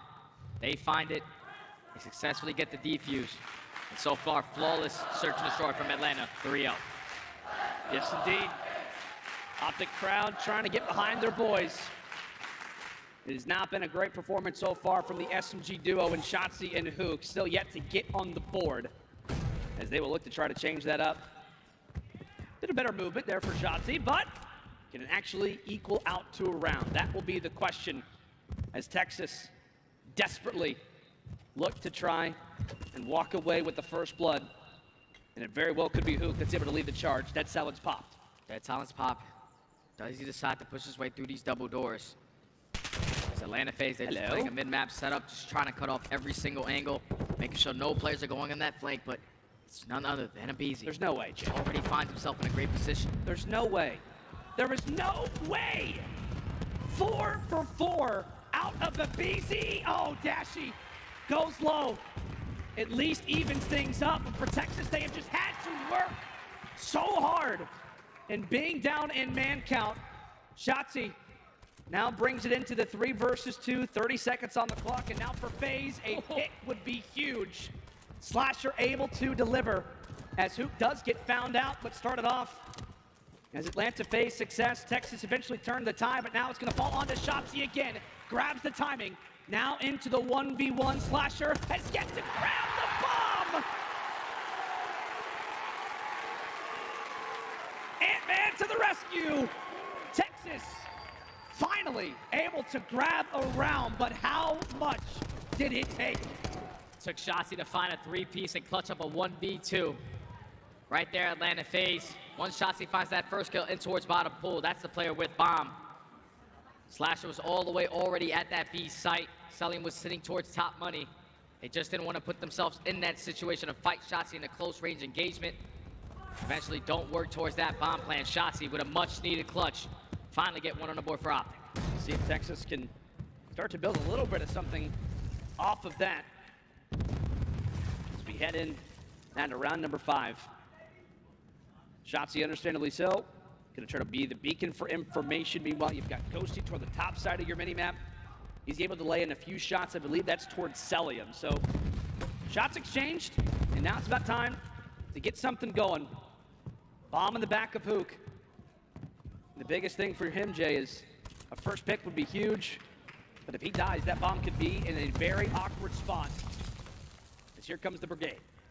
Oh, and that nade not hitting might give Optic some false information that no player's gonna be in towards the side. Sip and a BZ. It's time to strike. They find the first blood onto Hook.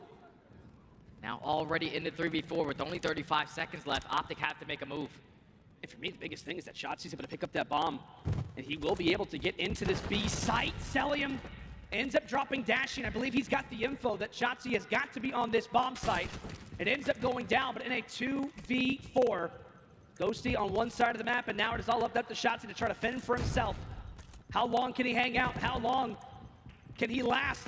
As it's all gonna be up to him, and FaZe overwhelm once more. Added to the tally of first blood, equaling out to a round victory, 4-1. Stake right there in that round, Optic Texas. Thought that they have all the information that they needed once they throw that nade in towards that site. No hit markers to show for it, though. That's another first blood in favor of Atlanta FaZe. They read the play beautifully, as you have both your SMGs sitting in towards that A site. Rotate back over towards B, cut them all down. Another flawless round from Atlanta FaZe, now up 4-1. So this has just been, I mean, what we expect right out of the best Search Destroy team in the game. It is definitely up there with one of the best S&D teams of all time. Making it look clinical so far. 4-1. Can they make it 5? Can they remain perfect in the first bloods? We'll have to find out. And Jay, that's the reason why we see the score the way that it is. You're facing off against one of the best S&D teams in the game, and you yet to get a first blood on the board. So now you have one hand behind your back. Now you've got both. Texas down in numbers. Can they rally? So now in the 3v4, Celium does find himself in a position up towards field side. So they can decide to wrap this bomb back over towards that B point. But with Hook sitting in this corner, he's the guy. He's gonna make sure nothing fishy happens over towards this A bomb. But time is starting to tick. Atlanta FaZe now have to make the play call. He definitely hears it. He definitely hears it. But now at 0-6, at times, Hook has been the savior here on El Asilo Search Destroy. But now can it be Ghosty? Levels it into a 2v2, but bomb has gone down on the other side of the map. It could be a 1v1 that's about to take place. Dashi, he just ran past MC. Celium from the top side, and it's Slasher on the other. Ghosty, he's got to do it by himself. So many spots, so many occasions where he's been last man alive. Gets the timing. 15 seconds to go. If you're MC, all you have to do is wait. Pressure is on to Ghosty, puts in some solid shots. But regardless of it, it was going to be an Atlanta FaZe round nonetheless. 5-1. Atlanta FaZe found another first blood on the back of a BZ. That's now 5 first bloods in this Search and Destroy. But I also think if Ghosty, once he finds that second kill onto the player on site, if he kills him before that bomb goes down, probably a completely different round. But the repinch comes in from Celium, puts himself in a great position, is able to find a final kill on the round. Atlanta FaZe at game point. Well, there's much more to be said, man. I mean, what? First bloods, it comes down to that. Utility toss to BZ eventually does get stopped. But those nades gonna be exchanged. Texas look to brute force their way into the bomb site. And Simp, well, he's got a few players just around the corner. You can see Slasher trying to make some moves up toward the top side. Cleverly tries to make some presence felt around the doorway. Texas finally have gotten the first blood. Now what can they do with it? Bomb planted, but here comes the flanks. Here comes the flanks, but at least you have the man advantage this time around. It's now with only 40 seconds left. Sim's trying to find an opening through bottom pool. He lines up perfectly for Ghosty to take him down. So now in the 4v2, all left up to Slasher, he gets cut down. Now it's all on to Selly, and the trade is there. And Optic Texas take the attacking round, find their very first blood of the map, and it eventually leads to some success. Optic stay alive. Stay alive for now. 5 rounds to 2, but like we said, it just feels like we're just regurgitating the same information we always know when it comes to the Search and Destroy. It is all about the first bloods. Texas finally are able to get their first one of the game, and what do you know? It leads into a round victory. We talk about comebacks. It is not going to be an easy one by any stretch, but you can imagine as well for Hook, if he's able to get on the board, maybe get some momentum flowing, there is a chance they could maybe string a round or 2 together. Quickly into the mattresses we go, and Shotzi able to add in another first blood, so his second one of the game. That now extends his streak to 3. Oh, he catches a nade. Nice toss coming in from Simp. A minute left. Now into 3v3. Atlanta FaZe knew that there's a couple players from Optic who are surrounding that A-bomb, but now with Hook trying to get his first kill off the map. Dead Silence is no longer on his side, but he puts himself in a great position. I don't know if Atlanta are going to know he's here. Say, if you're Texas as well, just try to stall out as much time as possible. Dashy dropped by the nade. And with that, the flank from Hook. Spot Slasher. Oh, one more bullet. One more bullet. Would have brought it into the 2v2, but gets the job done nonetheless. It is Simp who plants down the bomb, and now will force Texas to come to them.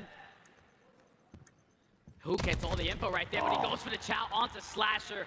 Slasher's able to cut him down, so now left up to the rookie.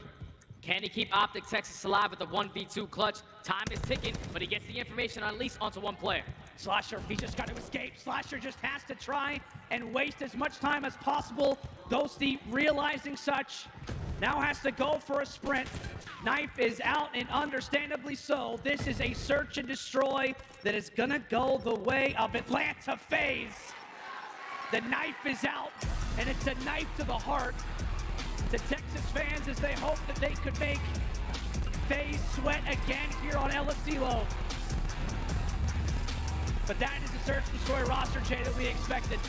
That is a team that has now made it 18-2 on land. Impressive work from start to finish. Without a doubt, my friend. Talk about this search and destroy. The thing that caused Atlanta FaZe to lose this map to Toronto Ultra was that first blood. They lost 7 of them in that series, but eventually now shuts down that SD streak, but they bounce back right off of that. They find 6, which eventually leads to 6-round wins.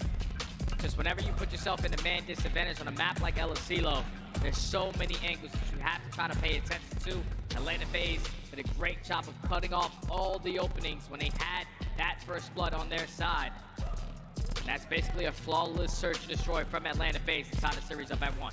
Yeah, and it's a big one considering that hotel control that we will have up next. Plenty to talk about when it comes down to that map and mode. We'll save it for once we come back from that commercial break. But a big one for FaZe, Jay, and I think confidence-wise it's going to be huge for that team just to know that those search and destroys are guaranteed. And say what, man, I know I don't want to get too ahead of ourselves, but if we're talking about Game 5s, if we're talking about the future of this series, FaZe have set themselves up nicely. Yeah, they definitely have, but now they have to win the control. Every time Atlanta FaZe loses a series, they lose the control. So they have to make sure they try to clutch up in this Game 3. Indeed they do. But folks, we got ourselves a 1-1 series. We were curious how it was going to start. And I gotta say, kind of the way that we expected. But when we come back after this break, we are headed to hotel control. Make sure and stay with us.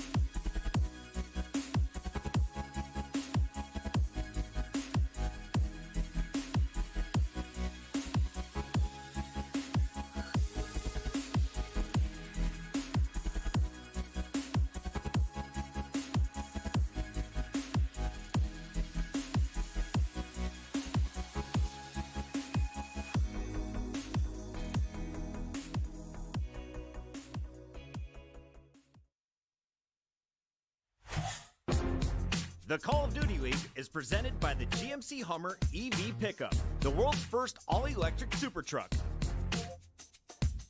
Upgrade your game with the Scuff, the official controller of the Call of Duty League. Hi, friends, and welcome back to the Texas Major. How about that view there of A&T Stadium? Oh, my goodness. Love to see that. But, folks, we've had a wonderful time so far here at Major 3. We're currently in our elimination final between Optic Texas and Atlanta FaZe. Optic crowd is still in it, Jay, but I'll tell you what, man, they're a little dazed, a little frustrated with how that last Search and Destroy win, a 6-2 win there for Atlanta, as it is all in around to who can get to that final and contest for that very lovely trophy. Jay, we get ready to head into hotel control. What do we got, buddy? Oh man, this is a good one for Optic Texas, especially up against Atlanta FaZe. The last two times they have played, they have won it. And the reason why they find a lot of success is simply because they're attacking rounds. They were one of the worst teams that we had on hotel when you talk about winning some attacks. But ever since they make that roster change, it's been completely different for this team. Last time they matched up, it was Optic Texas walking away with a clean 3-0. Can they do it again? That's exactly right. Optic Texas 2-0, as you said, versus Atlanta FaZe on control, on hotel control. They've been flawless on attack versus FaZe all throughout this season, as that will be put to the test again. 2 maps in and 2 dominant victories. Can we have a close one, or will it be dominance displayed once more? We fly in for hotel control. Optic Texas starting things off on the attacking side, and Shotzi does not worry at all. Watches that stun fling right past his head, and it is all gunning from there. Early time and early control. It's the name of the game over at that A zone. Yeah, Optic is trying to get the easy one out the way. Great start to find those initial 2 kills, and now Shotzi maintaining map control before he does get shut down. Now Atlanta FaZe, they're trying to set up the pinch. Ghosty with some great mistakes is able to take down the first. Snap off to the second, and A's already going to be done. All right, get your snake on then. Over to the B zone we go, and Texas, well, they've been here for a little while also. Ghosty has not only been finding kills, but he's also been a distraction. In the meantime, though, a few quick kills go the way of FaZe, and now they look to try and establish a bit more of that map positioning, Jay, here on hotel control for both sides. It is all about that bedroom control, and currently it is FaZe who's got it. Yeah, FaZe and the Tiny Terrors is combined for 3, so now Optic Texas has to try to slow on down, as Atlanta are going to find all the kills in the feed. And now with them being pushed up towards flat, Optic Texas is going to get those farther spawns all the way at kitchen. Just have to win a couple gunfights, but it's all the slaying in favor of Atlanta FaZe. Another 3, 1:30. Optic down by 6 lives. Oh, this is a wonderful flank. That's set up right now for Simp. It's a bit of a crossfire inside of the restaurant. 4 members here for Texas pretty much trapped in, but Shotzi is there to lead the troops forward. So now into the FaZe spawns they go, and this is where the fights can get interesting. Dashy wins another one on the way out, so now the pressure begins to get applied into Celium. And BZ finds one in the meantime, but Texas, they have stopped that time. Yeah, Optic Texas, they put themselves in a great position. Kate Dashy get a couple from middle desk. He finds at least one. That first segment is already going to be complete. BZ trying to do everything he can. He gets cut down. So now you know where Atlanta FaZe are coming from. Second tick is already in. There's surely no way they do this again. Is history about to repeat itself? Is it going to be another attacking victory? Shotzi eventually drops. FaZe wiped the board, but my God, a minute on the clock, and Texas has done so much damage. But the same thing can be said when it comes down to the life count. 14-9.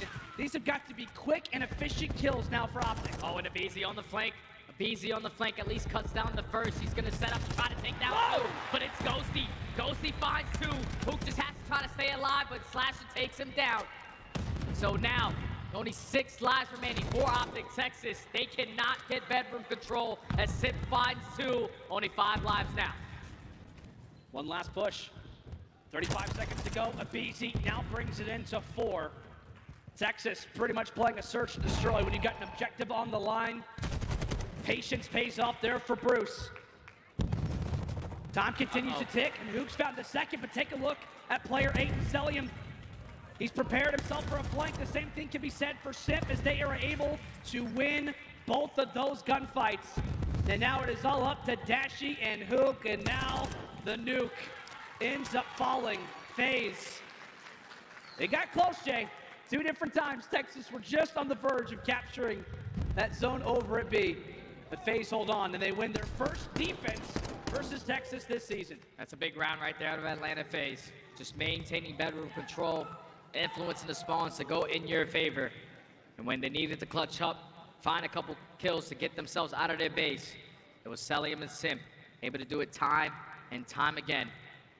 As Atlanta FaZe take the very first round, but they allowed 5 seconds to go in favor of Optic. Can they answer the call here?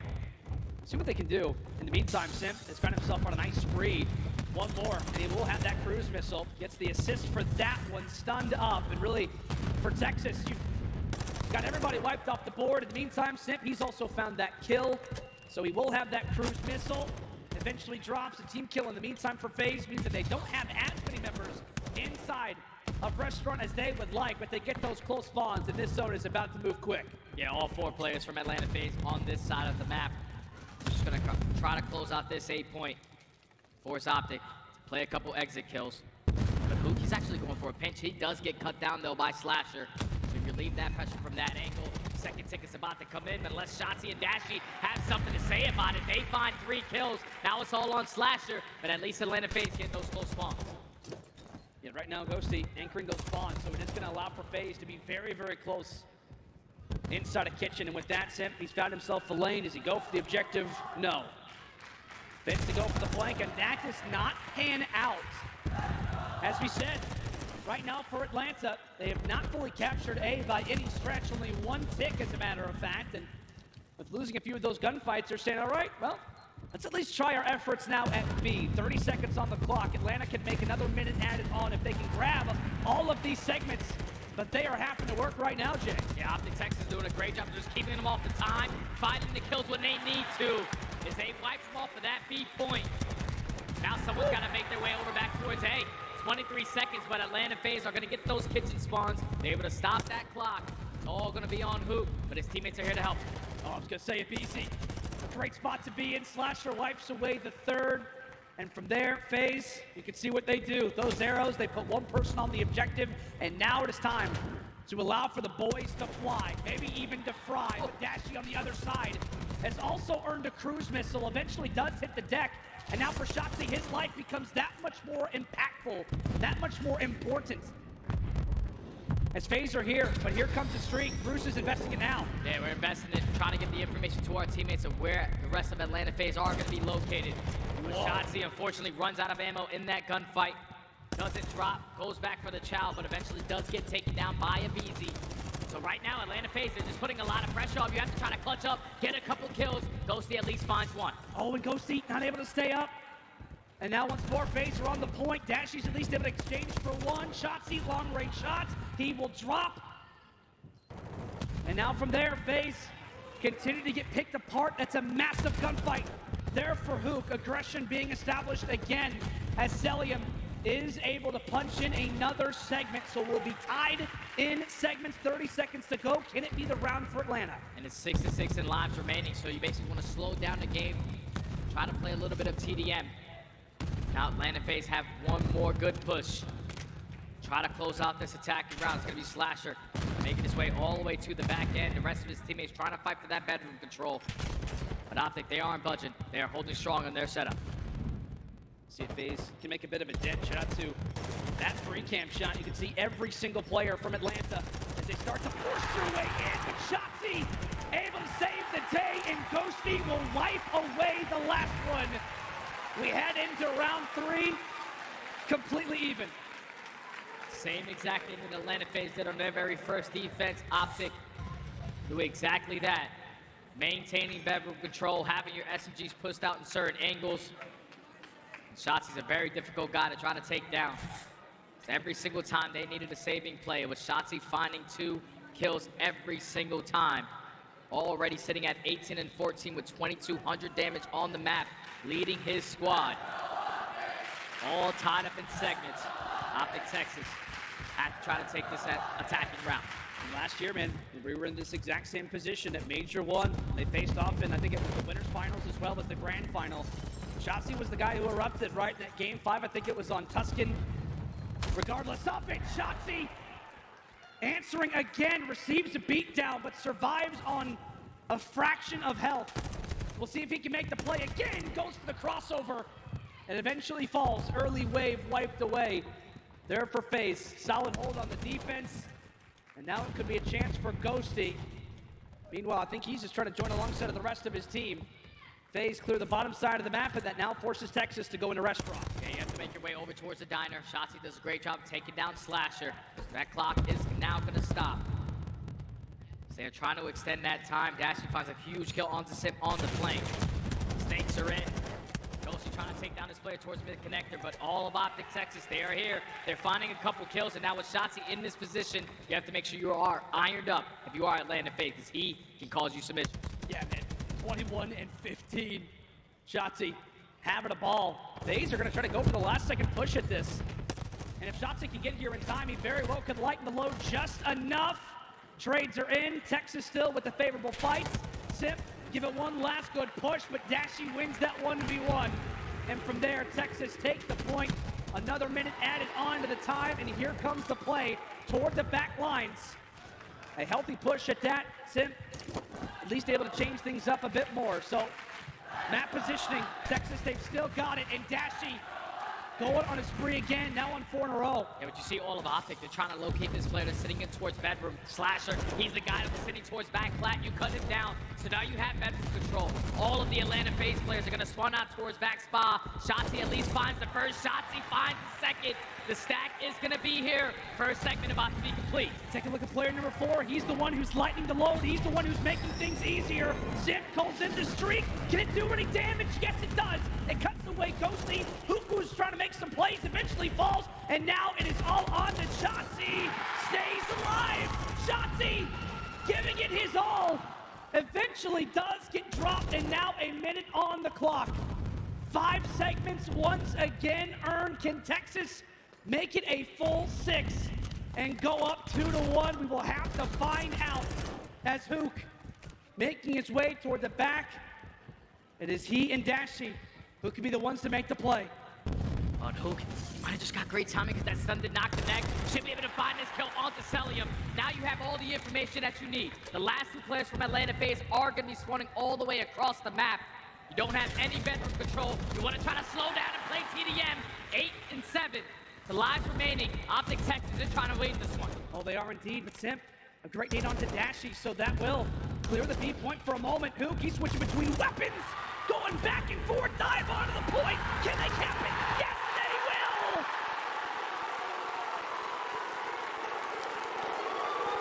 Texas had to be patient. They had to wait for their window of opportunity. But Hook makes the plays toward the stretch, Jay. And we see he gets the call. Kyler jump from the point with me, goes for the dolphin dive, and they have just enough members to get that zone, to get that bar past the finish line. 2-1, go Texas. Optic just did a great job of just not wrapping back towards bedroom. You didn't want to waste any time in that final push. You take control of Spa, you spawn them all the way across the map. Eventually you stack that point to secure the round, but now you have to clutch up on another defense. We feel 2-2 split between Atlanta FaZe, but Hook and Shotzzy, the SMG duo, they cut them down. Now Atlanta have to hit that rotation over towards B. Well, that's a big 1v1. And BC's able to take it. And with that, for Texas, trying to figure out which zone are they going to? And okay, doesn't matter. Map control gain. Texas wipe away all. And from there, Hook ends up earning that cruise missile. You can tell, Jake, he is a man that feels confident often, and understandably so. The gunny is disgusting. A chow, say less! Hook is just nuking right now. He finds himself on an ace spree. Optic currently have all map control. As Atlanta FaZe is just trying to find an opening, trying to find a way out of their spawn. Now they set some Shotzzy on the pitch. Shotzzy finds 2. Can his SMG do on Hook do anything more? He finds another. Eventually does get cut down, but 20 seconds left. Atlanta has to get on a point. Oh my God, Ghosty nearly found 2. So we're talking so often about that timer, 17 and change. FaZe able to stop it for the moment. One more break for Texas, and this control, it ends. It comes to a finish, but take a look at Luke. Could he be the one to make the play again? He's found himself on the flank, but Slasher able to read him. Longtime teammates, and not able to find the read, but it's Shotzi poking away at 2. Celium able to drop him, and from there, FaZe have numbers. This should be the point. This should be the capture. And now this is where you make the decision to just chalk that one up, play for the exit kills, because right now it's 20-13 in lives remaining. All you want to do is try to play TDM. Ghosty, he's getting all this information. Great stun to at least find the first. Goes for the towel onto the second. Cuts down Celium. 19-11. 1 minute left. Atlanta has to try to find an opening. How explosive has Texas been so far throughout this round? Pook goes for the chow, eventually falls, but now it could set up Shotzi. 36-23, making that score line look that much better. But there's still one player in the back lines that is going to be Slasher. Ends up cutting away 1. Can he find the second? Yes, he does. Slasher on the 5 spree finds 1 more. That's a cruise missile and a chance. FaZe with numbers at that B point. Dashy, he's just waiting for his teammates to try to get into the play before he goes for the chow on towards the point. Taking his sweet time in towards top ever while his teammates are trying to get all these players in towards the back of the desk. Dashy finds the first, Hook eventually finds the second. Trying to go for the chow onto Slasher's Ghosty. But Slasher does a great job of staying alive. Only 25 seconds left. This is going to be the final push. And Slasher has to go for the chow, so off of respawn, right? Slasher's going to have to make a call. Do we bring in the cruise missile? We have no map positioning. So here it comes. Can Texas weather the storm? Meanwhile, you have Sip, who's on the flank. This is the push that could break open the game. This is the push that can seal the deal. But Hook comes away, takes one down, but takes his teammates in the process. But it does not matter.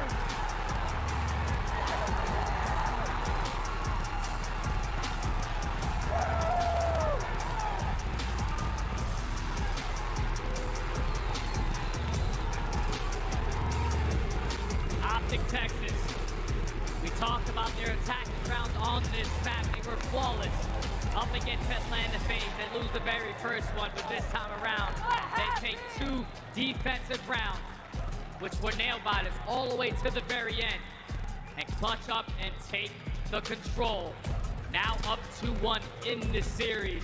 And remember, before we went to that commercial break, Lando, I said every time Atlanta FaZe have lost a series this year, it comes by dropping that map number 3. Optic Texas with the perfect game plan, man. And when you have the SMGs playing like the way that they are, look at the stat line from Shotzi. 38 and 25, 27 non-traded kills, 4,400 damage. Almost has the same as 2 of his teammates combined. Shotzi just took over in that control. Puts now Optic up 2-1 in the series. Good God, nearly a 40 bomb drops here in the swing mode. 47 unanswered kills. He was a headache for Atlanta FaZe to deal with, but I tell you what, man, that was just unbelievable hotel control, really, from both teams. You could feel like the strategies, the wheels were turning for both rosters, the plays that were set up. But Shotzi off to a very hot start in this game, rode that momentum all the way through. An impressive work across the board, but I'll tell you what, man, I know Hook's stat line doesn't look unbelievable as the game comes to a close, but how impactful was he in those later rounds? Oh, he went on a 9 streak in that later half of the game, and you all saw it. Shotzi was the guy that was doing it all, but when Hook stepped up alongside him, that SMG duo was just causing so many problems for Atlanta FaZe. They couldn't make their way out of the spawn, and even when they found a couple kills, it was both of those guys finding 2-piece to equalize that situation, which now sets up Optic Texas the ability to close it out in a map number 4. We recently had this series, man. The only difference was that map number 1. That instead of Fortress, it was Hotel. Atlanta FaZe, they took the Search and Destroy during the Major 3 qualifiers. Optic Texas, they take the control. This map number 4, Optic were able to clutch up and win 250 to 207 to secure their winners bracket at their own major.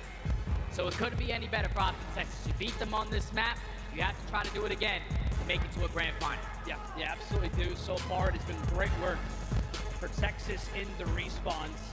as they're able to walk away with another control. Their control coming into this major was questionable. They were 1-4, now make it 2-4. And if we're talking about, who's ever going to make it to the finals, you got to be solid across all modes. Texas trying to be as complete as possible. And the same thing can be said for Atlanta FaZe. We saw our map set there, Jay. We've got Mercado for Game 4, potentially for Game 5. What can the folks expect on a map like this? On a map like this, Optic Texas are the #1 rotation team all throughout this major. They have just been dominating the better side of the positioning every single time. And even if they don't win that rotation, in those final moments, they're finding the correct kills to flip those spawns. So that's one thing you have to make sure, because Optic Texas in Hardpoint have just been taking over. Yeah, they absolutely have. I mean, the team KD is at a 1.25. That is absurd. The hold percentages. That's unreal. That is, some of the highest I've seen probably throughout this season, undoubtedly. And then we're talking about how many points they're winning by, nearly by 100 every time. And the last times, right, that we saw both these teams face off was in that Game 1, a 100-point club. They're onto the Fortress. And then I tell you what, man, it was the SMGs who were frying. You saw a multitude of different players. Dashy's been an unreal beast when it comes down to Hardpoint lately, especially in that prior series that they had. But now the pressure gets put onto Atlanta. The pressure is now firmly on the shoulders of FaZe, as they are trying to go back-to-back for the first time since Major 3 and Major 4 back in Cold War. Do they have what it takes? Absolutely. But is this their chance? Is this their opportunity? As we see the records and we fly in, 5 seconds to go. Game 4, what could be the final map of this series. It's going to be Optic Texas starting off on the better side of the map. They're going to be able to take control of that P1 nice and early. The Atlanta FaZe, their biggest focus is finding a couple kills, trying to flip these spawns. As trades go back and forth, at least they relieve some of that pressure on towards the P1 hardpoint. But these kills are going to be so big. Optic is trying to do a good job maintaining green side. They want to make sure they have that P2. Both teams actually end up playing Mercado hardpoint. In their prior series, Texas took it, Atlanta did not. Big kills. And those are some massive kills off the start of this game. We talk so often about P2, bottom side of the map, where Texas are focusing all of their attention. And Jay, they're also getting every single second at P1, 27 uncontested points. They are cutting down all the Atlanta FaZe players, trying to go for a route while they're soaking up all this time. This has been a perfect start to this hard point for Optic Texas. Because now they are able to win that rotation over towards Cantinas. A whole lot of pressure from Atlanta FaZe though, coming from headshots. It's going to be on Shotzi. Can he cut them down? They can expect this corner. Lead continues to grow. The pressure, as we said for FaZe, starts to get applied. Great bait switch coming in from the Tiny Tears. Predatook over the top side. It's that aggressive. Spot is going to be revealed on the other side. Dashy and Ghosty trying to lock things up, but now it is all on to the Rook. Thankfully, Shotzi has arrived off of the respawn. Weathered, bruised, battered, but staying alive. Ghosty doing everything right now for Texas. Off to a hot start, eventually drops. FaZe make their presence felt and get on the board. And you will take that if you are Optic Texas. A good 30 to 35 seconds. It's now going to force them to hit that early rotation. There's only 2 players currently for Atlanta FaZe in this position towards 10. Shotzi puts himself in a nice little corner. BZ does take down Luke though. They're just waiting for Shotzi. Shotzi's going to be the playmaker. They have no idea that Shotzi's in this perspective. A few shots exchanged, and now Celium looks to go for the chow. Shotzi ends up finding him. Can he go for another? Yes, he will! Eventually drops, and now it leads it into a 2v2. Dashy now versus Abizi for the time, and you've got player 8 trying to make a play on the backside. Celium able to arrive. FaZe currently with the pinch somewhat established off of the spawns. Dashy falls, and now here comes FaZe. Here come FaZe, now with the seconds. Now it's all on to Celium, the last player here, one-on-one versus Shotzi. He's able to win it. So the final 30 seconds should go in favor of Atlanta FaZe. You just have to cut your losses if you are Optic Texas. Hit that early rotation over towards Barbershop. You do a great job of just trying to set up around that new hill. You pushed out towards green, but unfortunately Hoop does drop in that moment. Atlanta FaZe, they can apply the pressure through the back end. They absolutely can. A massive spot right now for both rosters. Let's step aside and see how the comms are sounding right now with Atlanta FaZe.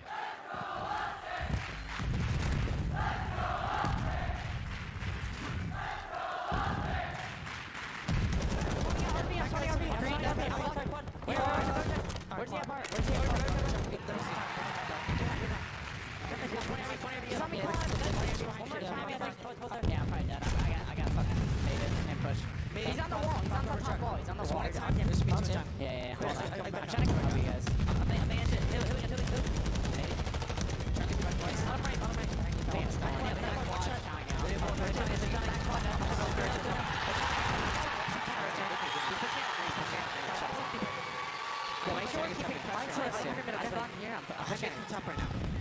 I'm short another unit. Okay. Middle, one's mid pocket. Short him in. No, he's behind me, mid pocket. So he's still mid pocket. I see nothing pushing too long. Bounce him mid pocket. I'm gonna get time. I was thinking be core, guys. I'm holding up. I'm your core. Nice, look at me, Chris. Stun bike. I can look bike. I'm your mid. I can help you long on me. One short. I got the guy in the pinch. Nice, time. Responding P2 on me. Champion. P2, that's nice. Blue. Am I blue side? Yeah, I'm trying to watch it. I'm on your P2 side. I see nothing. I'm loading. I'm loading. I thought 2. I'm trying to help you guys. Tunnel goes these stuck. Yeah, they're hitting fire. And the communication right there from Atlanta FaZe was basically flawless. And small talk was there. They had all the angles cut off, which eventually leads to a full 60 hold in towards the courtyard. It's not going to force Optic Texas to cut their losses, set up again around that Cantina area, just don't want to drop in these initial gunfights. It's only 10 seconds remaining on hold, but these gunfights are so crucial for these spawns. And you can see FaZe throwing the SMGs forward. These could be the men to make the play. Abizi firing forward. Great work to cut away. Hook, Sip still alive. He's able to drop a double kill, and from there, FaZe with the early time. Oh, FaZe find all the kills at the right time to find the break on towards Canteen as they are able to take the lead in this hard point, and Simp is not slowing down. Already on a 4-3, battling everything that he possibly can see. As he takes down the 5th, he's trying to earn himself that cruise missile. But Optic, they're just trying to find a way in. Only 35 seconds left. At least they do a great job of flipping those spawns for that P7 hill. A great win from Hook. They can still put on some pressure. Yeah, they definitely can. 25 seconds to go. A big gunfight to take, and Shotzi right at your face. Abizi on the other side. 15 seconds still to fight for, but this is a wonderful hard point. From start to finish, from FaZe, they get the early break. And now take a look at the lead that they hold. Texas, understandably so, go for the rotation. And now P7 belongs to them. Can they lock it down?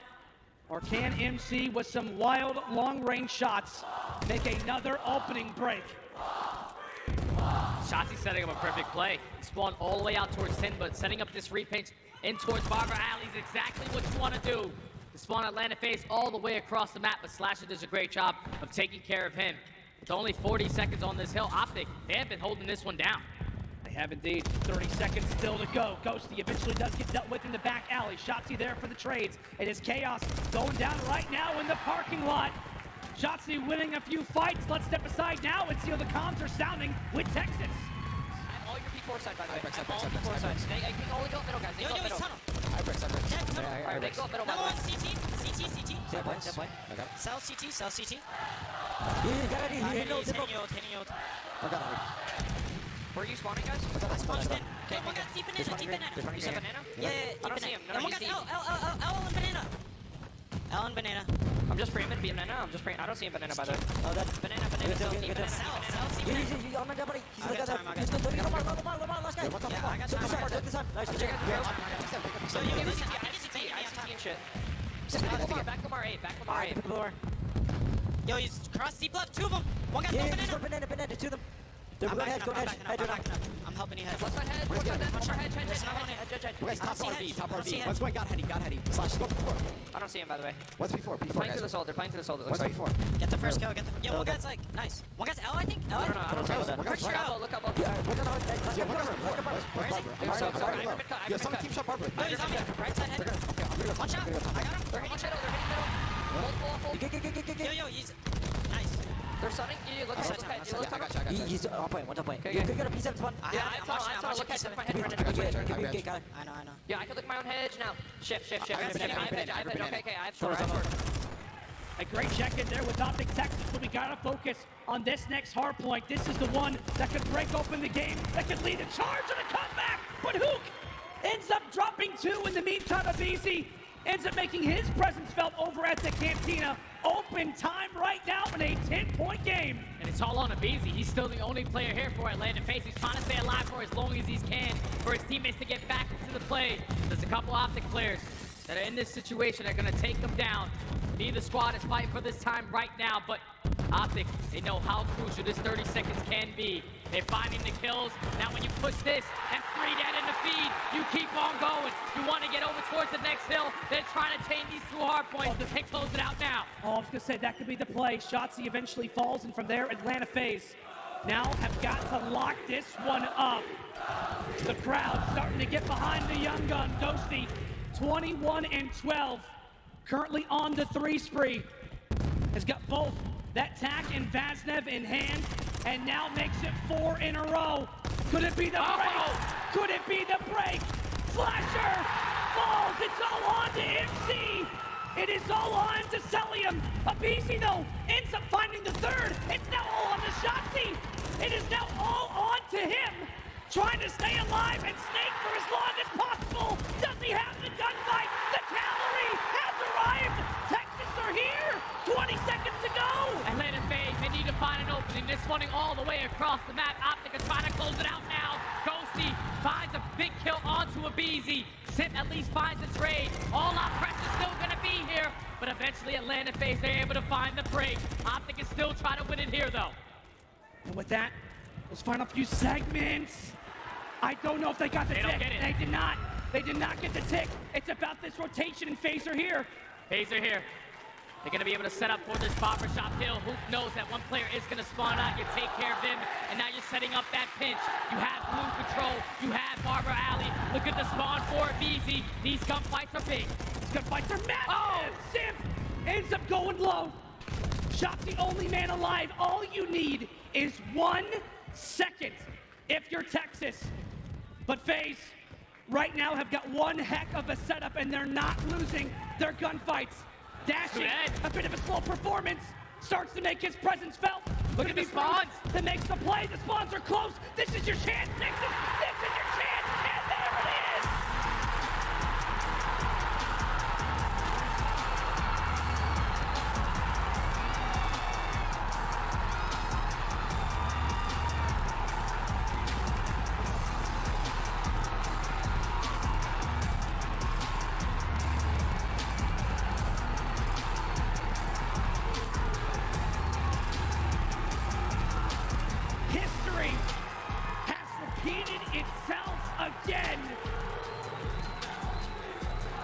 Optic Texas have taken down the Atlanta FaZe once more here in their building, and now have got a date in the final versus Toronto Ultra. This is what makes COD great, Jay.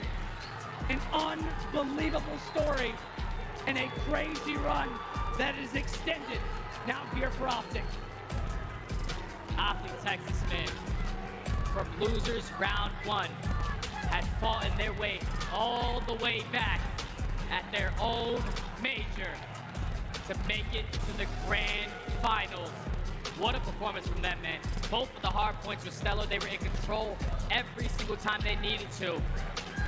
Winning your rotation, setting up properly, playing a couple rat corners is what leads to a lot of success. You see the stat line from the rookie, 25 and 17, a minute and 50 in the hill. But I think for me, the MVP, without question, was Shotzzy. 32 and 26, 20 non-traded kills. Every time Optic needed something to go their way, it was Shotzzy. Time and time again, finding clutch kill after clutch kill to close out this series in 4. We just had this one, man. We just had this one in the qualifiers. Wasn't the same map number 1, but this was the same series score. Optic take it in 4. Now make it to that grand finals in a matchup versus that Toronto Ultra squad. And these fans are going absolutely berserk. Make it now 9 hard points in a row for Optic. The streak is extended.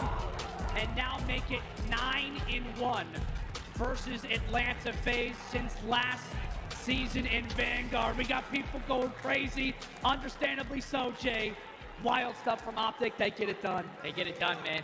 Now they are at the grand finals of their own major. The crowd is obviously so into this one, man. They have the ability to win their home major 2 years in a row. Incredible stuff, man. Absolutely wild stuff. This is the reason why we love this game. This is the reason why we love this esport. Grand finals now set up. Optic versus Ultra. That's going to do it for myself and Jay. Desk, take it away, guys. Well, there will be no back-to-back championships here from Atlanta FaZe. A good run nonetheless, but top 3 is where they're going to have to settle. Optic Texas, however, find themselves in grand finals against Toronto Ultra, which means we are guaranteed a new victor in our 3rd major. There has not been a repeat since. Not only that, we have a rookie whose first LAN, we're going to break that 2011 record. It's either going to be Dan Ghosty or Hixie. Wow, isn't that a story, Nameless? Story. Hey, look, we've been pumping that up too since the very beginning. Our rookies, all our rookies ranked top 4 performance regardless, and now one is about to win a major. Yeah, absolutely insane, and the energy in here is just ridiculous in the fashion that Optic are winning these series. They are smoking some of the top teams that we have, and the turnaround from literally 6-7 days ago. I have never seen such a bigger turnaround. Like, a 100-point club to start that series? Are you kidding me? It's the way they close out that Mercado. Against Atlanta FaZe, like Ali said, Nameless. Against Atlanta FaZe. Like, it's unreal. And you go back to last year. This is where Optic won their last major. They're looking to do it again. This has been, as far as I'm concerned, a historic run. You get beat down 3-0 to Boston Breach day 1, and now you find yourselves in grand final. It's pretty much a carbon copy of exactly what Thieves did when they went on that losers run in Boston. They stopped one shot, but this Optic Texas lineup look unstoppable right now. And I mean, it's the hard points. Look, I think when it came down to that control, that was the real difference maker. Of course, we know FaZe and the Search and Destroyers. Yes, okay, they lost Elasilo to Ultra, but you still would always favor them in any Search and Destroy they're in. The fact they lose that control, then this series is fully in Optic's hands. You know what? Like, I want to show some love to Shotzi. 11.4k damage. The guy is a monster. Like, if they win, I have him as MVP. But you know what? In this series, there were some moments where Hoop slowed down, right? In that game 4, Dashy slowed down. Who picked him up? It was Ghosty. The man had 2 minutes in the hill, 25+ kills, making moves. We went to that listening. When we first saw this Optic team, the first couple matches they had, hectic listening. Yes. You couldn't hear a damn word that they were saying. Right. And that listening, cool as a cucumber, you heard every single call out. They closed it out, man. Unbelievable performance out of Optic, and you can see here, like, the stats don't even show some of the stuff Shots is doing, bro. I'm telling you, on that last break, he jumps on top of the wall, flies around the right side to win that gunfight, then finds Slasher, then he jumps up on top of the light in the hill. Kid's unreal. I can't believe it, and honestly, I gotta say I was on the edge of my seat though when it was 249, 200. I was thinking, oh man, is Atlanta FaZe gonna be able to do this? I got a little bit worried for the Optic boys, yet they pulled through and they made it happen. And speaking of making it happen, let's take a look at our scuff play of the game, and we gotta go back and control that round 3 Hoop. Ali, he was taking over. Listen, you look at the scoring right now, 13-21. This guy goes on an 8 spree during this control at the final moments for the W in the game number 3. I'm not gonna lie, Hoop was in the blender maps 3 and 4, but when it mattered, when it came down to the wire, he made the heads-up play that ended up winning them the game. And that is what Optic Texas needs, especially going up into this grand final against Toronto Ultra. And we have our scuff team of the major. It's back again at Texas. The CDO experts will select the top 8 players. Then you, the fans, will vote for your favorites. The top 4 players with the most votes will become the scuff team of the major. Get your votes in because, well, we're reaching the end, right? We're about to reach the grand finals.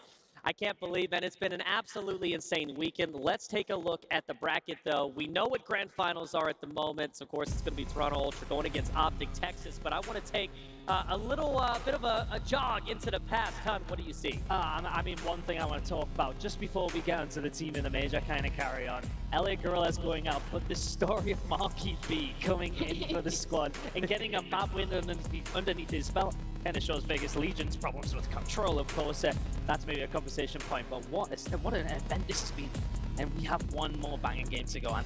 Yeah, I mean, every single event, there's just a crazy storyline. And now we're going to crown a new champion as well. And like Ali said, a rookie is going to win their first major. I mean, this is wild. Yo, honestly, I'm so happy to be here. This is incredible, you know. But hey, if you want, go check out the merch because the CDL's got it all for you. And I think a lot of teams might have just earned a ton of new fans over the weekend. You can check out the CDL store for all the official CDL merch. They've got all the new hoodies and the full lineup of 2023 jerseys. You can check it out at shop.callofdutyleague.com. And also, if you want to look good in-game and play like the pros, hey, and look like the pros, we got your team packs on lock-in. Like I said, I think, honestly, across the board, so many probably new fans for the teams out there, and I'm sure Optic just added a few new members to their green wall as well. Grand Finals! It's Optic Texas against Toronto Ultra. It comes down to this, one best of 7 to decide it all. We're going to find out our winner after the break.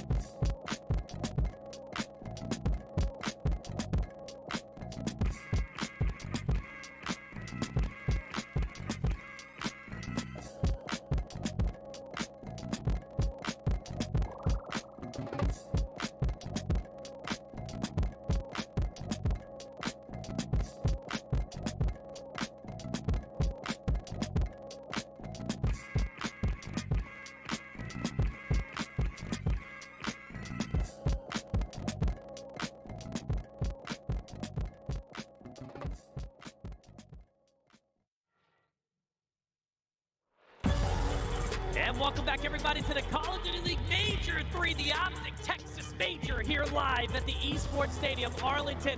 It all comes down to this: 4 wonderful days of Call of Duty, now to the grand finals. Toronto Ultra against Optic Texas. I'm Taylor Reflections Double, joined by Study off an amazing cast, Alley Cat as well as Nameless, and Study, Optic, they get it done. Oh, man, they get it done, and they dominate in the hard points, man. I think the MVP without question. The guy is playing absolutely lights out, at least in that last series. Shotzzy was doing whatever he wanted. Every time Optic needed to have a clutch play, he would find a two-piece around the map, wherever he was doing it at, man. So Shotzzy, he's a guy that I'm really looking at to just continue that form and try to take that chip. Looking at like over 10K damage. Absolutely nutty. He brings that in grand finals. Toronto Ultra might be in trouble. But let's recap. This is day 4. We've had a ton of great moments. Let's go ahead and start going through our top memorable moments. And first, of course, we have to talk about Optic, right? They're on a roll. Optic has ran through the elimination bracket, and it's nothing less historic, Nameless. I mean, if you think about how they started, got 3-0'd by Breach, right? And then they played the London Royal Ravens. A couple of small moments, they would have been out of the tournament, but they turned that win into a learning lesson, and they make a run all the way through the lower bracket, just destroying everyone in their path. We've seen them go up against Florida, who was looking new and improved. They hit them with a hot 3-1. Florida tried to test the map pool, and then we started to learn a little bit more about Optic. And then their next match, they have Seattle. Allie, what happened? I mean, it was a quick series, that's for sure. I mean, they lose that hotel control 3-1. But, I mean, they've been kind of struggling in that game mode as of late, so not that surprising. But, I mean, the hard points, I mean, a smackdown in the S&D, a 6-1, just whooping on the side of Optic Texas. That's where we really saw what truly they are capable of and what got them here today.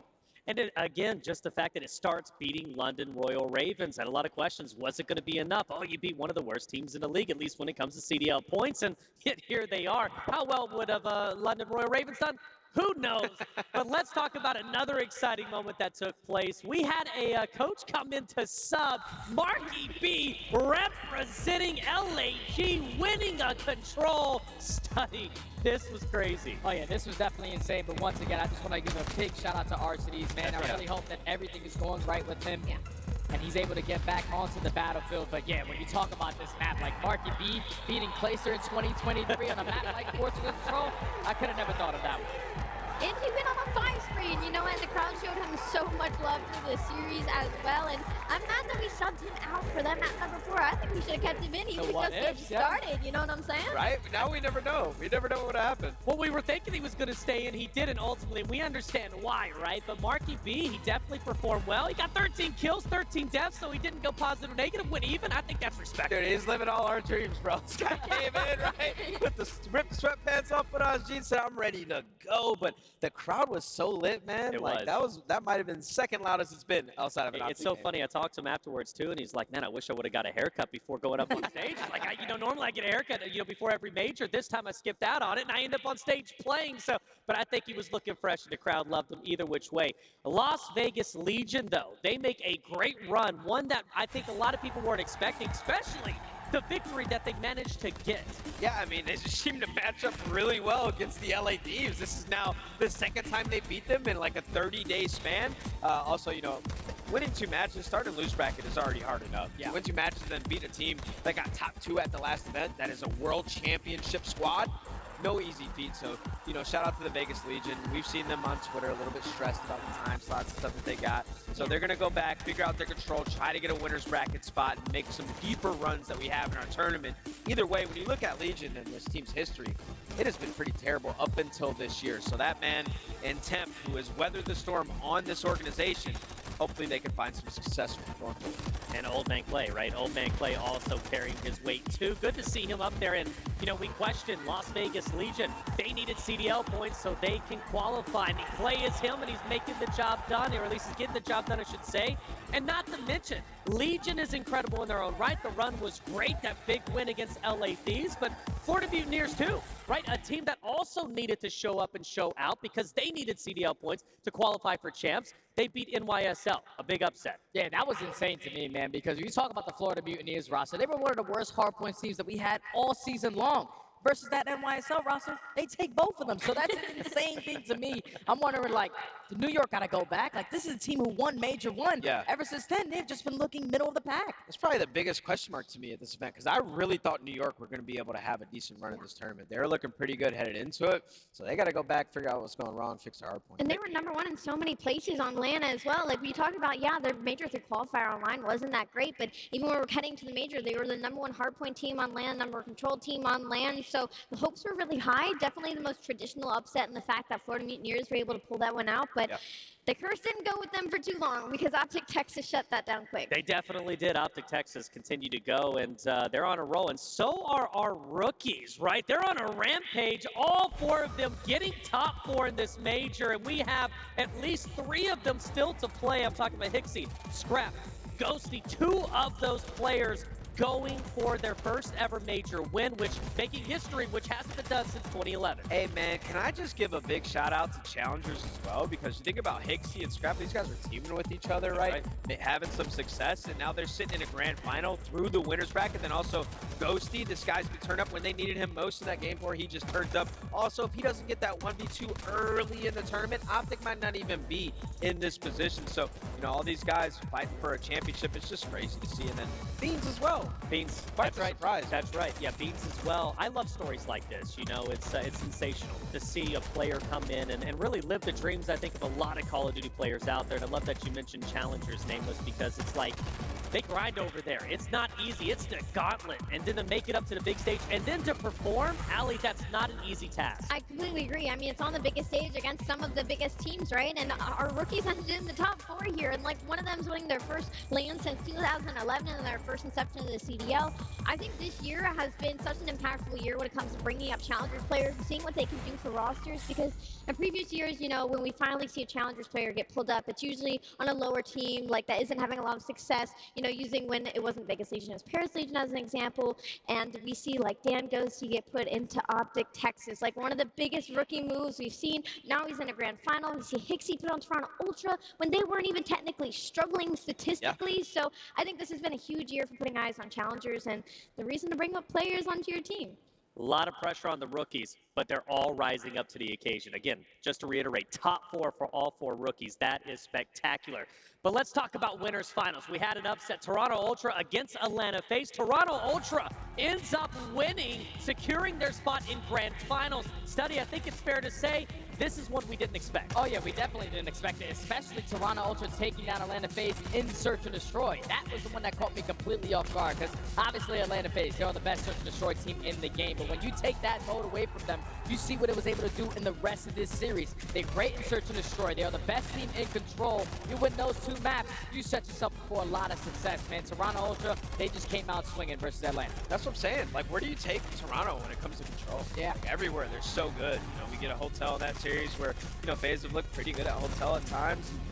They just made it look pretty comfortable, right? Yeah. Toronto Ultra also in the Search and Destroy lately. Yeah. Look at the Boston series. What happens? Toronto wins 2 S&Ds, proving they don't need to win a hard point. And then they go into this series, they beat FaZe on El Asilo S&D, right? So it just it's seeming like Insight and Phoenix are starting to find their groove again in what was once one of the best Search and Destroy teams in the world. And we got to talk about one thing that's been special all week, and obviously it's been Optic, but it's also been you out there in the crowd showing the love and showing up 1 a.m., 2 a.m., 3 a.m., right, just to get a good seat. You know, the King represents. Scumps also had that watch party. It's really been an incredible weekend, I think, for Optic as a whole, and the crowd going wild has been something special to behold. Every single time that we're here in Texas, it's a testament to how much a home advantage and having your community and your team behind you can do. I mean, talk about some serious momentum. Again, Optic Texas, I mean, wasn't looking like the best team coming out of Major 3 qualifiers. They were not looking like the best team day 1. And what happens? They get dropped down to that elimination bracket, and this crowd is still showing out day in and day out, packing this house, sitting here at 2 a.m., 3 a.m. to get that front seat to cheer them on, and they have pushed them with that momentum gotten that love all the way to the grand finals. It's absolutely incredible. I call it a Cinderella story, maybe. I don't know if it's going to be classified as that, but it is on the realm of that, you know, to go in from maybe we're expecting top 6, then they reach top 4. Wow, that's good. Now they're in grand finals. It's incredible. Let's take a look at our bracket, though, once again, and kind of just catch everybody up. We've been talking about Toronto Ultra beating Atlanta FaZe. They did so in winners finals. Now they are in grand finals. Optic Texas, a huge victory over Atlanta FaZe. That puts them against Toronto Ultra in that best of 7 to win not only the trophy, but also the money. Let's take a look at that trophy, though. It's gorgeous. It's beautiful. Someone's going to be lifting it up, nameless, and I don't know who just yet. You know what, Taylor? I have no idea who's going to be lifted up just yet, but if it's anything like these losers bracket matches, Optic has a hell of a chance. But Toronto has done it through the winners bracket. They've done exactly what they needed to do, and they look pretty sound. And right here, you can see already guaranteed 120K in the pocket, an 80K best of 7 and 65 points. A lot. Essentially, for both of these teams, locking up a top 8 spot for champs. Oh, yeah. And justifying these roster changes. They're already justified. 100%. And getting that trophy. And also the rookie winning a major for the first time since 2011. So that's also so much on the line. It's a long list, man, and it's grown ever since we started from day 1 to now. Check it out, ladies and gentlemen. Our grand finals, it's about to get started, and I can't wait to do so. We're going to take one more final break. When we come back, grand finals, Toronto Ultra versus Optic Texas will be underway. Hi, I'm Miles Ross. I'm here in windy Texas with this beautiful GMC Hummer EV to pick up Shotzi. This is as good as it gets. Shotzi, the new face of Optic Texas. I feel like I have a really unique way of going about the game. I like trying to break it. With Major 3 just around the corner, we're going to go get him, bring him back here, and make him touch some grass. Even the world's greatest Call of Duty players have to get outdoors once in a while, so we're on a journey to reconnect them with nature in the revolutionary GMC Hummer EV. Let's go touch some grass.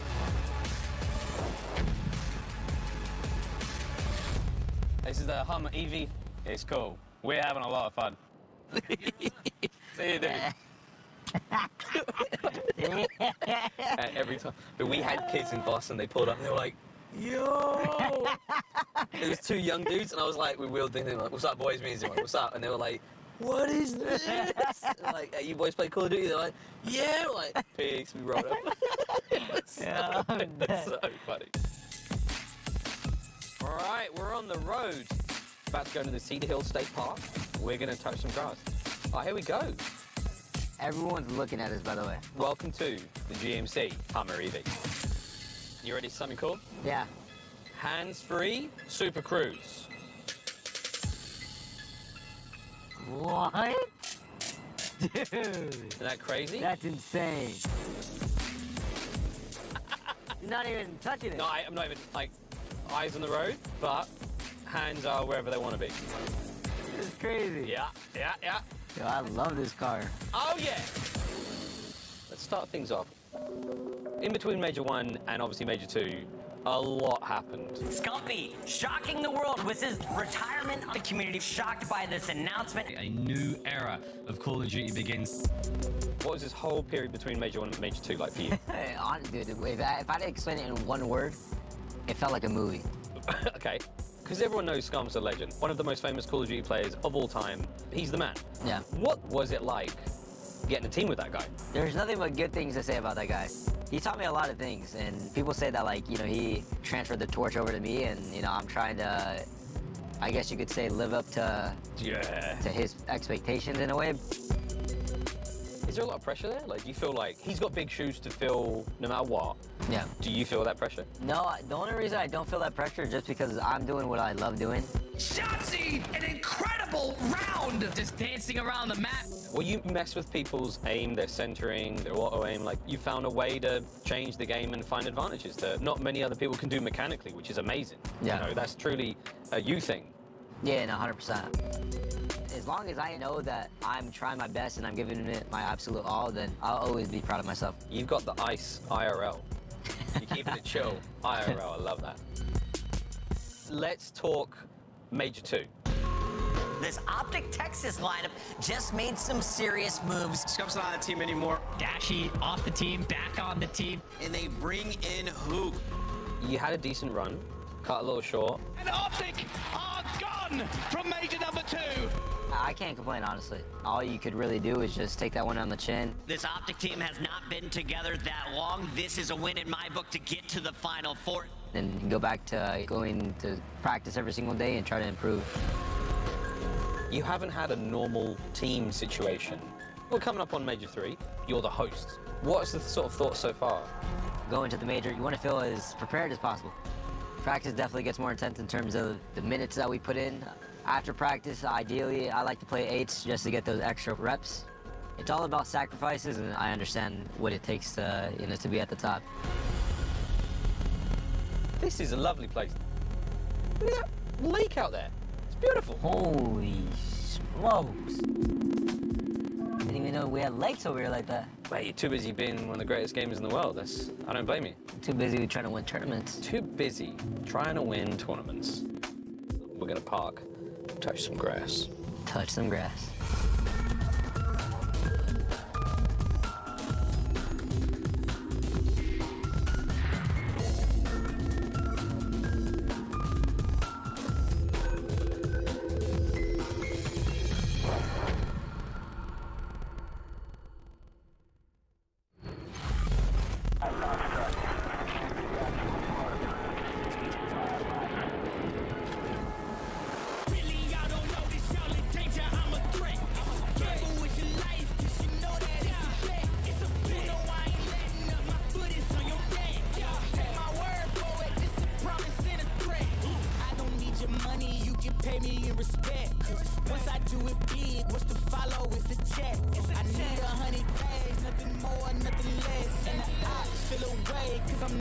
I'm a threat. Oh yeah, really, I don't know this, y'all in danger. I'm a threat. It's a threat. Move with your life, 'cause you know that it's a bet. Gotta run out the next. Point to the sky with the run up. I'm blessed. I'm young, rich, and black, so you know I'm a threat.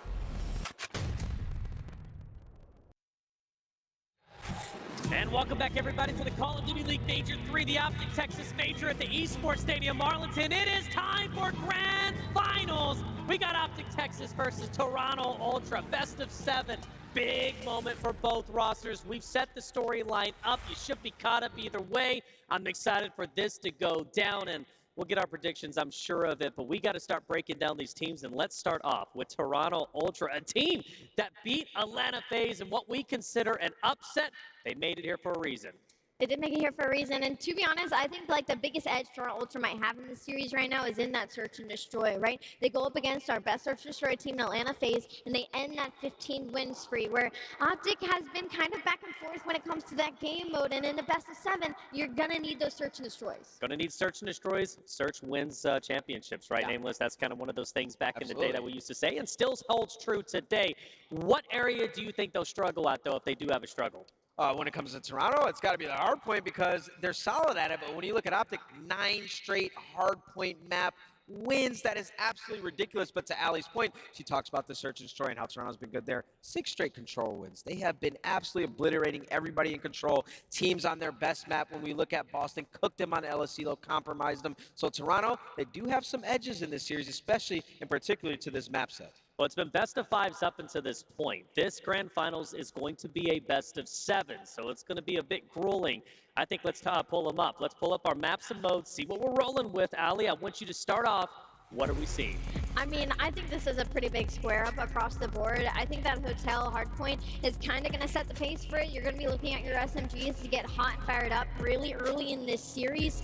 Jay, I see it. What do you got for me? I think the biggest thing that Optic are going to be happy about is that Toronto Ultra, they beat up Fortress Control. That's the biggest thing that has caused Optic so many problems. So when you take a look at these maps and modes, man, I think every single map is a great one for both these teams. So it's going to be a square up. Well, when you look at it, like maps 1 and 3, pretty good for Toronto. Like Hotel seems to be their bread and butter. And we look at both of those maps.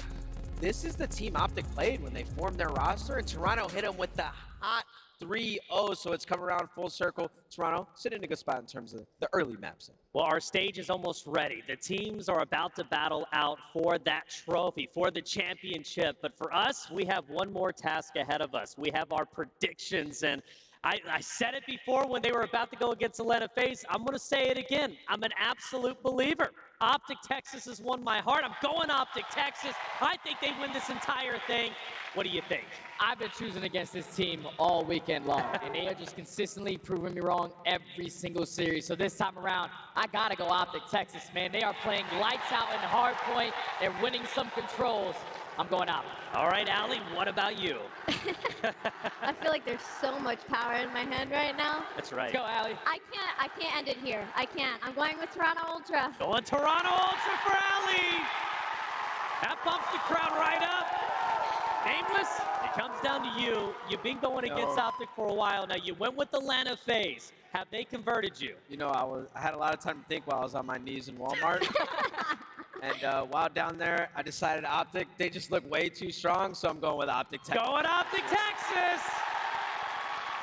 So it looks like it's Optic across the board minus Allie, all right? So, you know, we'll see what's going on with that one. But either way, Toronto Ultra fans, are you out there in the crowd? Toronto Ultra fans, get loud! Wrong place.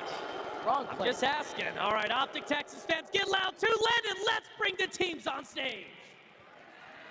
Alrighty, Texas! This is the moment that we have all been waiting for. The grand finals here at Optic Texas's major. Wait! What just happened? What just happened? Wait a moment! Get out of here. There's weak security here. Really weak security. Anyways, we have the grand final. Toronto Ultra, Optic Gaming, another storyline, good versus evil. Because everyone versus Optic is evil. Hey, no! That's not part of the plan. Hate these guys. Anyways, Toronto Ultra, we got... Don't stop it! Scrappy, Kleenex, Hixie, Insight. Guys, this team has been so good. They've been playing great when it comes to control. Hixie has been the person they've needed. Scrappy is putting on an MVP performance, and they have an opportunity to win this championship.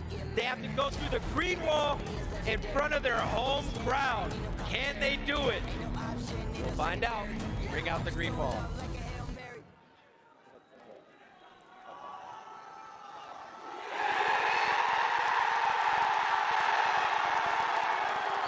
Ladies and gentlemen, it is finals time. How are we feeling? Let's not waste any time. Introducing to the stage the home team, Optic Texas. Ghosty, Big Brucey, and who? I'm seeing some serious faces on that stage right now. Remember the last time that Kyler looked like The Undertaker, he took over the series, and he's going to need to here. Optic Texas now face their final opponent to go back-to-back at their own home major, and they had the king to bring them out. I'm ready to get this grand final started! Bring them out, bring them out. If you'd have told me Optic would be in the final here on Sunday, I'd have told you to go flashbang yourself. This has been one of the most unbelievably ridiculous, memorable, unpredictable, and wild tournaments we have ever seen here in the Call of Duty world. And it's not even done yet.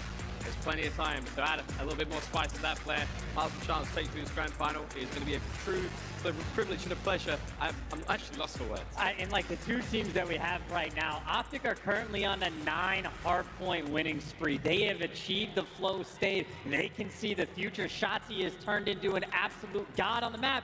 Right back to that MVP form. On the flip side, though, for Ultra, they are undefeated in Search and Destroy. Undefeated in Control. It is the square-up battle. We have made it to the finals. and we are also guaranteed a rookie, and their debut LAN performance is going to get a win, whether it be Hixie on the side of Ultra, whether it be Ghosty on the side of Optic. You're going to get the first one we have seen since 2012, and obviously in 2012, it was Scump and Bobby. Oh my God, that was a wonderful moment backstage, walking the halls here of the House of Optic, where Ghosty and Hixie passed each other, and they said, hey man, not everyone knows who we are. After this, the whole world will know who you are. What a finals this is about to be.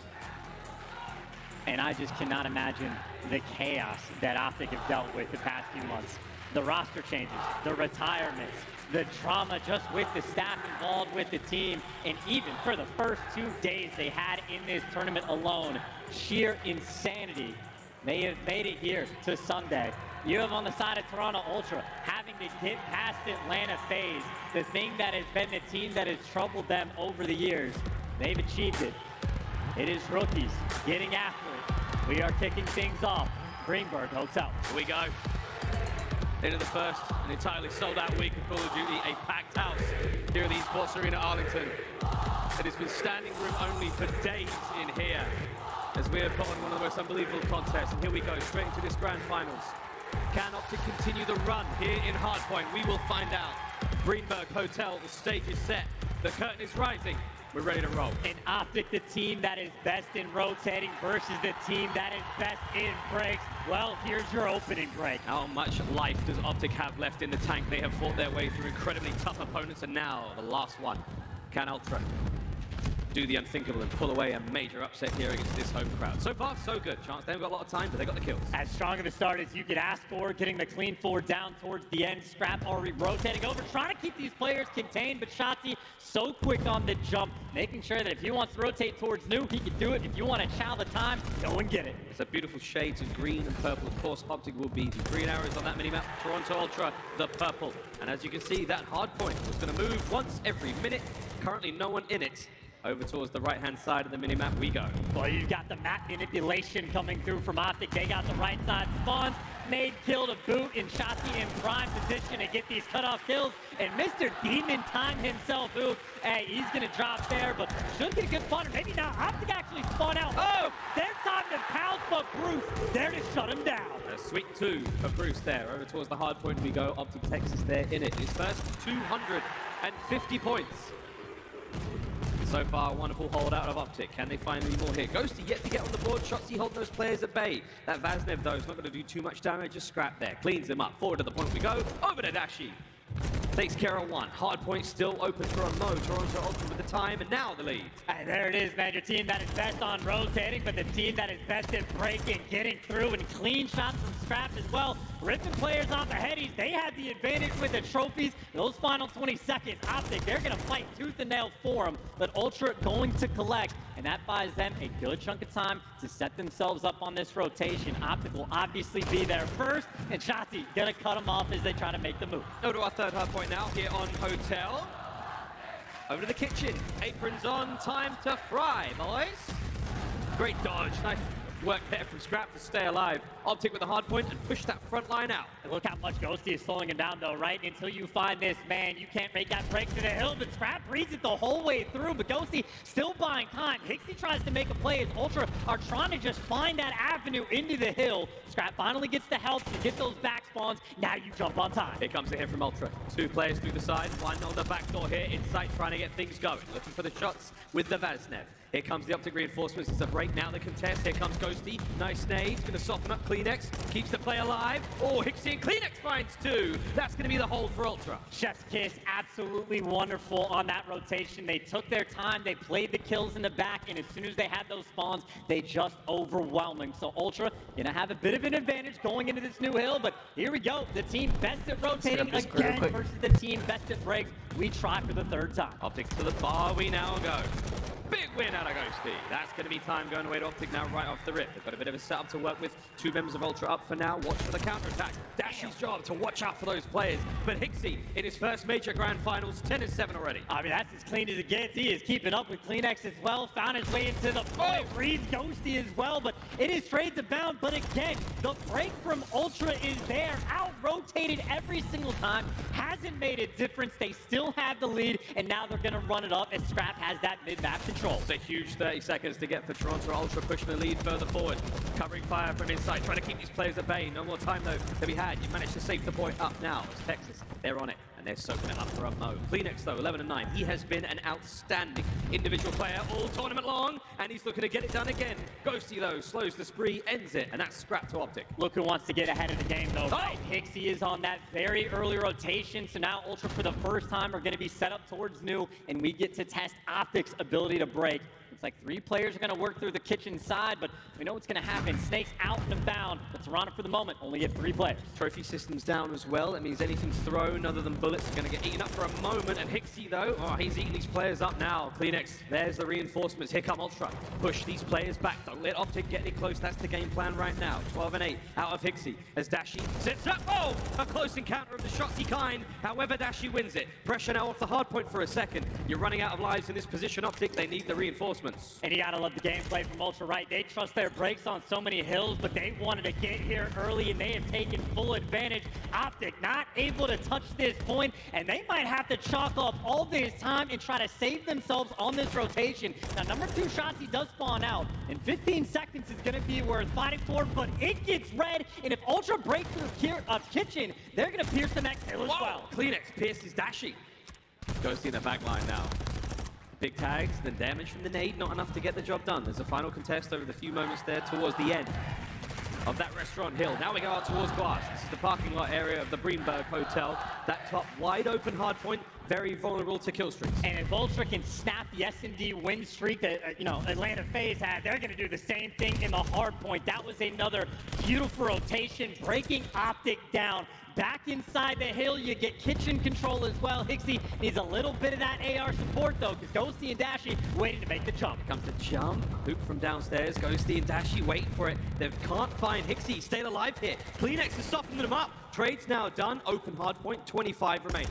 I mean, this is exquisite. This is exactly what you want to do on Hotel. Ultra have the one early rotation. Every other time they need the break, they are just walking through it. The team that had the Magic and Optic are getting shut down. Triple neck for Ghosty, double neck for Shotzzy. All those early rotations did not matter. Ultra are picking them apart. Wow, I didn't think Ultra would be this good in freaking hardpoint. They're ripping them. Shotzzy 8-16, 8-17. Again. Second set, hardpoint's now upon us, and we're looking at a 100-ish point lead right now for Ultra. They're starting to walk away with it just as Hook starts to heat up. Well, hey, 3 in the feed right there from Optic, looking to fight back. Ultra are the best team in fucking COD right now? But you got the Bermuda Triangle spawn. Ultra are everywhere surrounding this hill, and they light Optic off the map. Shotzzy, last man standing, can't do enough, anything but damage. And Optic right now, wrong side of the map, and a long way to go. Oh, it's good shots out of Dashy. That's a 3 spree. Big wins for him. 25 seconds remaining here on P1. You're looking towards the new hardpoint as well, and that's where Hook is over now. Big win from Hixie, stays alive, keeps that part of the map safe for the Toronto Ultra boys. As Ghosty, 7-17, a little slow from him, as was Shotzzy. Optic, they have not come out swinging here in the finals. Not at all, but they need to swing back on this hill immediately. Desperate for the break, desperate to get those kills flowing, but they're getting tagged up and tattered by stuns along the way. Shotzzy, though, finds the opening. The movement's on point. Don't read this in. All Shotzzy has found his way through. That's the break, that's hard point now. Optic Texas. Can they survive and hold on? Soak up some of this sweet, sweet time. Hook looking for anyone and anything right now. Well, he's going to find a teammate. Shotzzy from the inside of luggage finds one, the second as well. Time ticking. Inside the last man up there, but he's playing from the outside. Out of the play for now. Spawns. Oh, they're ugly. Yeah, he got a couple right in the back, though. So this is, you got to cover every single direction. Hook, you know he's cracked, but how quick can you snap on all these players? Just gets taken down. Ultra. That's why you leave the man in the back for breaks like these. But Shotzzy with 2 HP, that's all he needs to make a little bit of magic. That is not an easy thing to do, COD fans. Finds himself 3. Toronto, though, they find themselves over 200 points. We're in the business end now.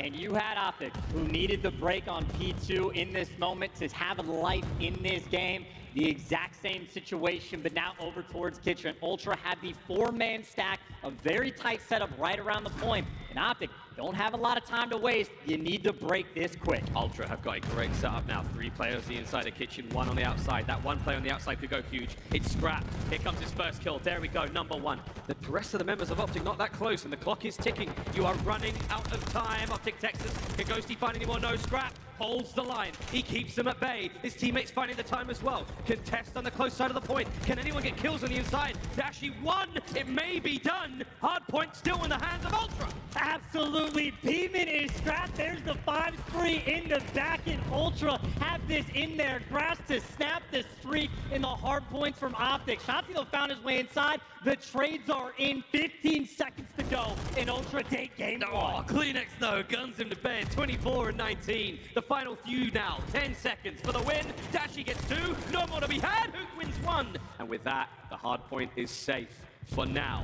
Rotation's done. Ghosty gotta go big. Yeah, good luck with this one, Ghost. You're gonna have to fight off the entire team. Kleenex hitting the cutoff kills and insight in the God spot. You have to flood into death. And Kleenex there to clean you up. Toronto Ultra, they got number 1. Whoa, Hixie's got a thing or 2 to say to this crowd. Tell you what, not a bad performance considering his first major grand finals in front of this crowd. Hixie, 26 and 18 out of him with a minute 41 in the hill. And one of the coolest stats that I have seen. Shout out I Hold Shift. Pixie and Scrap as a duo have only ever made it to a grand finals. It's been in challenges for the most part, but this is their home. And that is the record broken there for Optic Texas. Their hard point spree comes to an end. Don't worry though, there'll be more hard points here in this grand finals, but that is a very strong indicator of Ultra's prowess. And keep in mind, on paper, that could be a devastating moment for Optic. A 9-win spree in the game mode, and Ultra undefeated in Search and Destroy, undefeated in Control, their bread and butter, and that is a comfortable game that they just had. Insight, 19 to 10. He had 29 total engagement, sat in the hill for 2.5 minutes. He's trying to break the Hill Kitten record, doing that in a grand finals, and again, saw the game plan for the Ultra. Happy to play the break game for the first few hills. As soon as you go over to Restaurant, Pixie has that early rotation, gets there 25 seconds in advance. They set up around that hill, and then the game blew out wide open, and Ultra never looked back. Here we go. Highlights from that first map, Greenberg Hotel. One major note I think a lot of the analysts and folks at home noticed about that Atlanta phase series Optic had. Of course, they did win that one. Hook slowed down quite a lot of chance. That was a real worry for this players coming into this series. I think at this moment in time, looking at the stats purely, Hook was the guy putting up the most numbers. He was the guy with the most engagements. The rest of the Optic squad falling behind. Ultra, they ran that show. I mean, it was just genuinely like a kill struggle for a couple players on Optic, right? You pointed out, and you see it in the feed there. Hook was the guy that was drawing on his team initially, but double and triple negative for guys like Shotzi and guys like Ghosty. And admittedly, started to turn things around a little bit towards the end, created those opportunities, but Ultra was just ahead of the game. Honestly, the deep left side of that mini-map, Ultra just ran the show. They're the positional team. They're the structured squad. They are always in the right spot at the right time. Their fundamentals are completely on point. Fundamentals certainly win your tournaments right now. It's won that hard point. The boys are pumped. Pixie didn't leave Scrap hanging there. But what few Ultra fans we do have in the crowd chance, they are loving it right now. I mean, they have to be ecstatic. And again, just to even further the point home for the fundamentals, when they played against Atlanta FaZe, they got outslayed by 31 kills and still walked away with a 3-1 victory. So it's about being in the right spot for the team. And when you got the kills flowing, when all 4 players are positive, it just turns into a dominant performance just to start their series right. That's a great look. Well, we say goodbye to Greenberg Hotel for Hardpoint here in this series. We now play Search and Destroy. Over on Fortress, very, very different looks, chance. This is going to be a fun one indeed. We come back to Hotel for Control a little bit later on, and we will see Search. We see the full run of Hotel here. Hydro, smack bang in the middle of this series. That could well be the last map if Ultra can have their way. But Optic, surely, they got a lot left in the tank. Well, it's going to be a fun dynamic as well to watch these two teams play, because I know, like, you have the typical setup, especially for teams on the attack. You leave your main AR on the right side to watch the flank. Dashi, no hesitation. He is willing to chow out towards P1 and look for those aggressive kills. And you have Ultra guys like Insight will mix things up and do the exact same. So you have aggression, you have playmakers, you obviously have the snipe potential on both sides as well. That Dashi versus Trap battle. Obviously on a map, Shotzi loves to turn it into his playground. Smooth moves with all the jump ups you can do in the different windows. A lot to contain on this map, as small as it may be. Both of these teams have absolute fiends. Fiends, demons, crackheads. We've got crazy names for them here in the COD world. Just very good players. That's what a lot of folks like to go by. Shotzi, indeed one of them. All right, guys, fist bumps are done. Game of Grip is on. It's time to party. We're going to Fortress, and we're playing Search and Destroy. Optic Search and Destroy chance has not been bad whatsoever. They managed to bring down FaZe, which was absolutely wild indeed. Of course, though, Toronto Ultra, they broke that FaZe record. It wasn't on Albagra Fortress, but we'll see how these two teams square up. It's time to dance. And it's going to be an interesting battle as well, because we were very quick to load up into map number 2. And you have Insight. I mean, his introduction to the scene back in Cold War was breaking records in this game mode. Can light things up. He is back in top-notch form. Both him and Trap have 1.4 plus KDs in the game mode. And again, undefeated, 4-0 thus far throughout Major 3. Ultra haven't taken a loss, but Optic will be on the attack, looking to shut him down. There we go. A little bit of a nerdy nade spot interrupted there. Where's this going to land? Looks like it's going to land on the outside of the double doors. Just on the outskirts of the A-bomb site there. Kleenex has made it in towards the top side of the fortress. A good power position to be in here. He's going to cut anyone out. He wants to go, that's what we're worried about. He wants to get involved. Kleenex dips on out. Keeps the flow moving though. Keep in mind in this round 1, no trophies. Stuns and nades, that much more impactful. Kleenex getting a little bit of use for the intel and was going for the angle, but Scrap just finds it already. It's that first blood on Hook. Mr. Julianson was the bait. He was not the target. Smooth moves, sweet hops. The bomb does drop there for Optic Texas. He does spot it. That's huge. Oh, recovery. Oh, big win! Shotzi, like a thief in the night, steals it. Does get taken care of though. Hixie makes it a 2v2. Everybody's stomping around as well, but Hixie up top, this is such a difficult situation to clear out. And you have to go and collect that bomb. And Ultra, they just watch Shotzi pick it up. They know exactly where it is. Time's ticking. Oh, Ghosty wins the fight against his old friend Hixie. And now it's a 2v1 Insight. He's playing this tight corner.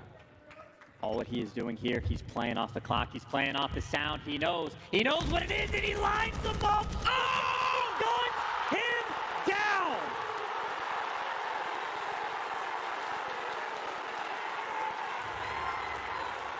There is perfect cerebral gameplay, and then there's the gunny. Insight was the king of clutch throughout the Vanguard year, and he just got spooked by Ghosty. And talk about a way to get some momentum back on your side. Think about the run from Optic. If Ghosty didn't start off world-starring players on this map back when he was playing London, they would have not gotten this far. Hero plays once again. Shotzi now silent. Bryce likes to put it, superpowers engaged. He has put himself in an amazing position as Shotzi now starts to Nice sing. fucking play. And the symphony, gets cut a little short by Insight. Ghosty though, right back at it. Oh, and he's nearly got Hixie again. Insight, the guardian angel now for his boys. Can Hook stop him? He gets Kleenex. 2v1. Insight, 1v2. I mean, redemption for Insight, but don't give this one away. He does have Dead Silence, does not have the bomb. Would love to get this back, but look who's flying. Both these players have Dead Silence popped. Insight. Dare I say, and dare I say it, the lightning doesn't usually strike twice in these sort of series, but we're about to find out in a moment, ladies and gents. Insight finds one, here comes the second. 35 on the clock, big tags in. It's toe-to-toe with Hook the Nuke. He's got time to work with. 30 seconds isn't a massive amount, but a little bit of time to go. And keep in mind, no Dead Silence for Hook. Insight playing the chase game, and look at that angle. Anything you could do. Oh! Who can do better?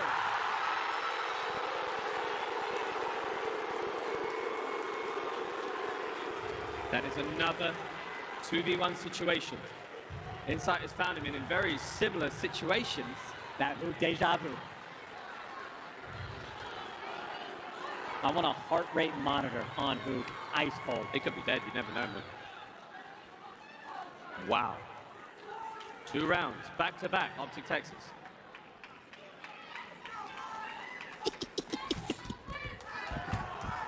Bomb in the hands of Hook himself. Round 3, here we go. Nobody on the cross. Another tight setup for Ultra on defense. The same can be said for Optic. He was checking all the jump-up spots. Kleenex, he'll play with them. And Hixie can do the same. Nice and contained, playing for picks. They're all playing scared. Not in a hurry. Both teams. They're just sitting there, just waiting for a reaction. Scrap that, but I don't think that's going to happen this time whatsoever. Less than a minute to go. A-bomb site fully controlled right now from Optic. That detonate's going to slow people down. Here comes Scrap. Big tag. They're going to push together. There's 60. The kill man dives on in. Finds himself at least one backs out. Hixie couldn't get away though. That is going to be a trace, and that bomb is going to go down. No flanks coming through. Ultra, they're just going to run straight through the front. They go through the front. Here we go though. Ghosty gets himself into the fight. Doesn't get the second though. Kleenex is alive. Hook on the flank finds himself one, and out it's a 2v1. Kleenex flying solo, and he does have dead silence. Whoa! He might have thought about using it, but Hook wins his ones. 4-1 overall. And shutting down Insight, not allowing him to clutch. Honestly, how different this game potentially could have been if Ghosty doesn't hit the 180 Spinorama in round 1. Because Optic have taken that momentum, carried a long way. 3-0 lead. Hook's a problem. No one there from Toronto Ultra's really been able to deal with him. Last man up for Optic Texas in all 3 of these rounds, and he has been essential. Ghosty with that first, and here we go. Smooth moves, hops. Might be hitting that single window, but we'll see. Again, in Search and Destroy, it is first to 6. Optic over the halfway mark. Question is, he's trying to plant that bomb. That's a lot of damage done, and that's a first blood for Shotzi. Bomb not there yet, and a player up top, incredibly difficult to weed out. Shotzi, though, gives it away, does get traded. Bomb plant, 3v3.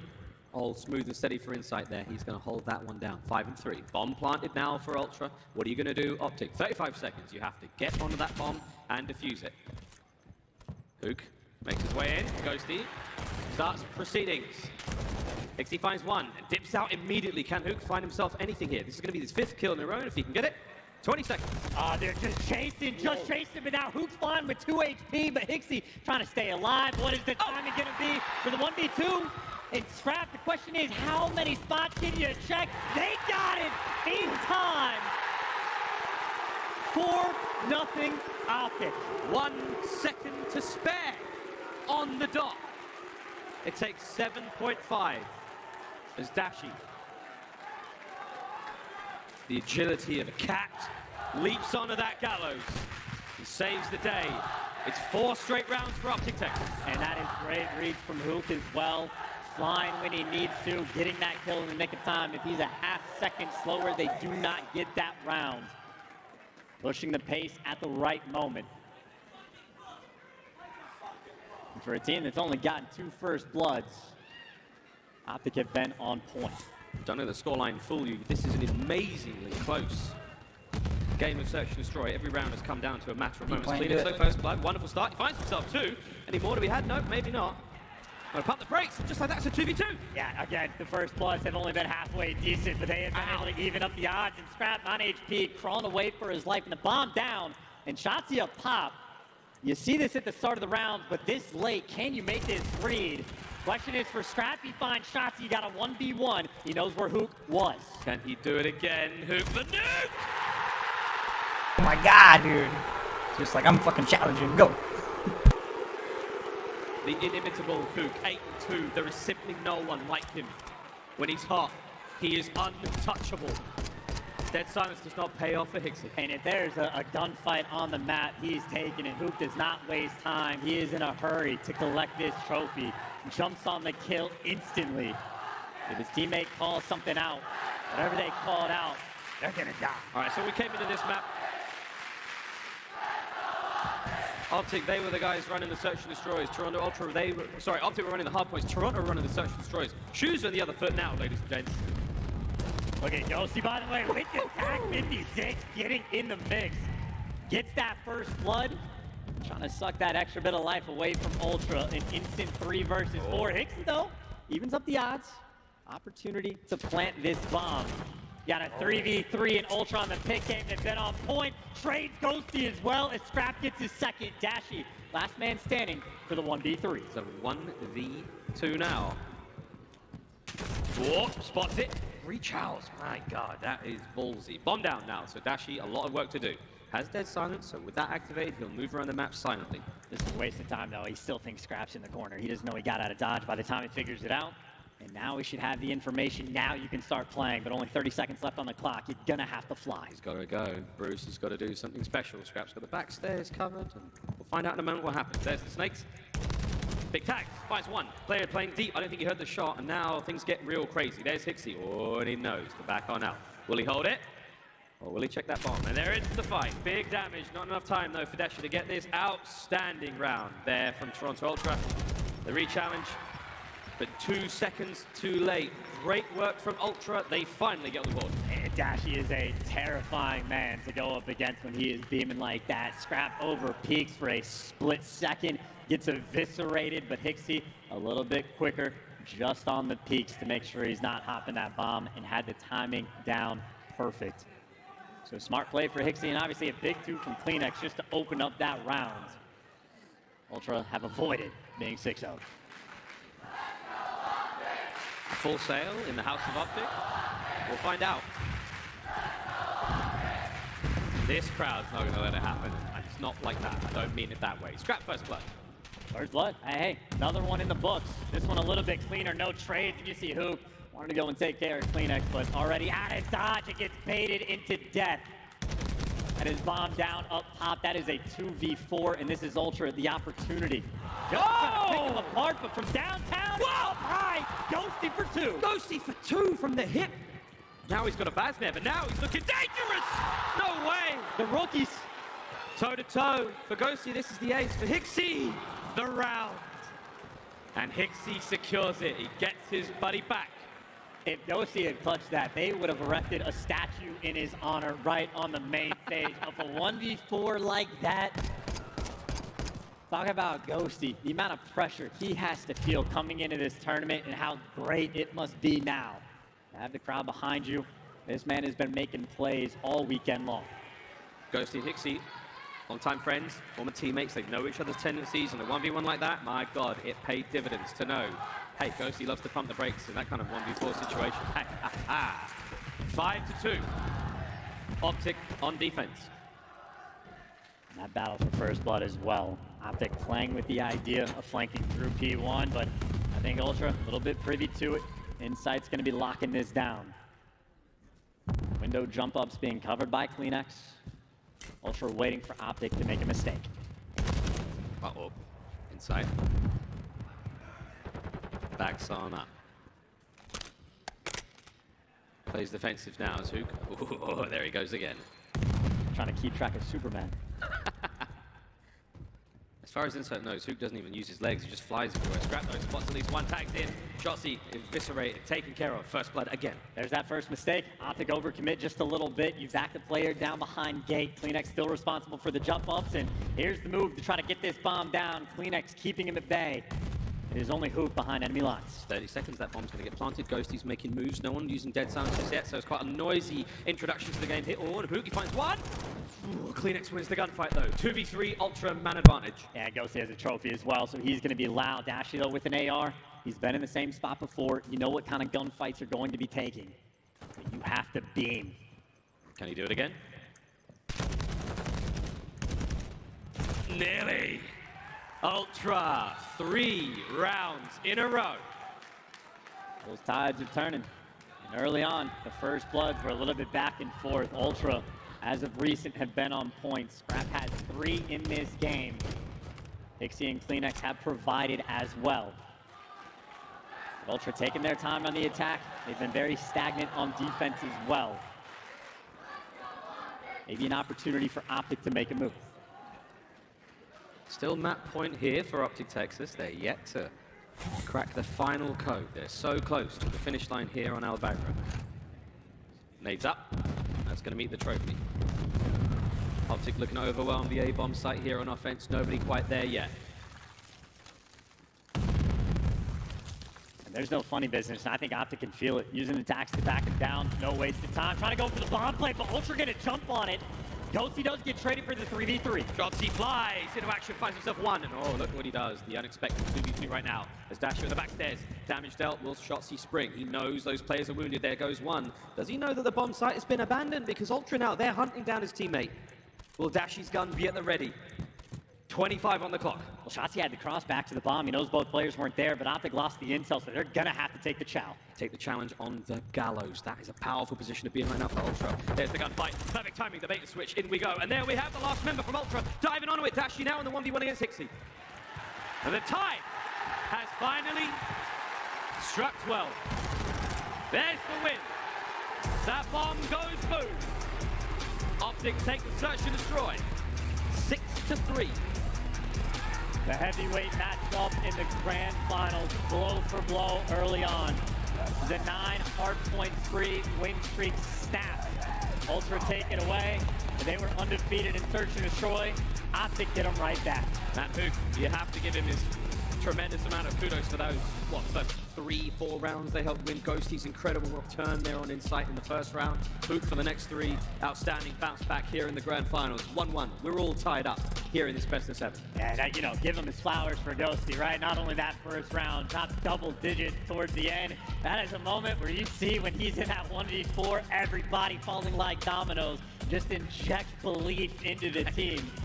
They got the momentum back in their favor, trying to re-achieve that flow state momentum. But either way, nice little bounce back and forth game. I mean, look, it's still weird to me that, like, obviously they were the hardpoint players. Search and Destroy was definitely the favorite of Ultra. Control in the favor of Ultra as well. We'll see if this script has been read back to front, upside down, turn inside out. We'll find out what happens. We go back to hotel, ladies and gentlemen.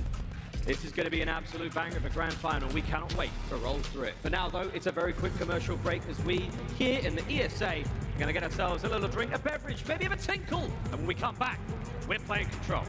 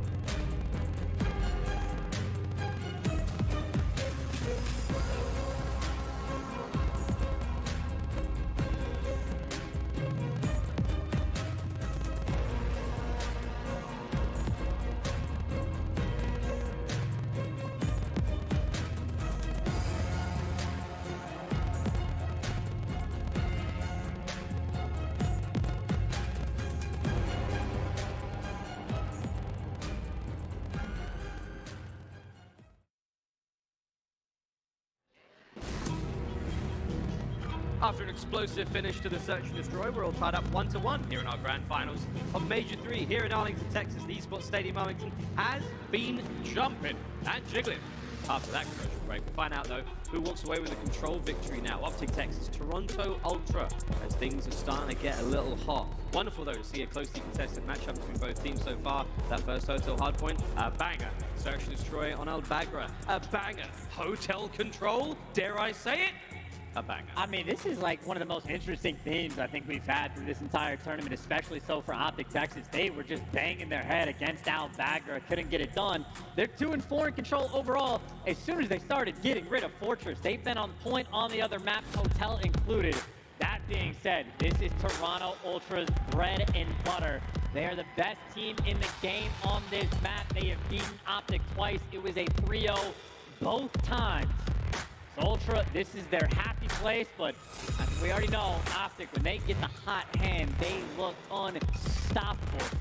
But this is a back and forth battle on offense. It is the defense that has been the difference maker for Ultra. But we get there when we get there. They're on the attack first. Here we go. Here in control. 2 zones. Capture both to win the round or kill your opponent 30 times. First to 3. Here we go.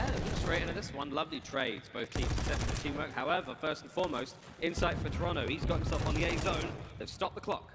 It's got to be said as well for Ghosty. He just does not miss with frag grenades. Granted, half of them land on top of Shotzi, but either way, it connects to something. But Ultra back towards the standard. Nice little square up over around the A zone. Ghosty on a 5 spree since the opening break. Wow. So in the background, there's already that streak potential. It's looking like this zone gonna be captured very quickly. Ultra get it done, add an extra minute to the clock. Gonna have 2:16 to work with to try to capture B. That's a lot of time. 23 lives for Toronto Ultra to throw at B. B's not an easy point to capture. However, if Optic lose enough players in a single gunfight, you're gonna see that point fill up with purple players real quick. Here we go. In a good scenario right now for Ultra. Well, the first man is gonna fall, but at least you have that control, but it looks like Optic might take it right back. The opportunity to jump on this play. Dixie though gonna slow down the pace, and there's a big 2 for Toronto. The next 2 in line, they're sitting on the back line. Oh, Dixie's waiting for it. Oh, I'm gonna throw a shot or 2 and dive straight on the point. Starts to capture it very slowly now. He needs his teammates to stack as well. Can he win a fight? Yeah, he does. Scraps there as well. Kleenex helps out. First time on B, and it's a 3-man stack for Ultra. 4-man stack for Ultra. This zone is gone. It's beautiful. What are you gonna do? You're gonna get picked apart is what's gonna happen. Shotzi's taking the deep route, but there is simply no time. Ultra with a perfect round number 1. Literally perfect. 4 players on that point, captures it in approximately 11 seconds. There was a bit of a team kill in there. You'll take it, no problem. Ultra, extremely clean execution on the attacking round. And we talk about how good Ultra is positionally when they're on defense. One of the main reasons for their success is a guy like Insight. He's going to get the bedroom. He is never going to look back, and he will manipulate the spawns from start to finish. Optic never had the presence. It was all through the front line, and as soon as you lose the gunfights, the round collapses. We will get to see the different approach. Attacking right now for Optic Texas. Toronto will be on defense, and they have opted to put quite a few more bodies towards that B side of the map. First fight, though, goes towards Dashi. Shotzi now starting to wind up, starting to roll. What can he find, though? We're looking towards that A zone. That's all Optics for now. Stack it up, get it capped. Yeah, I think they were debating for a second if maybe another kill came their way to jump across and go to the B zone, but we stick with the standard. The Snakes over towards A. And again, for Ultra, just players getting into position. Hixie setting up the flank, but you at least have 1 AR. This time it's Scrap. Not interested in defending the A zone, keeping the positional gameplay on point. Optic get all of the kills, the A zone captured. And now you go back to the standard. It's trying to clear out your base, and there you go. You kill Scrap. Maybe an opportunity to pounce. Super clean so far, with just over 2 minutes to play. Will we see Optic Texas do exactly what Toronto did a minute ago, which is capture B with the same lethality. Kleenex, though, that top catwalk position. Oh no, Shotzi expected to be captured. He wasn't. He was up high. 150 now on the clock. Life count in favor of Optic. Yeah, and you see Dashi, he's still looking for Kleenex, right? So Kleenex on a 3 spree once he gets in a bedroom. That's a difficult player to root out, but that's a great gunfight. But as long as Kleenex is behind you, that constant thorn in your side, it slows a player like Shotzi down. Too many directions to look. They're not able to stabilize in Ultra. So far, so good on D. Got just 1 minute 30 to go. Kleenex is on a 4 spree. Streaks, as we know, can be very handy in control. We've seen plenty of team wipes with those cruisers. Inside that, he's got his head on a swivel. Here's trouble. Trying to hold this position down, can't get it done. Dashi and Ghosty, they find the kills. Forward into scraps now. Ghosty finds another. Sadly takes care of Shotzi as well. We'll take that for now, because you just want to get the pressure on the point. Kleenex is gone! This is a big moment for Optic Texas. Everybody's spawning out. Now Ultra have to take the route. How many bodies can you get on this point? Right now, Optic have 2. Might not be enough. You gotta win some more gunfights. Guns up, here they come. Ghosty gets one more out of it. Shotzi, sweet nades. There's the crossfire though. Onto the point, now we go. Shotzi's got to stay alive. Wins a big fight. Second segment's done. They're holding it down, but it is all on Shotzi. He's doing this alone. He needs the boys to get here, unless he can capture it alone. No pressure on. Stay alive. Shotzi! Not over yet. Ghosty's got to win this fight, and he does.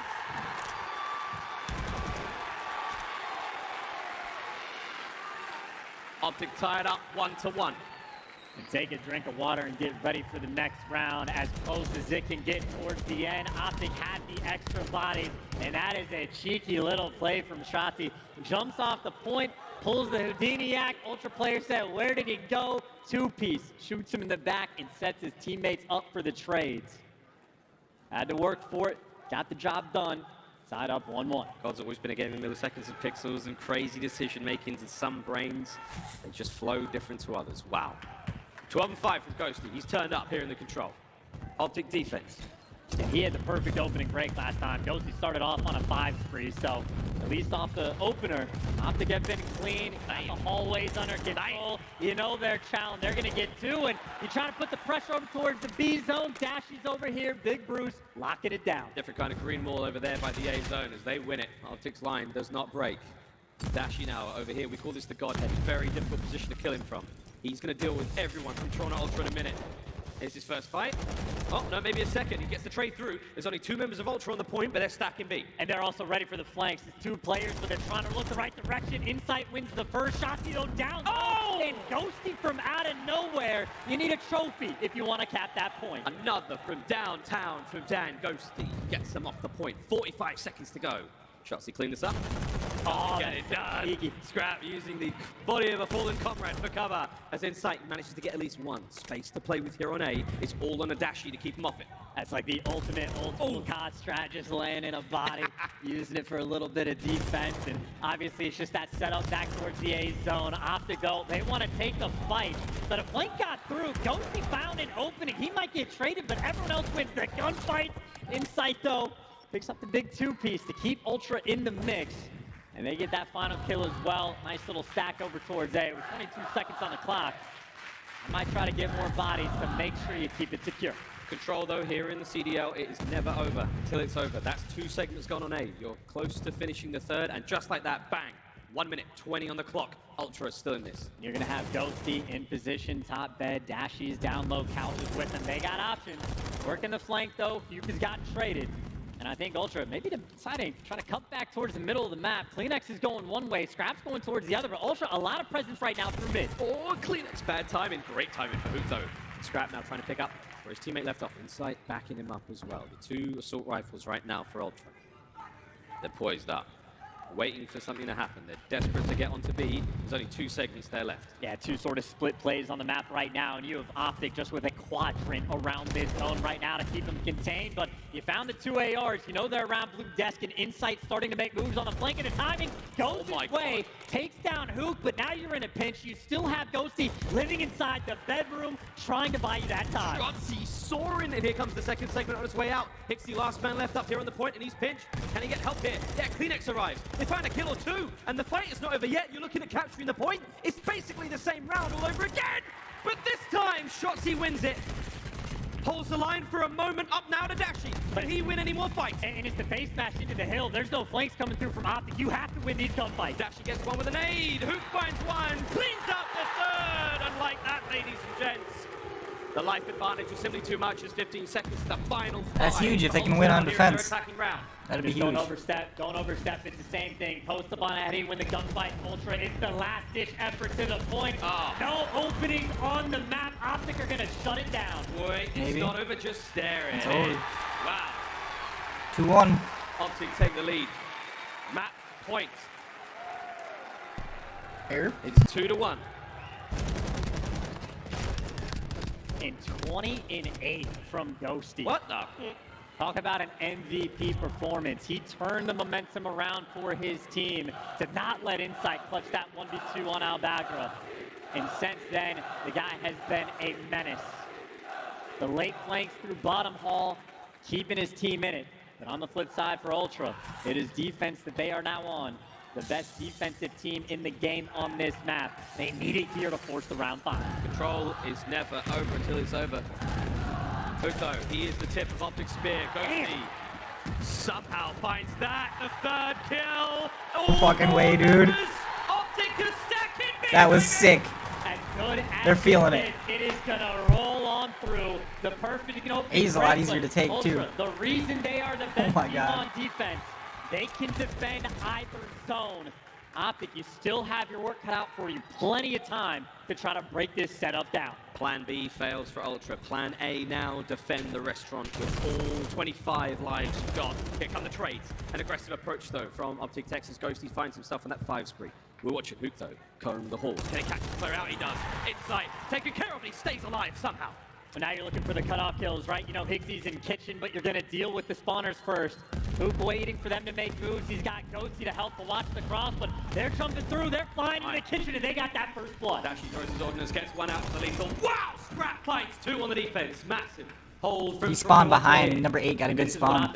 He's gonna be able to just shit on him from behind. Kind of fucked up. He's looking for Higgsy. He finds him. You now have that clearance. That's a game changer right now for Optic Texas. A massive positional advantage. How far number 1 spawned out. If they can get a couple kills right here. Taking care of the stocks. Big win out of Kleenex, forces those players out, but you still have. Yep, he's gonna get him from behind now. As well. So Toronto One's gonna take 7. This is Maybe. why they're so annoying, man. Just impossible. One's gotta get another kill. They always had so much pressure, but Yossi, 24-9, can't make it happen, and Ultra continue to survive. 1 minute to go in this round. Tobias Juliusson once again holding the line down now. Wins the fight against Hook. Also stunned, seemingly only cosmetic for him. 19 and 23. 50 seconds to go. Can Optic take care of 8? I mean, it is like clockwork, Ultra, in these setups.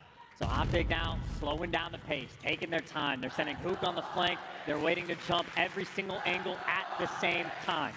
Toronto Ultra defensively so sound. Here we go. Optic, can they break the line?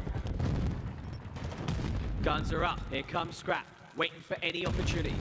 Optic are now making their way around the outside. Clock's ticking. You're running out of opportunity. Scrap finds 1. Any more to be had? Optic looking for every possible avenue. Is it too late though? You're still looking at the clock, and we're watching Scrap run laps around the kitchen. The kills are all there from Kleenex. It's the final 10 seconds right now, and we're going to go to a final round. They're just swarming like these, man. Ultra are everywhere, running in circles around the zone. The trade's always on point, and Ultra get it done again. The B zone might just get eviscerated off the opening break. It is incredibly difficult to hold that A site. But Ultra, like clockwork, they get it done again.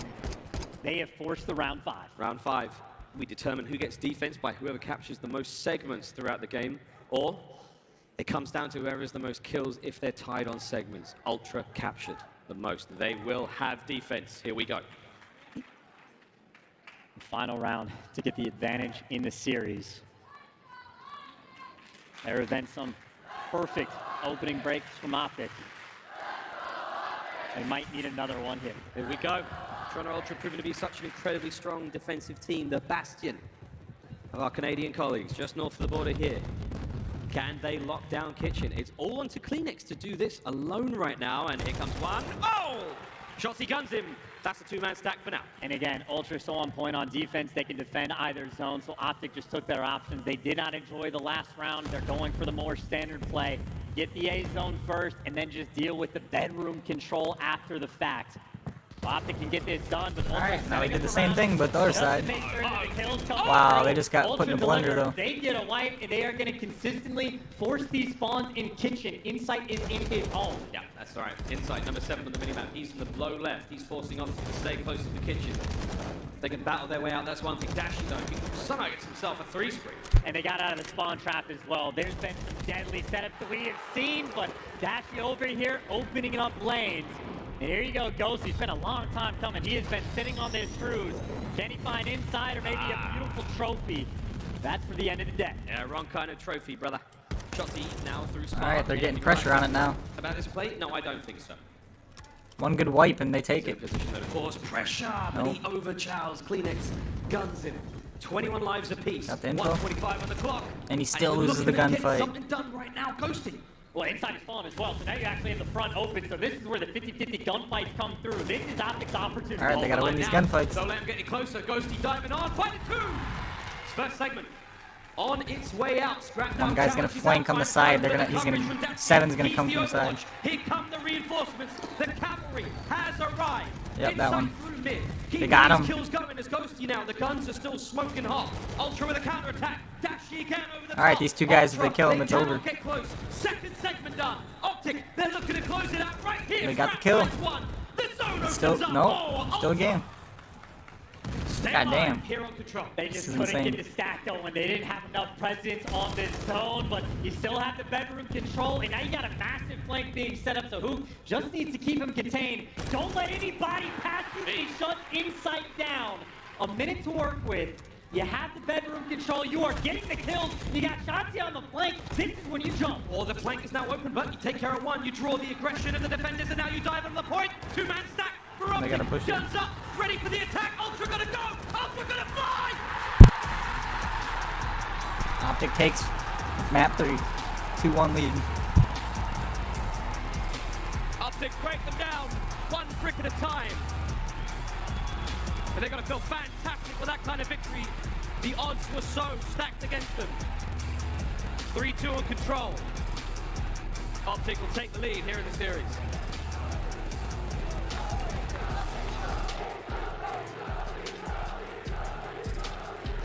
$28-15 out of the rookie on Optic Texas. Ghosty, an absolute monster in that game. Perfect opening breaks, the double nades on the zone when you need them, and lighten up the kill feed the entire way through. Optic able to feel out Toronto in some of these rounds on offense. They felt the pain of trying to go for the A zone later in the rounds. They make the adjustments, they go for the standard, and they break them down. Completely on point. But not just Ghosty from 28 kills, not only did Dashi have 29, 4,300 damage. Dashi was that green wall. Unbelievable. Well, that's the control and hotel finished. We don't have Scuff play of the game. And this is going to be the B capture highlight reel. Not an easy thing to do. Hotel, an absolute banger here in this final. And really the first time they've ever captured B against Toronto as well, and they did it 3 times in the game. Completely on point off the opening breaks when they needed to towards the end, but just a good job. We saw them slowing down the pace too. No ego Charles this time. He's getting the kills in bedroom. Knows his job is just to stay alive and stay around, and as soon as you create those opportunities to jump, how clean it looks when you get that stack. That's what the stack looks like, ranked play teammates. It's a 2-step process. Win the fight, control bedroom, and get them bodies on point.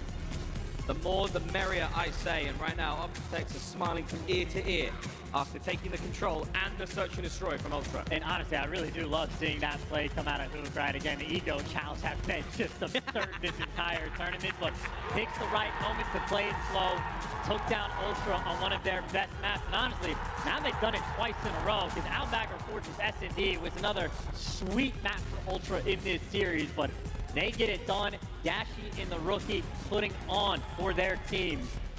And they now have the advantage in the series as we are going to load into a Hydro hardpoint. Baby. Another one that has been singing sweet for Optic Texas. Gonna be getting moist. Word to Maven. Or Joe, I can't remember who said it, but God bless him. Here we go. Hydro, the halfway mark here in the series. And how crazy it's been, right? It was the 9-free and hardpoint for Optic that Toronto shut down. Toronto, that was their first loss in Search and Destroy. That was their first loss in Control. I think Optic's got a good upper hand. I think they're easily going to take hardpoint. And they can take Search very easily too. Started the tournament and how well they have been all the way. Might be a 4-1 sweep for Optic. These guys level up as time goes on. The players are starting to believe. These fans, they have certainly been believing since the start of this tournament. And what a tournament it has been. One of the most memorable Call of Duty League events we have seen so far. One of these, a young man, will be the first rookie to win their first LAN. I believe since 2011 or 2012, it was Stump and Bobby. Been such a long time. There you go, back at MLG Dallas. What a city, apparently. This is where the magic happens. This series, though, is not over yet. Hydro, hardpoint coming up next. God, what a tournament. It has really been sensational to be here. Arlington, you've been incredibly warm, welcoming. You've been loud. You've been wonderful with the energy. We appreciate your efforts, but it's not over yet. How does that guy know? He didn't write it. Who did write this one? Because, hey, you're killing it so far. Here we go. Into Hydro. And, you know, maybe one of the things we should be bringing up more, one of the greatest losers bracket runs of all time. We've had quite a few, so we keep seeing it. It was LA Thieves at the last tournament that attempted to make the run from losers round 1. Well, Optic looking to complete it. Solid map for both teams. Ultra phenomenal on the rotations and on the breaks. And for Ultra, that was the name of the game on Hotel. They chose every single rotation perfectly of when they wanted to get there first, completely lock the hill down. When you want to give the rotation away and go for the break, Toronto took care of it. Optic got to stop it. And Optic, by the way, what are they, forward hitting mid off the rib? Going for the water outs already. They want these spawns. There we go. Shotsy wins it. That's why you always run a pistol when you're on Hydro, boys and girls. And the question for Ultra, yeah, the first player's already spawned out. You have to try to read it like the entire flank is coming through from every direction Optic is working with. You have Dashy going all the way towards the back. Shotsy tries to come up through mid, but Ultra on point. Might have lost the first gunfight, but they are keeping those spawns and they are collecting so much time on P1. P1 hit. Ooh, good timing.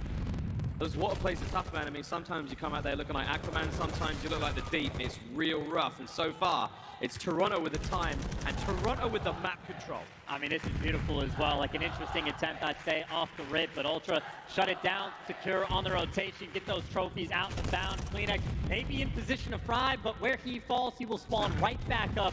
30-point lead, and on this P2, this is a delicate moment for Optic. This score could get out of control. Here we go. Shotsy, oh, he's been sniffed out. What? No way. There you go. Nice stun though, still.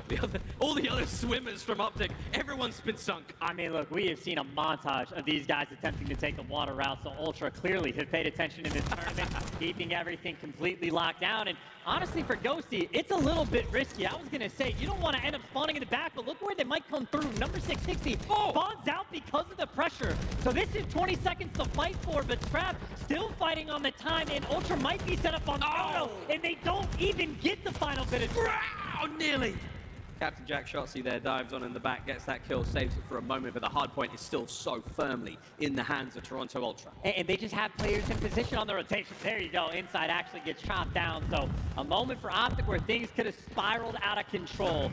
Able to stabilize and get those back spawns, but it is a P3 on Hydro. Good luck trying to get this time. Oh, Pixie does the hop, gets in. Oh my! What a win against Ghosty, gets him the point. One more toe-to-toe though. Dashy trades it down. Ultra's there, foot races on. And Optic, they win the fights. Can they take care of Insight though? He's the man upstairs. As Optic finally get themselves some hard point time. Jamie Craven, the man on your screen. Oh, he's farming. Yeah, waiting for the kills to fall into his lap. Able to get the first, but the trade's out for number 2. Dashy gets cleaned up as well. Ultra putting the fight through the front again. Incredibly difficult to collect time on P3. Optic looking to get it, and Scrap does get taken care of. Now the back spawn's coming through from Ultra. You also have gunfights coming down on the deep right side of the map. It's going to be a 2v1 for Ultra as the Scrap time goes to Optic. If Dashy can stay alive, he could get his team right back in this game. They sniff him out. Ultra, it is the one player in the back. Scrap has a massive role. Scrap has such a big role, and he plays the role admirably so far. 12-4 here on Hydro. He's looking great. 2 spree. Oh, but Ghosty spawns up, gets into the fight, gets things going. That's a big win again out of Shotsy. You clear up the hard point. Spawns now still very close. Optic going to be the players that bit closer to the hard point. Can anyone here from Ultra get these kills from the front? Bad timing from the Nano Insight as Shotsy goes for a swim. I mean, hey, Ghosty's over there making plays again. Hello! Wins the final gunfight on the flank. Shotsy's got the beat down in the water, in the rotation, secure for Optic, and the cruise missile as well. Shotsy and Ghosty, an absolute tear on this P4. I mean, he's got most of his kills from underwater right now. Shotsy can do the math. Simple. Hello. There's another one. Gets the sweet hops, moves out, and all of a sudden, he is gone. I mean, I know Ghosty's your teammate, but right now, that's basically what Ultra are attempting to chase. 15 seconds, they're gonna have this completely locked down, and Optic Texas will be right back in this game. But Ultra, they heard the call. They're looking for their response. Couple opening gunfights go their way as this new hill pops. Oh, it's such great reads out of everyone from Ultra right now. 12-7 out of Scrap, 10-9 Hixie. They're holding down those water lanes. New hard points up. All in the hands of Ultra for now. You do not have any clearance on this map. It looks like Opt are going to stack and try to work this through the front.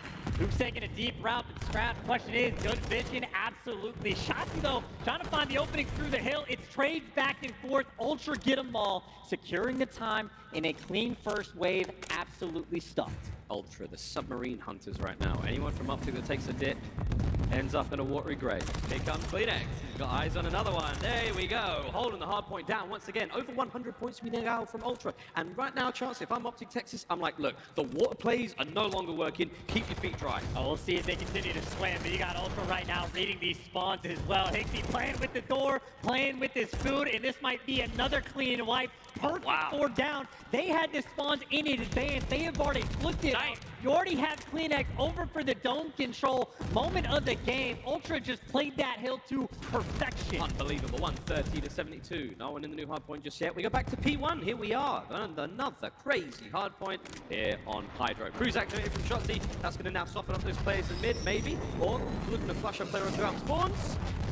Kleenex takes a dip to try to stay alive, and Hixie's still going as well. Yeah, but what's better than one water route? 37 of them from Optic. This time, Hoop takes the extra one, does the full lap, and goes for that little flip. Ultra, though, trying to fight, looking for the dome control, and Hixie is beaming. The rookies are showing up in the grand finals. Unbelievable run from Ultra so far. They've dealt with every play Optic have thrown at them. Let's listen and see how they go with a quick listen in with Toronto Ultra. Yeah, play. Really weak Dashi. Go in, pipes now, really weak on pipes. Really weak to pipes. I'm seeing pipes dash in and there's two back new, right? That's two back new, scrap. You leave time if you need to. I'm going D water. He's above Yeah, still. one field. I'm still staying alive there. Yeah, two right now. Yeah, all that. Load him. I'll see him. I'll see him load up, he's gonna go out. Yeah, he's load him. Yeah, I found the water. Backside dome. I found the water. Yo, 1v3 is two. He's still outer dome. I'm gonna grab P3. Bomb dome. Watch your bomb dome, Ghosty. Absolutely behind the wall. Yeah. Nice. One time, over the back. He's out window, so we can do that. Yeah, Wait a sec. I'll kill them on Back to time, my bad. Back to time, all in town. I'm trying to help this guy, Rich. I don't know. Actually, there's still one ruin somewhere. Watch your back god. Okay. How's the guy ruins? What's that, mid? Dead? Make sure we have, bro. He was back god. Oh, mid. P1, I think he's shed still. I think he's back. You down, maybe. Turn around right now from Optic. They managed to salvage some time there. Is it enough though? We'll see where the comms go now. Listen in, Optic Texas. Go. I'm middle. I'm back. I'm stunning P1 Get a kill. Heard you. I didn't stun anything P1. It could be there. I could bump you. Heard you. I hear. I'm gonna go top cliff. I'm gonna go top cliff. Okay. I'm taking a water. Holding my back. I still check back your inner hut. Which way the outer bridge were they? I don't see him. He could be top cliff. I don't see anything. I'm gonna go right with you. I don't see this guy anywhere, bro. I'm waiting. Where are you guys at? No, none of things pushed up, bro. No bullshit. They're playing passive. You would do break. I'll come. One's up top. Up top. He's dead. Top dead. He went outer pipes. Outer. No, watch out in the back. Absolute. He dropped. No, he's dead. No. They should still be in the back. That's my front. They're all in the back. I haven't got nade. Listen, I'm gonna pick up your water hop. I have your water hop. Water hop dead. Out on me. Silos and close outer. One more out of you. Nice, good shit. Let's see. Silos. He's on silos. They're out there. They're weak. Yeah. He's outer side point. There's two. One guy's outer windows, going outer pipes. I haven't got nade. Give me a second. Watch out. He's over. What's your boy fucking Pool trying to get through, brother. Kleenex, we're missing Hixie. I don't see We're missing Hixie, by the way. We're missing Hixie. Probably settled. Okay. You just get hit them, maybe. We're missing Hixie. We're still missing Hixie. Okay, pick up game, maybe. Wait, Hixie's low left water. Got him. Nice, we're missing on. Oh my god, I almost smoked this shit. Wait.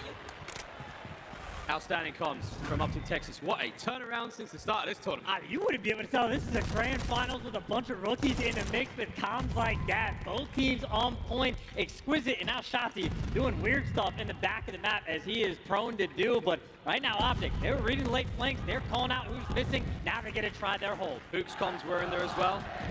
More on that later. Hold it down now. Bad timing from Shotzi. Hook, though, backing him up. Gets that quick trade now. Denny Pop. That will make his swing silently, but not the splashes. Oh, and the good timing there. Cuts out one player on the push forward. Final 30 seconds remaining here on the back of this hard point, and Hook might be able to dive into it. There you go.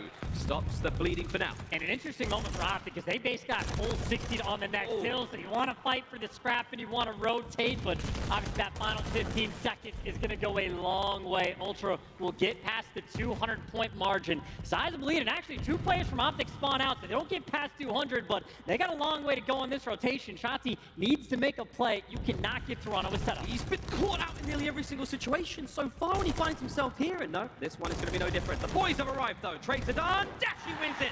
Up close and personal with attack 56. Got the breaks, got the reads, and Hook spawns directly behind Scrap as well, so he is surely going to fall. There you go. Optic get the rotation they needed. Now you're getting the cutoff kills. Now you're playing with a little bit of fun. And this is Here we exactly go. what Shotzzy wants. He's going to start moving around, trying to cut these players out before they get close to the hard point, but there's no one in the hard point. That's a big problem. It's a nice snap. It's not Traded enough. Ultra, they will take advantage of that open field, get the kills and the time. They didn't read the spawns. Optic overcommitted just a little bit, pushed out a little too far, and lost some key gunfights in Toronto, taking full advantage. Right back inside the point, Insight with the Vaznev. Here comes a hit. Optic through the front, Insight with the Vaznev finds one. Checking the corners, gets his second, holding it down. P's and Q's, sweet. Pixie backs him up, and that's the time. We're over 200 for Ultra. And look at these spawns as well. A couple players from Optic spawn out, maybe make it all 3. Hook the only man right now that can try to flip this map on its head, but obviously Ultra, sizable lead, and there are players everywhere right now around this zone. It's a very complicated mini-map, I won't lie, but we're back to P1. Our third set of hard points, ladies and gentlemen. And Scrap finds another big one. He's looking at 30 here in this game. One more is all he needs. As the time now in firmly the hands of Toronto Ultra. Lock this down, don't let it get anyone close, and you tie it up. I mean, assuredly, this is going to be it, right? If you're Optic, you're getting picked apart. You're going to have to flood on P1. There's no time to flip these spawns. Barely any time to take a water route. Easy reads the whole way through. Toronto in the hard points have taken it to Optic, and they might shut it down on the opening hill. They've run it all the way. Final few seconds here as Toronto Ultra have gone spear fishing here on Hydro. A final ditch attempt. A couple more seconds. Is anyone even close by? Hook, the last man up for Optic, trying to get close. Out of the water comes Shotzzy. Oh, and you're in.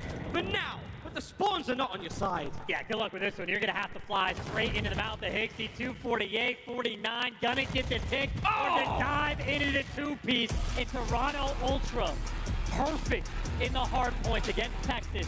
Again, they get it done. Back-to-back hard points for Toronto Ultra. The respawn prowess here in the mode continues to shine. Toronto Ultra fans the world over be happy with that one indeed. We will see.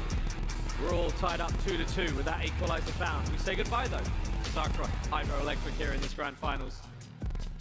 And we're going the distance. An impressive comms as always from Ultra. 2 rookies on the team, but they talked about the veteran mindset and they showed it right there on point, reading those spawns, especially so on that P5, whatever it is, hill over by the water. Ultra locking it down both times. Optic, when they had the opportunity to do the same, let it slip out of their hand, ended up getting broken from the back, and Ultra clean across the board. 33 bomb out of Scrap as well. 3,400 damage. A wonderful game from him, especially for those plays by P2. Yeah, absolutely smacking it. And we've got an ooh series, nothing but O's here in our fun lineup. We go back to Hotel, ladies and gents, for the last time. And we're going to play Search and Destroy. Then we really do get to the tasty part of this series. That El Asilo, that's where things are going to get dicey indeed. Well, until then, we're going to go to a quick commercial break. On the other side of this one, we keep this grand finals running here at Major 3. We're playing Pop Search and Destroy, and we're going back to Hotel, ladies and gents. Don't go too far.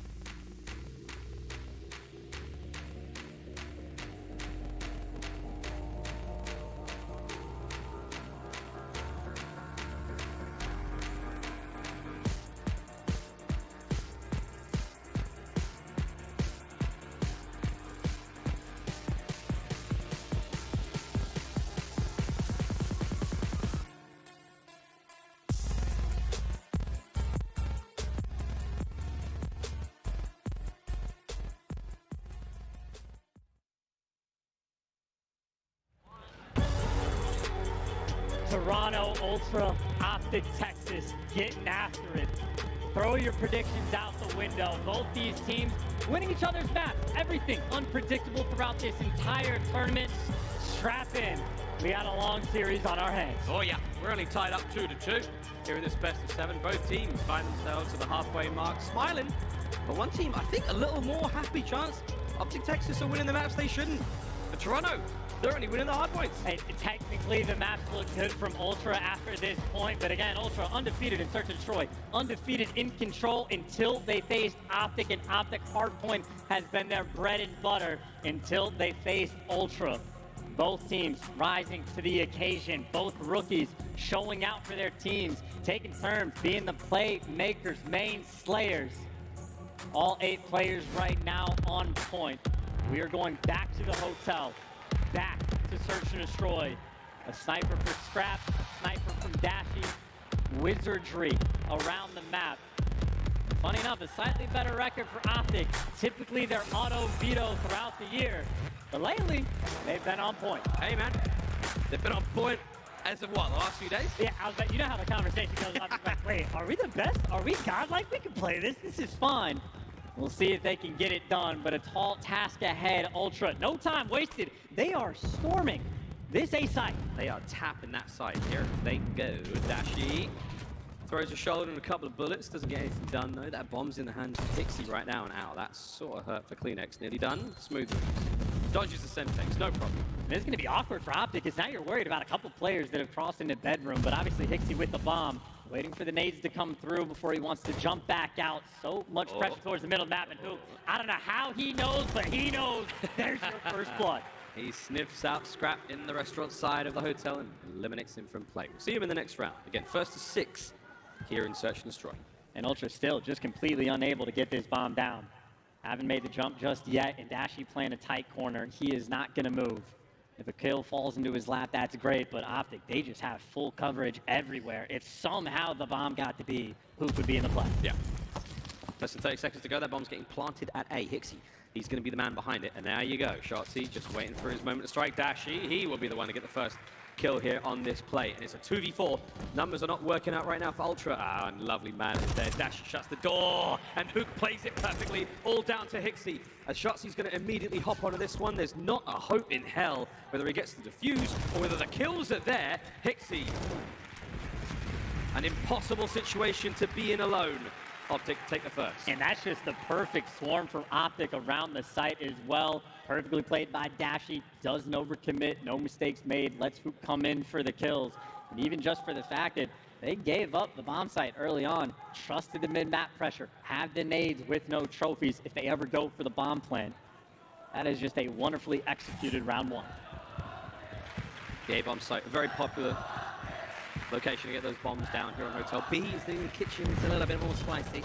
And speaking of spicy, this start is exactly what that is. The trades are done. Shotzi's emptied his pockets. Oh, here comes the play. He might challenge that one, but he does have teammates to back him up here and it's a salvo of fire. And he's moving. Dippy trades again, Shotzi. Back at it again, and it's a 2v1 inside all alone. Can he make it a 1v1? I mean, he hit the bomb down. I mean, there's a guy out of the play. That's because Hook is busy planting the bomb. Shotzi literally dancing to perfection to draw so much attention. And just like we had on Fortress, a 1v2 attempt from Insight. Can Insight get it this time? He was unceremoniously ripped away in the Fortress, and this will be no different. Shotzi, what a round. I mean, that's just clinically absurd. It's a round that's almost like a respawn opening break where Shotzi just puts himself in the mix, back and forth, baits out the Ultra players, and he's somehow the last man standing in that engagement. That is trades on point. That is Hoop making the play with the bomb. Back-to-back wonderful rounds from Optic Texas. I mean, their Search and Destroy just become so clean.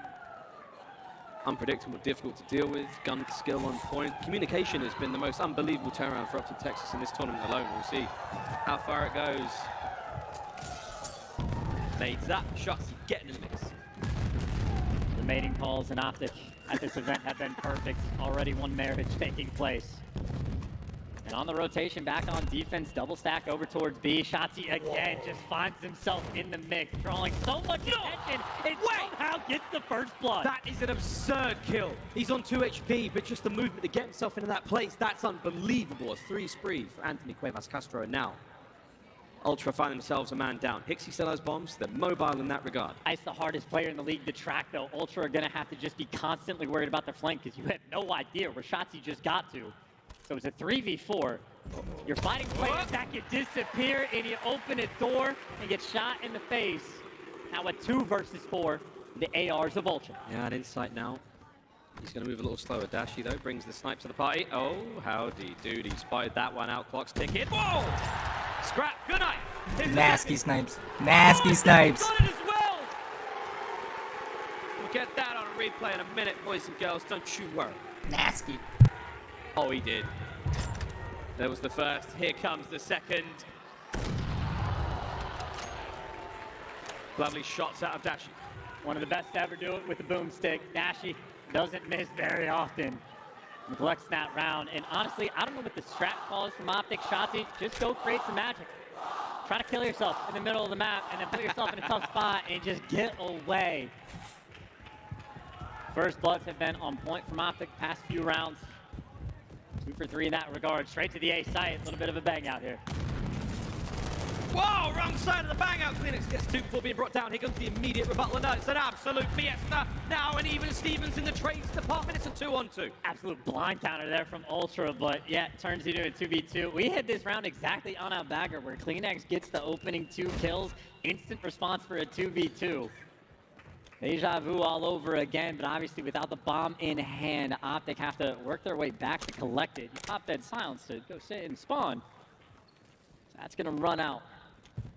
As the ARs from Optic stomping their way boom back towards the bot. Boom, boom, boom. Heavy boots from Dashy. 40 seconds. Got to try to recover the bomb. That's what Hixie's covering. Yep, we're thumping. Goes D, backed up the corner though. Hixie doesn't win it. Dashy stays alive. Final 30 seconds. Problem is he doesn't have that bomb. Insight clutch opportunity again. Dashy on the 4 spree, and Insight, talk about a man that's trying to play this aggressive as well. How many of these corners do you check? The L trigger there, but the brain is too big on Insight. That is an incredible play call. He's got the AR. You don't post up bedroom. You don't just watch the cross the bomb. He gets up and in your face just to catch you off guard.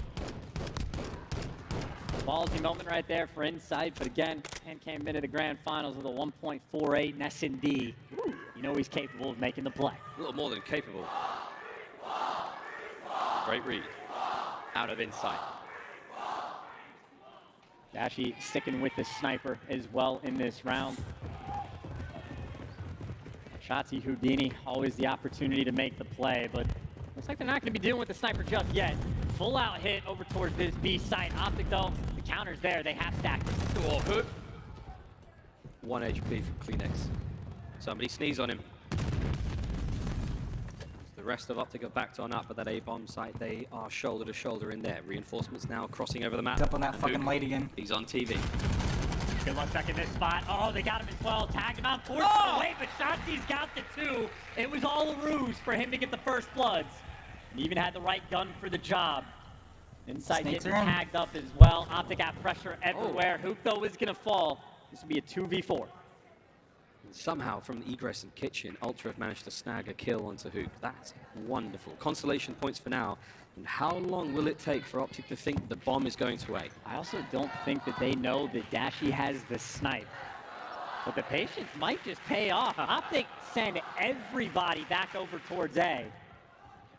The question is, what is Hixie going to do with the bomb? And this is just a wild round of search and destroy. As Ultra are rotating straight into him, and Hixie, last man standing, 1v3. What? Can't get the knife though. And Optic clutch up. The opening strat pays off. Shotzzy pulls out the tack. I don't know why they didn't try to plant it on. Oh my god! Oh, he was so kitchen. Close to cutting him open. Ghosty. They ran right into that. Hixie though, you had the free clearance to get that bomb down at A. You could have snaked and slithered your way to a victory, but the play call was B. And Ghosty had the taste of metal in his mouth, but survives to see another day in a 4-1 lead from Optic. They have been on point in search and destroy, and a donut for the moment for Scrap. He's got to get in the mix, and Ultra stacked in the middle of the map as well. An interesting attempt, but Shotzi already flying. Soren 6-2.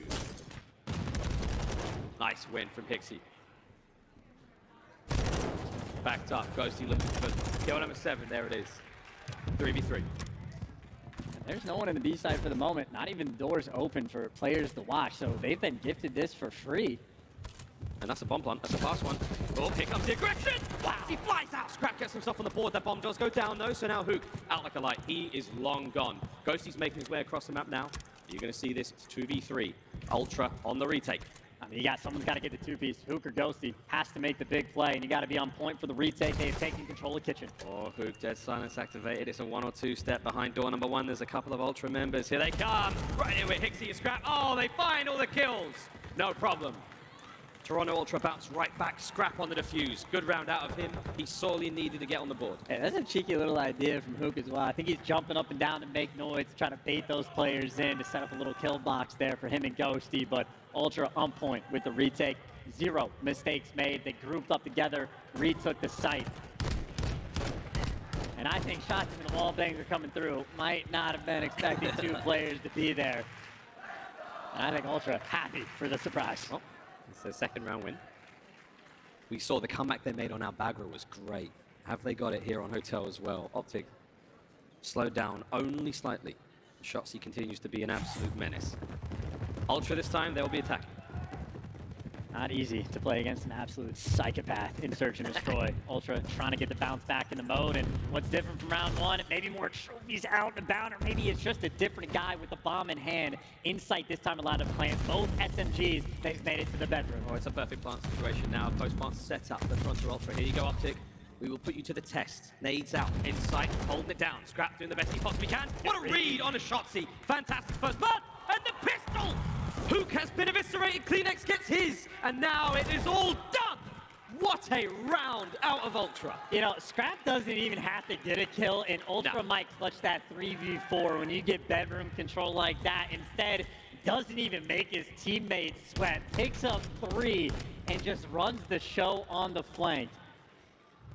And that strat on point again, round 1, no trophies. You had Hixie, the first man across the zone with the bomb, but Insight gets the trophies down, gets that plan off. Sets his teammates up for success. 2 back-to-back rounds for Toronto. Hey, Scrap's on a 5 spree as well. 1 more kill gets him that cruise missile. That could be very handy indeed. Yeah, from a donut, we call his name. Rookie stepping up. Just when you need him here in this grand finals. This is the equalizer here from Toronto Ultra. What do you got, boys? Over towards the site, you fly. Shots in first blood. Whoa, wait a minute, there he is. Surprise. 3v3, and Scrap has not slowed down whatsoever. He does get the cruise. That's going to help out. Optic have said enough of this. We don't want the smoke. We're going to B. Shotzi's absolutely insane. You just turn, you never know when he's going to be literally directly behind you. But the B site, it's going to be open, completely open. Ultra last time, they all grouped up together to try to go for the retake. We'll see if they make the same decision, but this time they do not have the man advantage. So we'll see if they send anybody on the flank or if they get grouped up. But right now, Scrap out of the picture as they're looking towards these doors. You love that trophy there as well. Here we go. They're stacked up on the other side of the doorway. Here comes the nades. Trophy working overtime. Good job, Ghosty. We appreciate it. Kleenex with the first. Here comes the push. Oh, on the outside. It's Hook, though. The nuke doesn't get the pair of them, but it's over to Ghosty now on the side. It's a 1v1 against Hixie. He's got the HP. No! He doesn't check prone. He had the life advantage, and he flies out. Hixie plays it safe. What a retake. Ultra, they find the equalizer here on Hotel. And every time you think Ghosty might make the play in search, it's Hixie that is there to shut him down, just like Albagra. He's getting the call. He is 1 HP. He is in the corner. You got him trapped, but belly down, gun up, and 9 and 4 from Hixie. Tying this game up 4-4, and honestly, rounds like that sit in your mind. That is well, not perfect, but 2 successful retakes after giving up that bomb plan for free. That is something that'll weigh on Optic's mind. That's a tough one. 4-4. First to 6 here in search. Hixie, what a turnaround from him. It's a fast hit over towards A. You're going to get spotted out here, but those concussions, they'll push Hook back just a little bit. Dashy trying to help from down low lights. And Optic, they don't want anybody to cross the bedroom, but Kleenex, he still made it to his home. So even Optic with a different setup on defense, still gonna have problems, and Kleenex over here just collecting that information. And they're setting up flanks as well. Hixie's pop Daddy, he could go through the middle of the map. You got a standoff on the top side between Scrap and Shotzi. This is a wild mini-map for a round of S&D. There's a lot happening, ladies and gents, and also nothing happening. Like, I mean, nothing. Oh, wait. Inside's moving. And if he can get this bomb plant, Optic are going to be forced to make plays, but if they're the ones moving first, Ultra is just going to set up the flank through mid. You got Scrap to handle the flank on Shotzi, so Shotzi is making moves, but again, it's all going to collapse at the exact same time. Here we go. There's number one. Number one goes to Scrap. Lining him up. Here comes Kleenex. Oh my god, he finds one with the help of his boy. And oh, Hook, you're in a bad spot, son. Able to backpedal. Here comes Dashy upstairs. That gives you bedroom control, but look out. There's a Hixie behind you on a 4 spree. 2v3, Dashy looking for Insight. If he takes the bait, he might get it. And Insight just gets to beat him. He can just tell him when to go and foul, or he can just do it himself and gun them both down.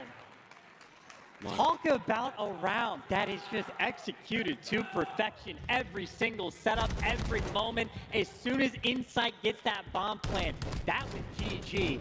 They had everything contained. It was the perfect spot from Scrap. And whoever did the homework there, the coaching staff for Toronto Ultra, A+.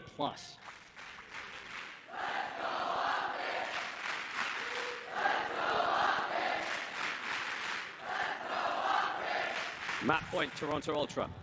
And now for Optic, where do you go, by the way, right? You've been gifted the free plan over towards B a few times, but you've just been retaken, so now they are forced to funnel in towards that. And it's, well, it's going to go quiet once again. Lethal's attack's been thrown. There's still a couple of things to be chucked out here, and that's a lovely bit of an angle to have for Insight. Sees Hook, sees the bomb plant. Okay, shooting the other foot now. Toronto Ultra. Will they be able to retake? Can Optic hold this bomb position? I mean, happy for the retakes. They'll do it at either side. It is the triple flank coming through. They should know one player is going to be towards bedroom, but go see big responsibility. A lot of players to deal with, and he has done his job. Oh, he's backed on up. Dashy's tagged him in. And he finds his kills as well. Insight on the middle of the map. He gets his. Just over 20 seconds to go. Scrap makes his way forward. You still have to worry about Ghosty, who's trying to spar, getting a treatment. He's chilling, baby. 15 seconds. Here we go. 2v2. Shots he's roaming with that Daddy also. Keeping an eye on the bomb. 10 to go. This should be the round, unless anyone can get there. And already, there's a bit of action. Oh my! Last ditch attempt. A shot kills round 11. Only the player defusing. Wow. I'm surprised that he just gave up the plan over towards A for free, by the way. It seemed like that was the only opportunity for Optic to make a move, but they got the bomb down, played it just slow enough towards the end. Easy setup towards the end. All for a round 11, the advantage in the series in this grand finals. Round 11, here we go. Game-saving play right there from Shotzi. 10 and 6 for him. Optic, they will be attacking. 3-1 split from Ultra towards A. Here we go. Giving Shotzi the bomb, already making moves. No time wasted, and here comes the crew. They're going to stay inside. They should be safe from this. If anyone dies, it's because they've been forced into a situation they didn't want. It's bad playing from Scrap, but that's fine. The trophy, it didn't even be there. You've already got the kill from Kleenex. I mean, you need picks now from Optic. You've been absolutely stopped. You do not have the bedroom control. And Toronto Ultra have just pumped the brakes. Not in a hurry to make a play. Ultra is so spread, though. They can see the B-bomb site as well as the A-bomb site. Shotzi now diligently checking corners, man. I mean, the heart racing for them at this moment in time. 45 seconds. It's time to forget how to feel. The round, that's a difference maker. The angle, that might not be perfect. How big is your elbow? Enough to get shot. Shotzi flies across. No doubt, Shotzi flies across. Kleenex now able to maybe pounce to that stairwell. We've seen it happen a few times. 30 seconds here in this round 11. Kleenex might just wait to jump. Dashy's gonna fall as well. This could be it. The 2v4 in Shotzi all of a sudden. Last man standing. Pop's Daddy gonna hit the full send. Just going to fall. Toronto Ultra ice up in the round 11, and the man that started off 0-5, the rookie, goes on a tear, gets the cruise, forces the first blood, and Ultra now has the advantage. A sheer relief on the face of Kleenex. They fought so hard to get back into that one. They could not let it slip. They don't let that search and destroy go. 10 and 7 from Scrap. 10 and 5 from Hixie. And now, Toronto Ultra, they find themselves on tournament point. And the two players that, when they're on the same team, have only ever made it to the grand final. Scrap and Hixie, two rookies, double digits for both of them. From 0-5 to 10-7 and making the hero plays a clinically absurd performance. And obviously credit the whole way down. Insight starts to get the bomb plants. Kleenex obviously making moves, but that was from down 4-1. Ultra completely iced up in front of the home crowd. Wow, what a search and destroy that was. Highlights, we'll roll through them. As Ultra managed to clutch up, Insight finally found that source that he's had for so long. Optic were taking it from him. Shotzzy with a couple of incredible round-winning moments, but not quite enough. A single round is really all that decided it. Optic still got that magic. Ultra, though, just a little too dangerous. And that's like insane ice as well, right? That was like 2B bomb plants where Optic had the kitchen control. That Toronto, the pressure's on to try to go and retake it. They did it twice. You had Insight in the 1v1 against Dashy, making the aggressive play calls. I mean, there's 5 or 6 rounds that come down to a 1v1 or a single gunfight. And towards the end, Ultra, again, just a little bit icier, but barely, and I mean barely, because Shotzzy's making plays like that too. Oh, man. Unreal grand finals we've had so incredible. Incredible search here. It's not over yet. Pure relief, elation, disappointment, all the emotions you could ask for. We're not done yet, though.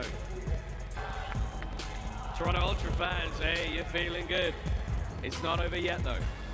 That round 11 comes to a close. Greenberg Hotel finished. We're done with it here in our grand final. Now we roll over towards the double-decker El Asilo. And this is going to be something. And the Asylum will make it crazy for these final 2 maps. So much pressure, all for these final moments. And it is worth pointing out, this is a wonderful experience for both of these teams.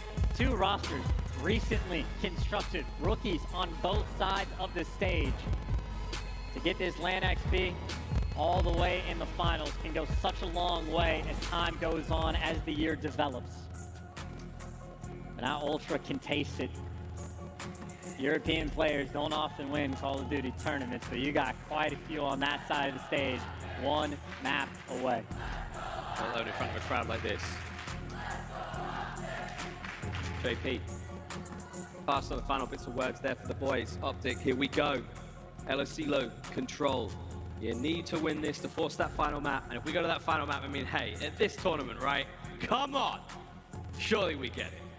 There's nothing to predict at any point in time from this one, so who the hell knows, but certainly you can hope for it. And again, the rookies delivering, man, showing up in these big moments. And not your typical rookie selections from the teams, right? So many pickups have been looking for your superstar players, the main players, guys like Scrap, or your Hydras, or your Abeezys of the world. Not these two. Now we're starting to get to the point where we're looking for the puzzle pieces, the setup men, the guys that can deliver in the big moments like this and make the team better around them. They switch up in style for the 2 teams now sitting in the grand finals. Thinking about this year in general, man, I mean, what? Major 1, the subliner smash. Major 2, the return of FaZe. Major 3, the rise of the rookies.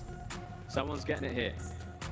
That man on your screen, Hixie, from Challenges. Wild stuff. Same thing from Ghosty. We'll see if these boys can find it.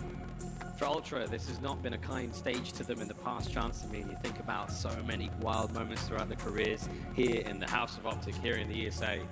We've seen some insane stuff, and hey, we're not finished yet, ladies and gents. We've still got a couple to go. The double dose of El Asilo. Take 2 of those, call me in the morning, we'll see what the hell's going on. I'm definitely not a doctor, though. It's a control game. Optic have been winning them. We're bound to get that final map. I mean, it would be like, I don't know, almost like the beauty of everything coming full circle of Outback Fortress control being their biggest problem. And now that's the map that Toronto bans, and they get the ones they originally didn't want in the mix, and potentially that's the one they clutch up on. They delivered on Hotel. Ultra have been the best team in the game on that map. They're the best defensive team. Well, hey, Optic took it to them in the round 5. But to try again on El Asilo, good luck, have fun. I just know I want to keep watching the rookies because both of them making massive plays. Obviously on a long-range map, look at the ARs as well. Hey, we'll have to look at the ARs. Dashy, of course, for Optic Texas, the scrap there of Toronto Ultra. Tremendous stats from both. This is just from the map 3. This is from that control. And again, you're looking at Dashy. That was a massive win from Optic Texas there on that hotel control. Scrap, not as great, but hey man, it's been a good record overall. In the long run, it's great for Scrap. But as of right here, right now, this grand finals, it's all been Optic Texas in that mode. And it's not often you say it, but those damage numbers, clinically absurd from Dashy as well. He was dominating the lobby, getting the constant output. And obviously one of the finest POVs we have to watch in the league. The constant spam of the L trigger. Snaps on everything in sight. Speaking of which, Insight on the other team. On the other team. Insight, again, one of the players who has found success here in the Call of Duty League alongside CleanX under this Toronto Ultra banner for them to win a second major. And here again, in this very venue, would be a spicy one for them indeed. It's not an easy crowd to play against. You're wonderful, you really are. But if you're on the other team, it sucks. And that's why we love you. Need that energy though. It's not over yet. Optic have still got a very strong chance to pull this back. Hook has been the man for the squad. So much criticism has fallen upon the shoulders of those young men on that stage. Team changes abound. Shotzzy said it's been like a movie, trying to get the boys to this point.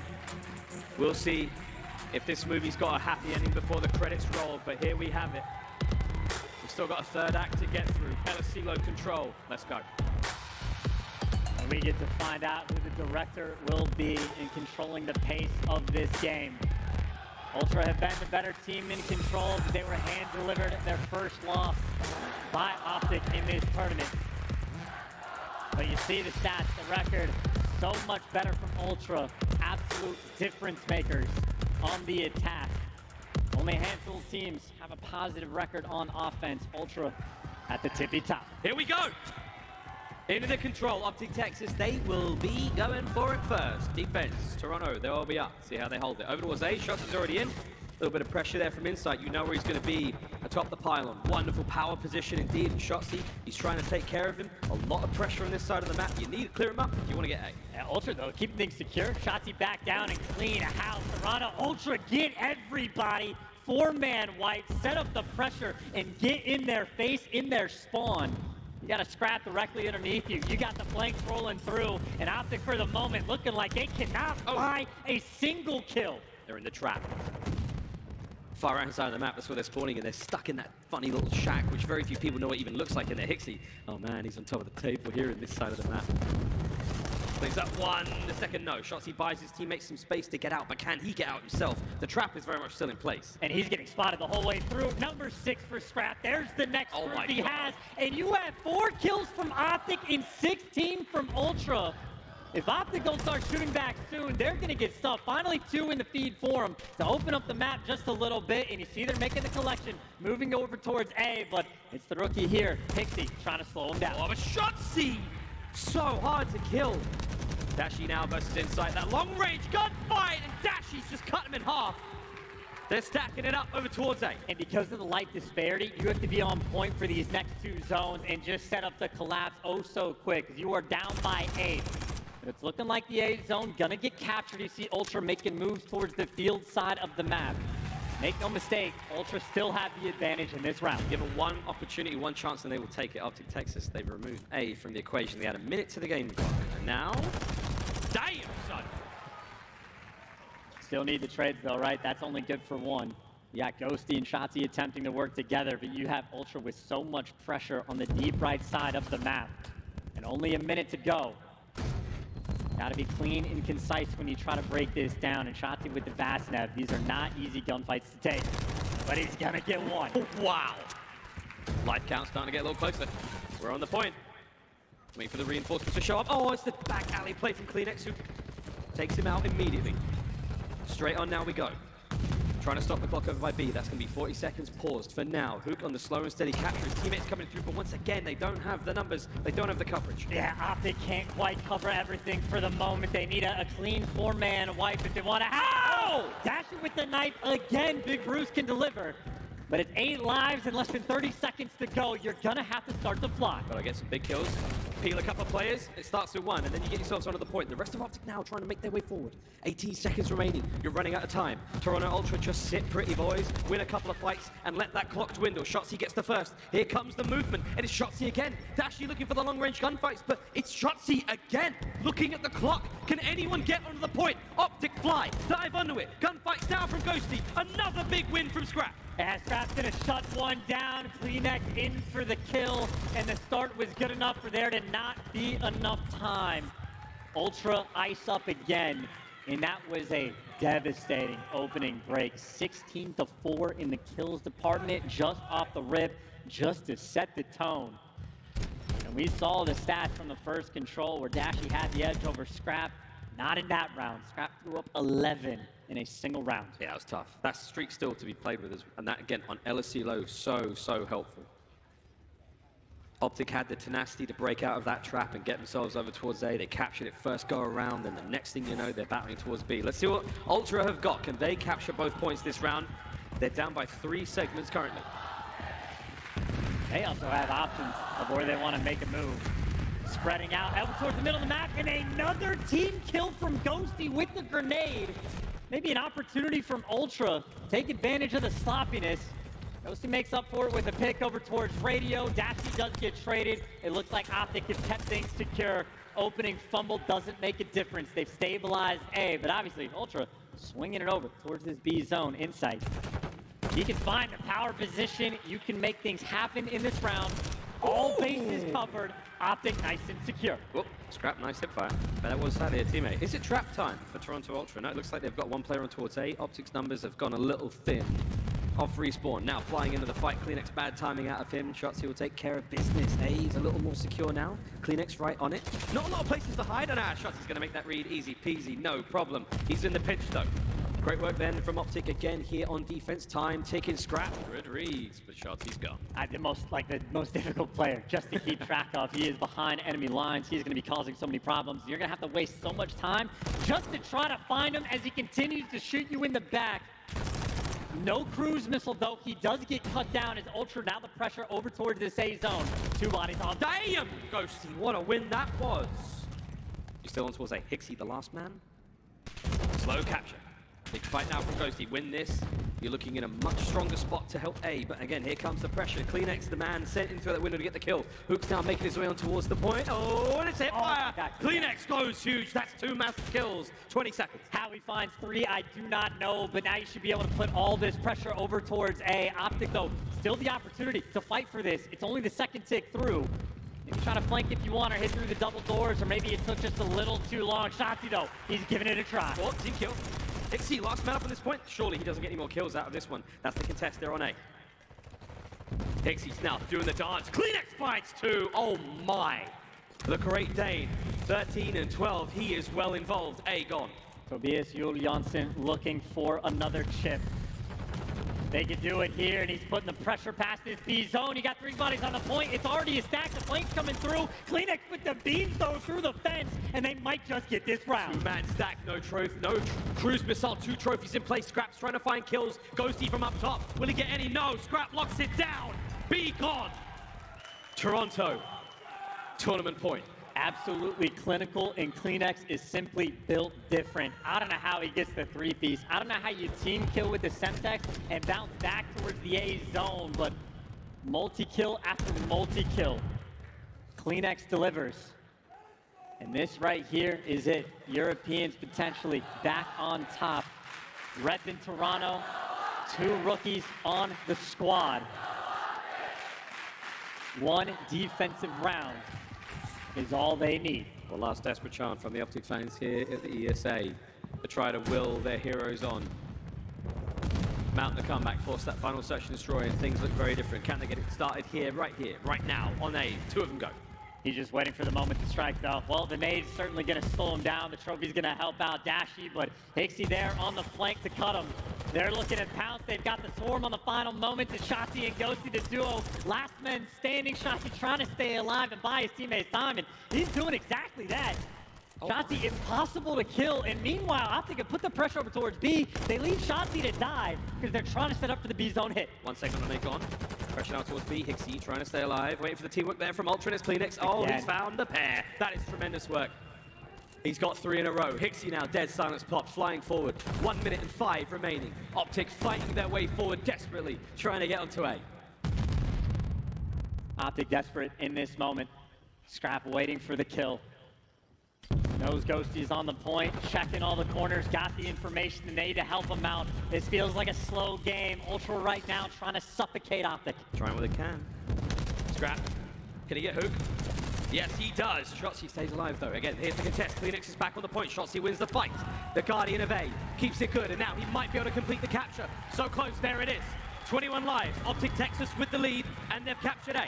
Step 1 in a little bit of life, but Hixie wins a big one just to slow you down. Kleenex there for the follow-up, and now players coming up on spawn, and Ultra do not waste time. They jump over towards the white building. They push up through field. Trying to keep things slow, trying to keep it contained, but there's a big 3. Oh. Optic, this is it. This is it. Go, stack, dive, fly onto it. All you have to worry about is one more player, and they've got full coverage of where that guy's coming from. So now, here comes the cruise. Is there a trophy to be found? There's one on the stage. There better be one in the point. Second segment on its way out. Safe. Missile defended. Hook's making a run. Optic is still capturing the point. It's Ghosty and Shotzi doing the hard lifting. And that should be the round. Optic stay alive here in the control. Still have a fight on our hands, and everybody from Optic winning their ones. Hook in the stairwell, Dashi in the feed.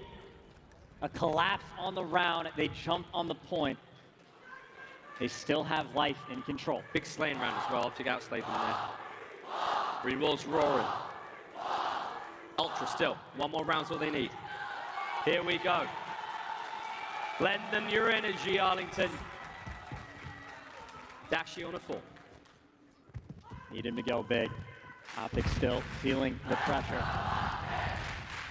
And Toronto Ultra spreading the map. Kleenex gets that first blood. Shotzi, 0 time wasted behind enemy lines. Dashi's on a 5. One more while he gets shut down, so no crew. Shotzi for the 2. Keep that A zone defended. Guns up, ready to roll. Waiting for these players to make their way in. Oh, and Shotzi's going to be the man to push forward. Try to slow down the defending players as they move into these stronger positions. And oh, what a snap! 1 minute on the clock. And he absolutely disappears after the fact. Trying to hunt this man down. Can't do it. Gonna get shot in the back, but again, no cruise missile. Ultra keeping that little safety net, but so far getting outslayed. Pressure on the A zone. No flanks just yet this time. And Scrap with a big win from Top Radio. Really slow capture right now of Insight. He's the only man there. The trophies are going to help him out, but it doesn't help him capture that point any quicker. Hixie, though, he will. First segment gone. Here comes Optic. Dashi helping out Hixie. Good work there. He saves the day. That's 2 segments now done. Ghosty, you're going to let A go. You're going to now solidify B. Fortify that position and hold on. Unless you kill Insight and A remains in Optic hands. They have absolutely no quit in them, still defending the zone, and we'll see if it's an overcommitment. 2 more players fall. But Ultra still have to spend all this extra time to go back towards A, but it's everybody here. That A zone under wraps. And we'll see if they can do it as Kleenex is leading that charge. He does get headhunted down though, so A complete. Here we go. B. This is it. This is Helms Deep for Optic Texas. Last chance. Their backs as firmly against the wall as they could possibly be. Time to draw that line in the sand and hold the line. Hixie gets away with 9 HP as well. Gonna be a thorn in their side, playing down low with the dead silence pop. You have Shotzi that was going hunting, but you have all this presence now over towards the B zone. Ultra have a couple bodies around the point. You have to win these gunfights. Gotta win the gunfight. Hixie's damage tagged up, taken care of. One more man on the point. And it's Scrap. If they can take care of him, you breathe pretty. There we go. Optic hold the line. Holding for now, and now flying forward. Shotzi in the mix, and all those purple arrows turn. Looking to see if they can catch him. But he has pumped the brakes, he has slowed the pace, and now Ultra forced to make the move. Guessing game, any possible corner you find yourselves in. Book's up next. Players above him. All sorts of noise. 45 seconds again. The opportunity to just burn the clock is one thing, to get the kills is another. Here we go. One player left alive here over by B. One more down low, it's a nice 2-piece. Ultra still unable to find an opening. Clock still ticking. Here we go from Hook. Finding the kills. He's all over the place right now. And if we take care of number 6, we're finding the time, and Optic hold the line. Still getting the trade. Shotzi and Dashi working together as Dashi able to get 2. Kleenex gets caught as well. Shotzi Holy gonna fuck. find him. 10 more seconds. Optic continue to hold. Here they go. Shotzi starting to wind up, making the run. No one there though. Can any from Ultra get close to the point? Hook's finding kills out in field. Tags are there. Anyone in there to get him to safety? No, he can't get across. Last man on point is Hixie. Can he find that kill? He's on it. Ghosty wins the fight. And Optic. Oh, that line. Final This is round. such a good match.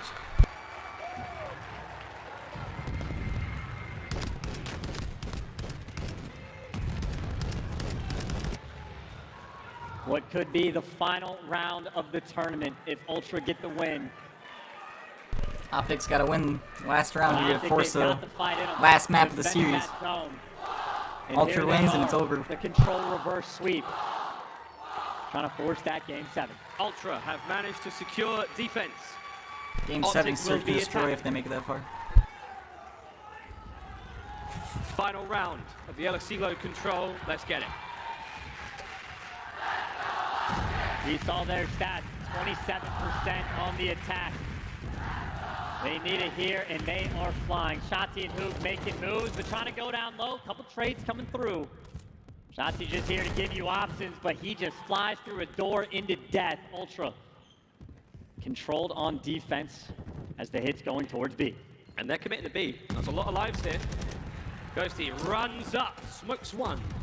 Pressure now on towards B. Another player to deal with. He's going to fly around that corner real fast. Takes care of Ghosty, takes care of Shotzi. Kleenex once again, defensive masterclass. Yeah, every single time you need a multi-kill, Kleenex is there to show up and slow things down. So Optic got to pump the brakes and figure out a different avenue of attack. And Kleenex is now behind enemy lines causing problems, but so is Hoop.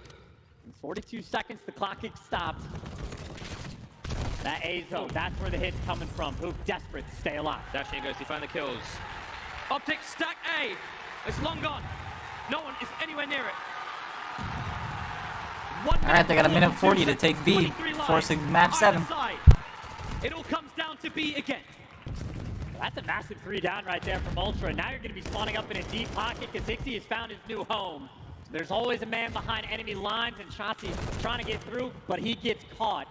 And as long as you have Hixie in that spot, Optic's gotta watch out, they're everyone else on down. It ain't Ultra gonna matter though, they gotta gets the flank, fucking make a uses play. the mid-map They only got a pressure. minute 20.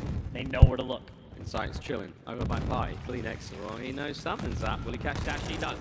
Keeps the play rolling. Optic starting to run out of lives. They're starting to get slayed out just a little. They've still got a few members on the inside, one of them being Shotzi. Ghosty traded out, so now it's all down to Shotzi to just be the most annoying he may ever have been in his career. 1 minute to go. Trade's on point though. Hixie's leaving it for his teammate Kleenex. Ultra staying nice and secure. Does he reload? Does he get the kill? Hixie delivers.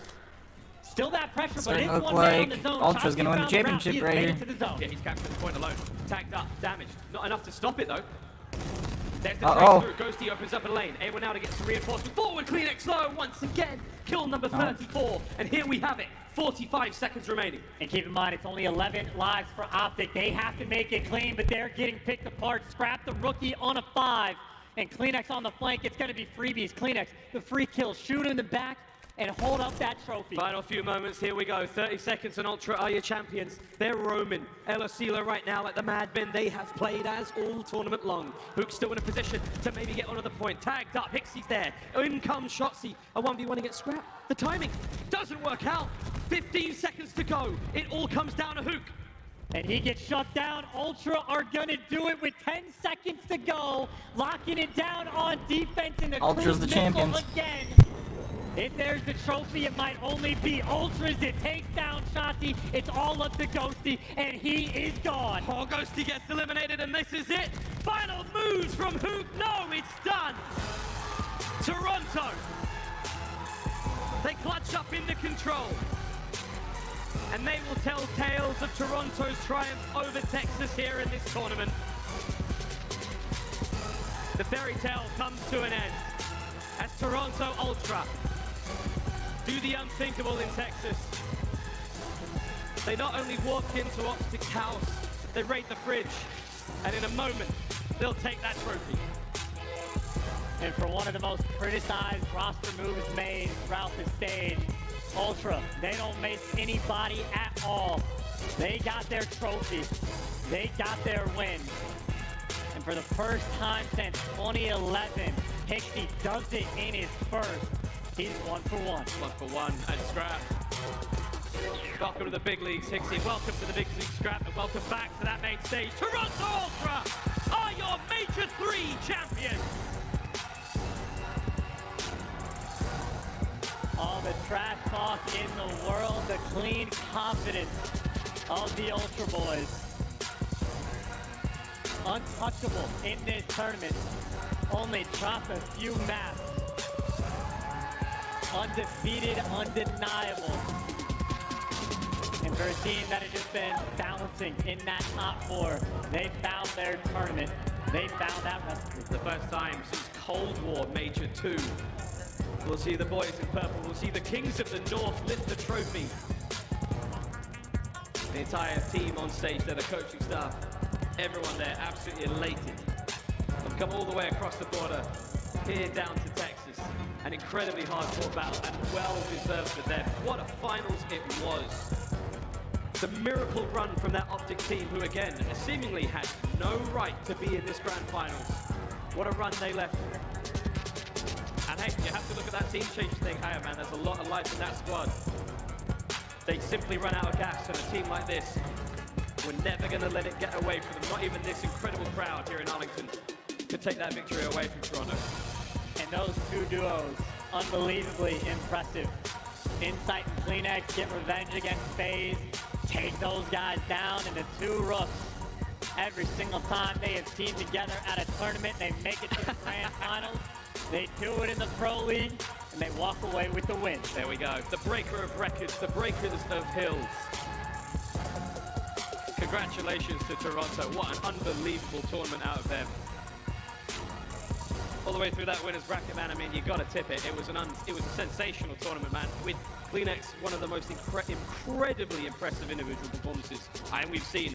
The only one we can sort of compare to is Shotzi at this time, but hey, second place, not quite enough. That is it from Chance tonight. It's now over to the stage with Lando and our champions. You win. Welcome to the Yes, club. indeed, Miles. I am here with your Major 3 champions. Ladies and gentlemen, give it up again for the Toronto Ultra. Guys, what a run. What an incredible run since this team has come together. Insight, let's start with you, my man. You have been with this team, you have been with this franchise for such a long time. There have been so many people, right, who have been there to doubt, to talk about the roster moves. Was this the right one? Was it not the right one? How does it feel to hoist this trophy again? Honestly, I've been waiting for this feeling for so long to hoist a trophy like this. People are doubting Charlie, keep doubting. I mean, the kid's unbelievable. He's turned up to his first event and he's fucking won it. So put some respect on his name. And we're only going to get better from here. You know, everyone doubted us. We're going to keep getting better. And yeah, I'm just so happy right now. Absolutely, man. It's got to be an amazing feeling. It's got to be a great moment. In fact, let's go ahead and toss that mic on over to Hixie. Brother, what is this, right? What is this start for you? I don't know. I actually don't know.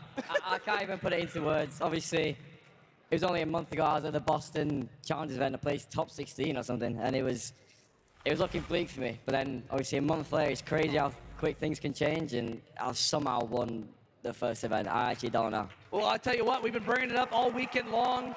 The first player to do it since like Scump and Bobby back in like 2011. I was going to say, that's good company to be there with the king. I'll tell you what, man, you've been waiting for this opportunity for such a long time. How does it feel to do it in purple? I mean, this is the only team I've been on, obviously, since I got picked up at the end of Cold War. So it's been a long time. It's been a year and a half of waiting. I almost left. I almost went home to the EU and played challenges. And then within the next week or so, I got put in the main team. And then 3 weeks later, look at this. So I don't know. So you're looking at Scrappy right now being like, look at us, dude. Look at us. Right? From challengers down to the main stage. You're winning stuff. Kleenex, let's pass it over to you, my man. Dude, you're playing some unreal COD right now. The numbers from Major 2 to Major 3 are staggering. But like I said, it's a team effort. What makes this team, what makes you and this roster together so dangerous? Honestly, I think it comes with practice. You know, our practice has been unbelievable. The amount of hours we put in outside of the game, just watching VODs and stuff like that. I don't think I've ever had a team as hardworking as these guys, so that's definitely it. Absolutely, man. Practice has obviously shown up in a big way. And now I'm going to go and toss that mic on over to Scrappy. Scrappy saved you for last because you are our Major 3 MVP. Sounds good. That sounds good, baby. Come on. Come on. I'll tell you what, man. There have been a lot of people who have been waiting for you. A lot of people from last year and challengers who have been waiting for you to take the main stage, to enter into this roster. How does it feel not just to win your first chip, but to also win MVP on top of it? It's, oh my God, it's insane, bro. The support all weekend from you guys, you know, and up until the last match, it was a fun time. Even the last match, we heard you guys, and we were like, yo, they might be loud, but we're coming for it. So, you know, we love you guys. Even if you're an Optic fan, we love you. And, you know, it's insane, bro. It definitely is. I'll tell you what, man, I'm going to ask you again. What's the rest of the season look like for Toronto Ultra? Is this one of many chips to come? Oh, yeah, 100%. You know, this is our only stage together. Like, we got Charlie after the first match. You know, it's just getting better in practice every day, getting to learn more about each other. We have a really good connection outside of the game as well. So, yeah, it's just up and beyond from here. Absolutely. One maybe of many still to come for this Toronto Ultra team. Let's go ahead and give them a round of applause again. Ladies and gentlemen, your Major 3 champions, Toronto Ultra. That's going to do it for myself here and the boys on the stage. Guys, let's celebrate and desk, but toss it over to you now. Thank you so much. Toronto Ultra, they get the job done. They are the champions of the Optic Texas Major. What a run they had. What a run from Optic as well. What an incredible tournament as a whole study. Almost get emotional, you know, just listening to them talk because you could tell the passion and just how much it means to them to be standing on that stage hosting the trophy. Oh, yeah, without question, man. We're talking about 2 rookies for this Toronto squad. Like, they came out and got it done versus the Optic Texas team who were making such an insane losers bracket run. And with Hixie, this is a guy who everybody talked a lot of smack about. This guy wasn't putting up the big numbers, but what he did for this team was so impactful. 2-piece after 2-piece in those clutch moments. Every time he had to get something done, he did it, man. Congratulations to Toronto. Absolutely. Tremendous performance, Ali. Hixie, he just said it, right? Top 16 at Boston. He didn't even know what he placed at Boston. He comes in here first major. He's now a champion. Incredible. And there's players like that, man. There's players like that out there who are on these teams who are meant to be kind of that support role, the objective player, doing some of these dirty works. You know, you see a rookie come into Call of Duty Challengers and, come into the league, being brought up from Challengers, and it's this huge expectation of, well, they have to fry, they have to put up these huge numbers, you know, they have to pull a Scrappy, you know, but they don't. They don't need to do that. I think Hixie is a perfect example of that, and I think there's nothing better than how much his teammates support him in that stance and in his role. And even when we interview, it's like, yeah, he's not dropping the crazy numbers in Search and Destroy, but you should hear the play calls. You should hear what he does in our comms when it comes to that game mode. And now he has a chip for it. He has a chip. And Nameless, let's talk about the run from Optic Texas. It was historic through the elimination bracket. Maybe you have something to say about Toronto Ultra first. Yeah, before we get into that, I wanted to say to Toronto Ultra, incredible organization. When you look at this team, every single player on this roster was a substitute player on their team at some point, dating all the way back to MW. So the way that they're breeding their talent and bringing them up to the main roster, typical, and they're doing a great job. Also, you said to touch on the Optic run, just insane, man. Like, when you look at Optic a week ago, when they were in the online qualifying stage, they were not looking good. Hit or miss every single day. They come into this tournament, even in the beginning, shaky start. Once they figured it out, they learned their map pool. They learned what they were good at, where they could take some of these teams. They started steamrolling everybody. So for Optic, by all means, this is an absolute win. They just made a roster change as well. Still figuring things out. Just went up against a very tough opponent in the Toronto Ultra. And honestly, all things considered, like, they made such a long run. Like, in that series right there, maybe they ran out of it a little bit. Sometimes it can happen. And, you know, everybody played great. So shout out Dan Ghosty. Shout out Hixie. These rookies putting on a show. Rookies putting on an intense show like we mentioned, right? We had 4 of them, and all 4 of them placed top 4. That is spectacular. Study, we look at the run, though, from Optic Texas as well as Toronto Ultra. And for Toronto Ultra, being in this spot, now being champions, Did you have any inkling this would be possible? I definitely thought it was possible. I always thought Toronto Ultra were one of the more polished teams that we had, one of the more complete teams when you talk about every single mode. But all they were missing was that one little piece. I think with them being the best control team in the game, obviously they close it out on a control, but they also turned it around in this series because Optic, they were looking so damn strong in hardpoint, and they lose both in that best of 7. So Toronto Ultra, they knew exactly what they needed to do to come out and get this victory, and they got it done. And not an easy run either. Not an easy run whatsoever to go undefeated in the tournament.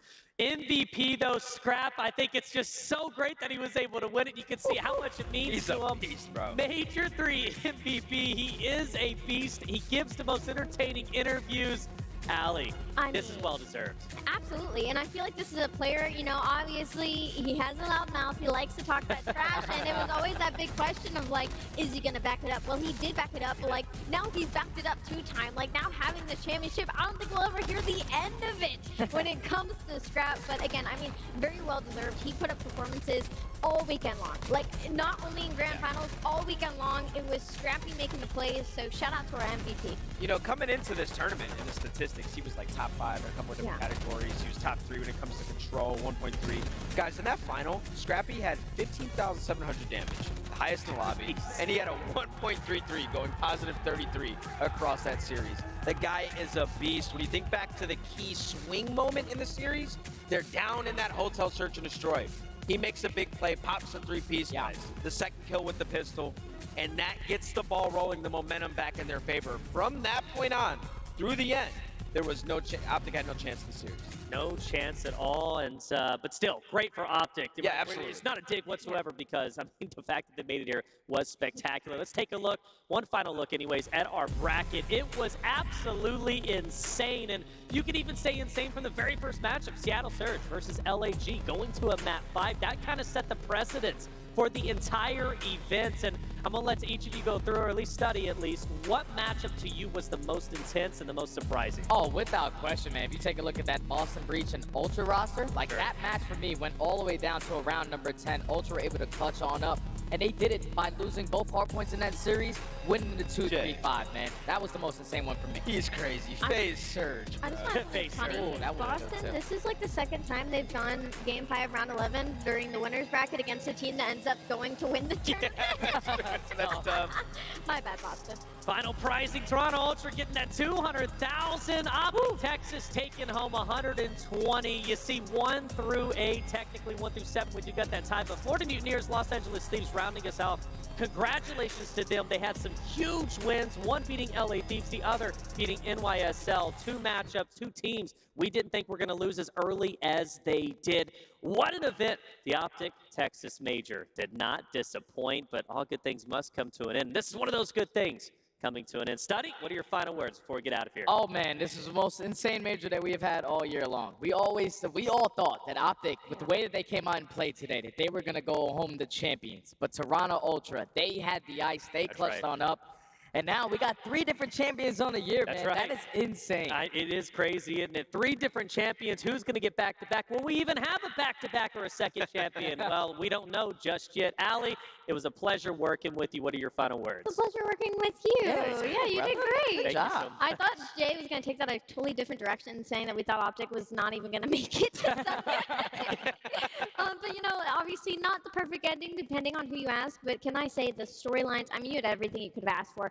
Upset Game 5, rounds 11, you know, Optic making a Cinderella elimination bracket, you know, round number 1 run all the way to the grand finals. So, I mean, rookie beating the 2011 record, now joining Scump and Bobby, it's crazy. Absolutely It's been a crazy event. It's been an insane event. And Nameless, again, a pleasure working with you, brother. Study, it was a pleasure working with you. I didn't say that. That's all good. But it was a pleasure working with you. I don't want to say that. Good, yeah. Nameless, it was great working with you, brother. Likewise. What are your final words? Hey, man, listen, Call of Duty's the greatest esport on the planet. I mean, honestly, think about the stories throughout this weekend. So many teams that could have competed on that stage for that final championship. I cannot wait for Major 4. We're only halfway through our season. Halfway through. We got a lot more to get through. And this major, by the way, thank you fans at home as well as in the arena. This was the most watched Call of Duty event in history. That's right. And we owe that to you out there. And I got to say, it has been such an incredible event. By the way, I just want to say thank you so much for accepting me on the desk. The Legend Pucket will be